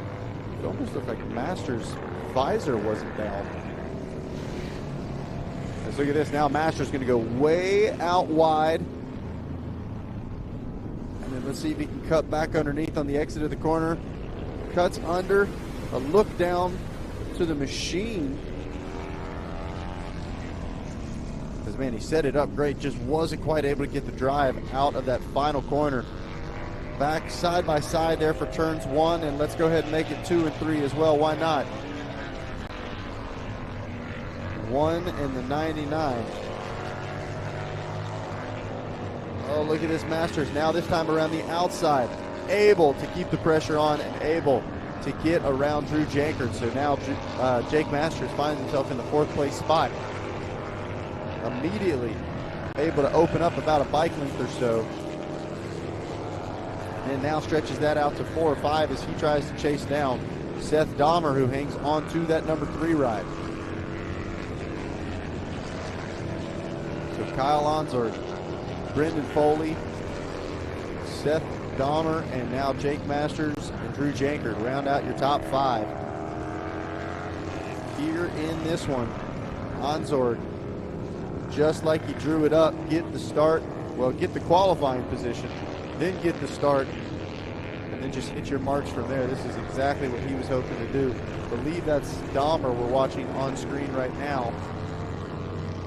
The Memphis Shades live drone hops over to, this should be Brendan Foley on the number 29 ride. This is a quietly stellar ride for Foley right now. Not quite able to show a wheel to Onsorg, not under any pressure from Dahmer for the moment, but man, got to think the 29 going to be fired up after a ride like this. Year 2 here in the BRL and already competing on the biggest stage. The Pirelli Pro Stock class really been one of the fan favorites. Nice, I don't want to say it's a predictor of the next, Bagger GP greats, but it is kind of the way it seems to have gone.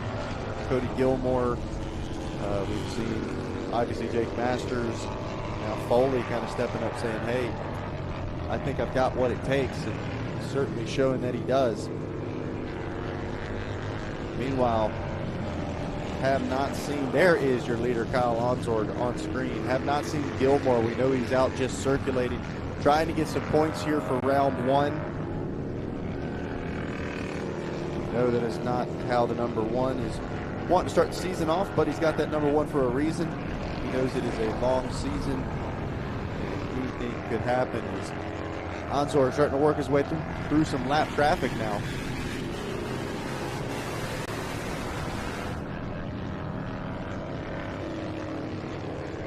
Gets that machine straightened back out. You see, just able to kind of tuck in behind that screen and let the bike do what it does best. Man, Onsorg does not seem phased by the machine kind of shaking around underneath him at all. You can see that throttle hand still just absolutely locked. The Indian ride looking really solid. He is relatively local from what I've been told. He's actually just about an hour or so from right here at MPH. So pretty cool, the local boy showing up and showing out right now. Onsorg really putting on a clinic as nobody else, even within the sight of the camera shot here on this one. This could be a breakout ride for him here at the top level of the BRL, the Andrews Bagger GP class. And yeah, not only a way to introduce yourself, but how about it, the only Indian in the field as well. So great showing from the Indian. The machine, the crew, everything about it. I mean, this thing looks picture perfect right now. And then, of course, you saw the big Tab exhaust semi set up there in the pits, the Tab Performance Group, and Tab a big backer of Onsorg as well. Great to see them also showing up in a big way here to BRL. Always great when you see the vendors and the sponsors bringing out all the tents and the displays and everything like that. It means they recognize the opportunity the event holds for the products themselves. So great to see Tab in the house with us. And great to see, I'm sure they're very happy to see their rider out front putting in a great ride right now. Here is that the number 1 of Masters that we just saw? That is one of our lap riders on screen. There you see the number 1 on the back of the leathers. That also, if I'm not mistaken, could be Cody Gilmore. I believe he's got the number 1 on the back of the leathers as well, but out there on an alternate machine due to some mechanical difficulties.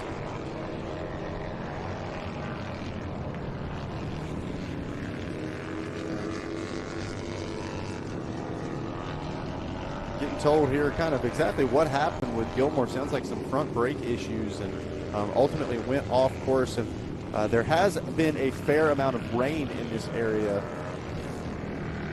and so he had some issues between the brakes. He got stuck in the mud, but nonetheless, you can't rattle this guy. He's from a motocross and supercross background, and so now he's on a backup machine out here just trying to get some points. But how about it? White flags in the air. 1 lap left for Kyle Onsord, Brendan Foley, Seth Dahmer, Jake Masters, and Drew Jankert. Your top 5 headed to the white flag. And Kyle Onsord, the local rider here to MPH, trying to start his BRL career off with a win. What a way to do it. Grab the start and then just handle the race from there. Can't draw it up much better than that. So you see the Indian machine looking as solid as ever. Coming down to the final half a lap or so. The Andrews Bagger GP class and the Pirelli Pro Stock closing out the program here for today. Don't forget, podium celebrations coming up right after this. Of course, going to be live here on Racing TV as well. But one more time through the switchbacks. Onsord, calm, cool, collected. And about one more corner away from a checkered flag now in sight. How about it? Welcome to MPH. Welcome to BRL. Kyle Onsord gets the job done and grabs the win for your Andrews Bagger GP class.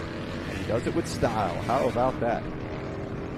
On the rear wheel across the line. Meanwhile, Brendan Foley with a very solid start to his 2026 season as well. And oh wow, actually sounds like Dahmer might have made the pass. So we'll wait for that official finishing result, but we've got Dahmer through the stripe, we've got Janker through the stripe, and Masters as well. So waiting to hear. I thought Brandon Foley was in that number 2 physical spot. And that would give him the Pirelli Pro Stock win, so we'll have to wait and see. Meanwhile, no question about it, the 78 gets the job done, handles business from green all the way to the checkers. Here in this one, of course, we'll have that red line race recap coming up here in just a second, show you how it all broke down. There goes the 55 ride. That is the backup bike there for Cody Gilmore. As the final few rides take the checkered flag, and Cody, of course, planning on being back on that main ride tomorrow for round 2. The Suburban crew already hard at work. Meanwhile, for round 1, the work coming to a close as we get ready to show you that red line race recap here for our Andrews Bagger GP and Pirelli Pro Stock classes. There you saw the number 1 of Gilmore lined up at the back of the grid. Immediately starts trying to pick up some positions, but it would be the number 78, Kyle Onsord, with a very solid start and immediately making some quick moves. Drew Jankert with a solid start as well and was up in the fight. Jankard, Dahmer, and Onzorg. And then Brendan Foley making some quick passes out of that Pirelli Pro Stock class. It was like a 4-rider duo. Then you had this 3-rider breakout between Jankard, Dahmer, and they just whittle it down. It goes from 4 to 3, now to 2, the 99, and the 1 going at it. Jake Masters gets up into the mix out of that Pirelli Pro Stock class, sitting in the number 2 ride. Masters would bide his time and ultimately make the pass happen. Shortly after this, just able to keep power up along the outside and steal that position away. Meanwhile, out front, no problems, no threats, just a nice Saturday cruise at a very high rate of speed for the 78 of Kyle Onzorg. The Indian machine did exactly what was needed and takes the checkered flag on the back wheel here for your Andrews Bagger GP and Pirelli Pro Stock class. That Alpine Stars top 10 looking like this. It's Kyle Onzorg, Brendan Foley, Seth Dahmer, 1, 2, and 3, Jake Masters, and Drew Jankard, your top 5. Tony Tucker, Cody Gilmore, Tyler Elliott, Matthew Maldonado, and Corbin Morrell rounding out your top 10. As we're going to send things to a quick commercial break. Don't go anywhere, folks. Podium celebrations coming up right after this. This is the Drag Specialties Battle of the Baggers, presented by Memphis Shades.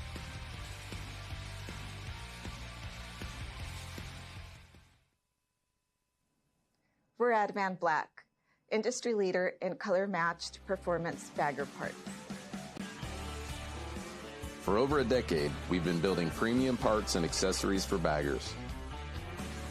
Designed for riders who demand more from every mile.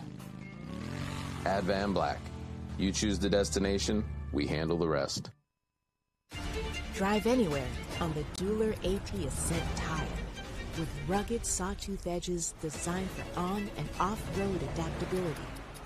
Bridgestone innovation in all terrain. From the sun-drenched coasts of California to the stormy plains of the Midwest and the misty peaks of the Appalachians, this beautiful nation gives us all kinds of weather, but nothing the American Elite 2 can't handle. When the skies open up, confidence comes alive.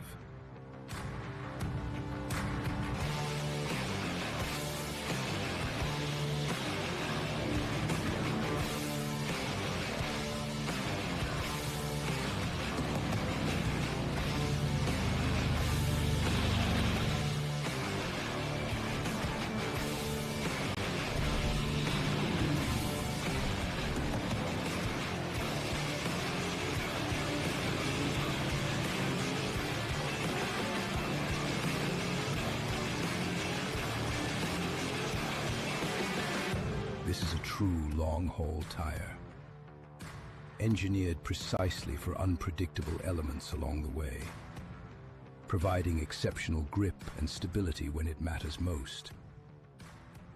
American Elite 2, built for the ride.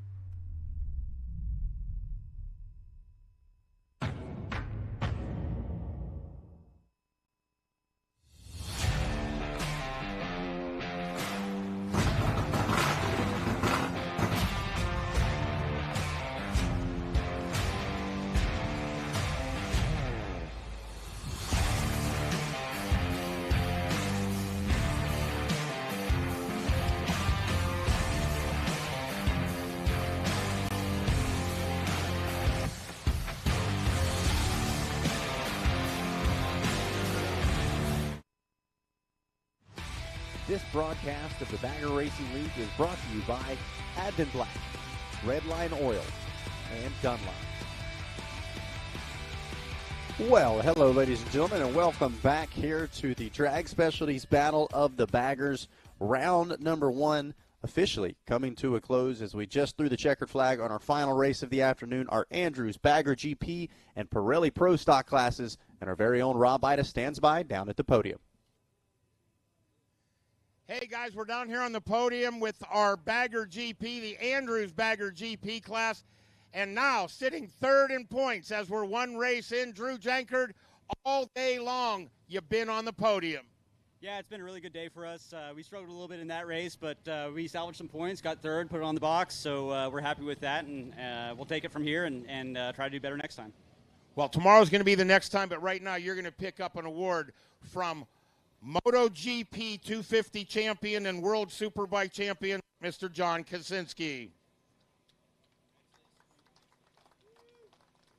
Anybody you want to give a shout out to? Absolutely. Allo Art puts together this bike, and they work relentlessly to give me the best package possible. And Bridgestone tires were hooking up really well, and DP brakes, and the Barnett clutch got me a pretty monster start there. So I was happy with that at least. But yeah, a lot of people go into it, and I have to say thank you to everybody. And I want to say hi to my kids and wife back home. Well, congratulations, folks. Drew Jankard. Make our way down here. Seth Dahmer over here joined us last year. He came out to Las Vegas, put his leg over a bagger for the first time, had a great outing, decided to move up to the Andrews Bagger GP class, and you're currently second in points after our first round. Congratulations. Take us through that race. Yeah, it was a good race. It was a terrible start, honestly. It was really bad. I watched so many people pass me, and then I worked my way back, and I knew I wasn't going to catch them, so I just slowed down the pace and brought it home in second. You know, obviously these are a long series, all these races. Obviously starting off with points every round, that's the most important. Yeah, I got to thank the whole Tucker Speed team and Dark Horse. They've really put this bike together, and it's really amazing. And so we got a little work to do so we can keep up with the fast guys, but it's a really good start to the season. Well, congratulations. I know you went to the John Kaczynski Academy this weekend, and presenting the award to Seth Dahmer is your professor. This is John Kaczynski. How does that feel? Really good. It's honestly amazing. Kyle, tell me how your day went. It was a good day. We had we had good qualifying this morning. So we're in the 29s. We had some more pace to go yet. But on lap one, the rear tire started to slide on me, and it's like, okay, let's not do anything stupid here. Let's just bring her home for the team and not give them a lot of work before next weekend. We kind of heard from the guys that today you were going to head out of here. You got the points lead. You're the current points leader. So any chance we could talk you into sticking around tomorrow? You gotta talk to the team here. So they're the ones that'll have to drive all the way overnight out to Road America. So yeah, we had a lot of fun. Thank you guys so much for putting on a great event. The track here is so much fun, very technical, a lot of time on the edge of the tire, and just I loved it. So we definitely want to be back. Who's this little guy right here? It's my little man Will. So he just turned 1. So first podium for him. He worked hard. You've been being a good boy, and Daddy got you down here on the podium. John Kaczynski, come on out. Now, we jumped the gun on the last race, and we didn't get the opportunity that we're going to do now. Where's Jeff Bailey at? See, close? Oh, yeah. This is the best part. Trophies are wonderful, but S&S this year decided they were going to hand out some hardware. So, what do we have here, sir? Second place here to Seth. Congratulations. Great race. Thank you very much. Thanks for running some S&S parts. And over here, we've got Kyle. First place, $1,000 for Kyle. Awesome day. We're so happy to be part of this program. We're going to keep growing our involvement with the BRL series, and this is just the start. Thank you, everybody. Jeff, we certainly appreciate you being here. How about we get the top 3 on the podium up here and get some photo opportunities?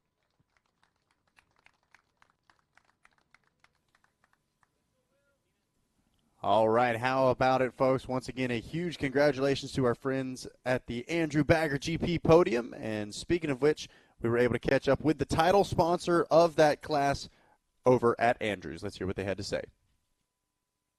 The kickoff of our 2026 Drag Specialties Battle of Baggers presented by Memphis Shades. And where do we stop first? The title sponsor of our Bagger GP. Michael, last MVP, you handed over the prestigious Fred Fox Cup to the Suburban Harley team, and to have the Andrews name tagged on as the title sponsor, that certainly has to be something you're proud of. Oh, it's absolutely great. I mean, we've been doing this for 54 years. It's in great memory of John Andrews, who founded the company, and we're just a pleasure to be part of this. It's such a professionally run organization, and we love to get out here and see the people doing what they love and working with our parts, and just the brotherhood. It's amazing.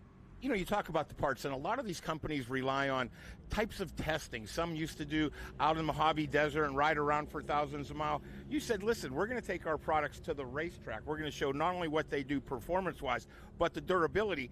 And the end result customer, that's who really benefits.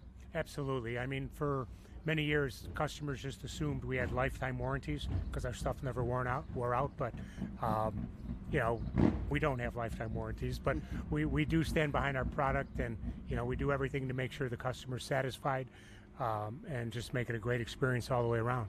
Well, speaking of great experiences, we can't wait to see how this plays out in the Andrews Bagger GP Class of 2026. All right, great stuff for our friends there at Andrews. And once again, a big thank you to all of them for helping us put on that Bagger GP class, the title sponsor there for Bagger GP, and then our Pirelli Pro Stock podium coming up next.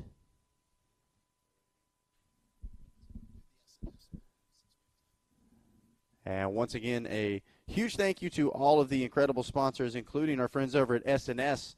We were able to catch up with them a little bit earlier this weekend as well.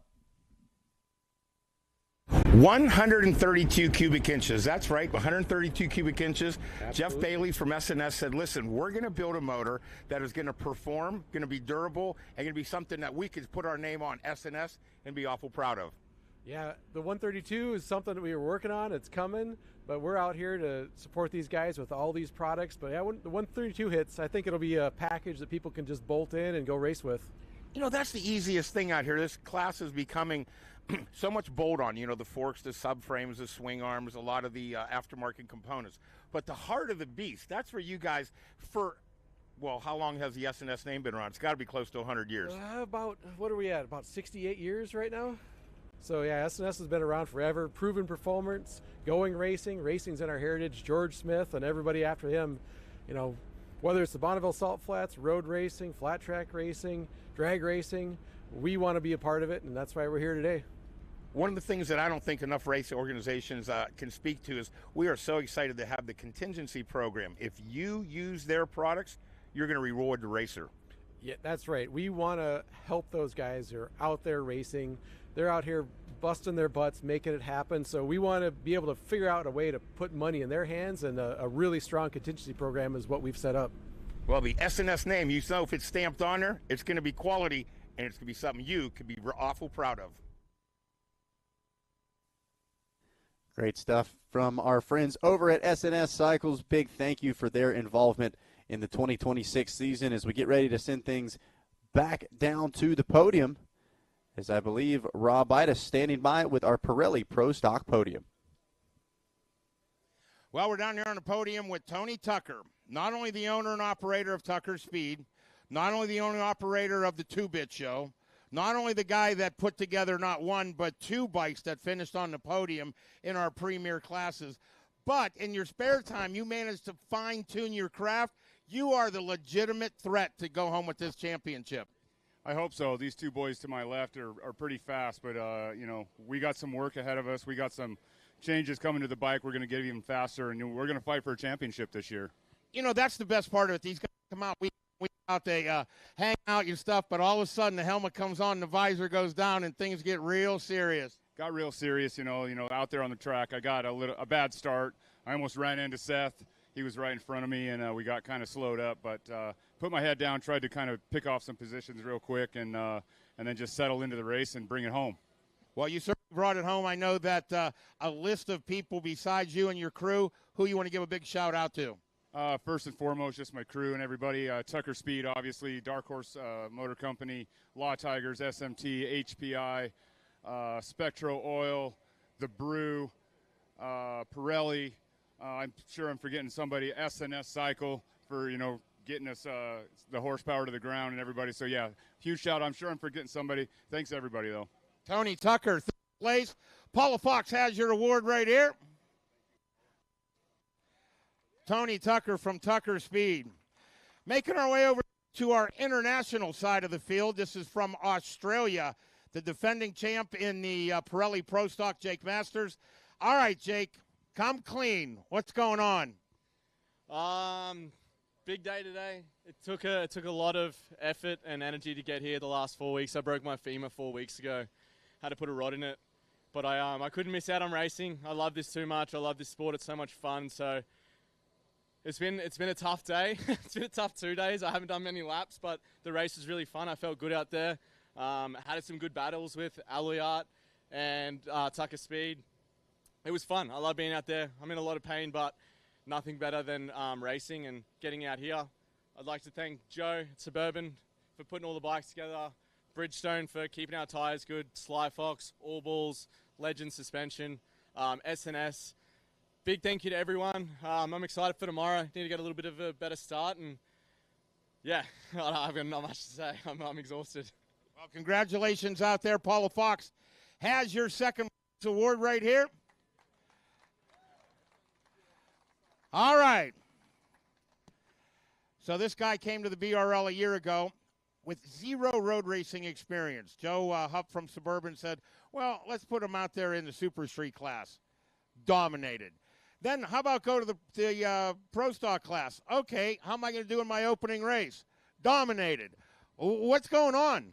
I mean, you said it. Joe definitely set me up the weapon. The spike ran real good. And then, with Jake being down with the broken femur this past month, I definitely, I got the advantage on that one. But, he's got a month to recover, and we'll come back next round and have some fun.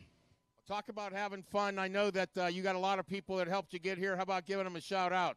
I mean, there's so many, starting with Joe, Catherine, Aaron, the whole team, all the Senders Only boys, Fueling, Legend, Impact Wiring, Ben, he's been out here all weekend working his ass off, and there's so many of us that just pull all this together and make it happen, and we're thankful. Well, being thankful, Paula Fox has your first place award right here. Brendan Foley and Paula Fox. Now, where's my buddy Jeff Bailey at again? All right, what side are we starting on? Over here? Let me come over here and see you. Nice job over there picking it up. And he's a dealer, so I'd have to think that as the folks come in and they see this broadcast and the S&S, they got to start looking for it. Absolutely. We're here to support you guys. We've got parts in the truck. If you need something, call me up and we'll help you out. But, yeah, we're here to help the racers. I think you got one more check in your hand. Let's two more. I like when you have two more checks. All right. Jake Masters picking up some S&S money as well. $500 for Jack. And Brandon Foley. Gentlemen, please take your steps on the podium.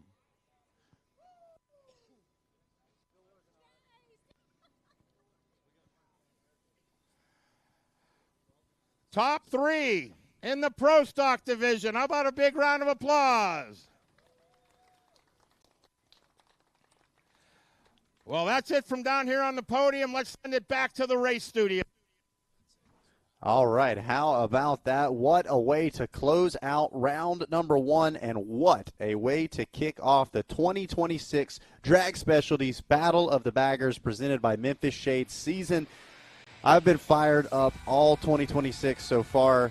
We've been waiting for it, and, man, it certainly delivered. And guess what? We've got more racing action coming up here tomorrow, and that's not it. We've got a ton more of upcoming broadcasts right here on RacerTV.com as well. Of course, we pick back up with more GNCC racing. Round 8, a brand new location up at Watkins Glen, New York on June 6th for the ATVs. That's on Saturday, June 7th on Sunday for the bikes. And then we continue the Fox J-Day off-road season on June 14th at Budds Creek in Maryland. That's going to be live all day long from 8 to 5 before we go to our final round of GNCC before the summer break. Snowshoe, West Virginia on June 27th. And spoiler, June 28th is going to be the bike day for you as well. So go ahead, click that notification subscription. Make sure you guys have it on your schedule. And make sure you plan to be right here on Racer TV. Of course, I say it all the time, guys. It takes a true village to be able to put on one of these events. So we want to give a huge thank you to everyone involved with Racer TV as well as Stoke Media Of course, starting things off, our Racer TV executive producer, Carrie Jo Russell, OPAG, our producer, Adam Gordon. Good luck in the Adventure Cross tonight. OP Don Hampton. Don, I still got faith in you. If you'd be out there, I'm sure you'd be competing for that podium as well. Our director, Jack Renner. Our engineer in charge, Jordan McFadden. Our second engineer and audio technician, Brian Wall. As well as our incredible camera operators, Liam Doe, Trey Carswell, Matt Urbanski, Riddick Turner, Bryce Bliska, and Jake Wren, as well as our drone pilot, Gabe Shull. I'm Zach Herron. We'll see you guys right back here tomorrow on Racer TV.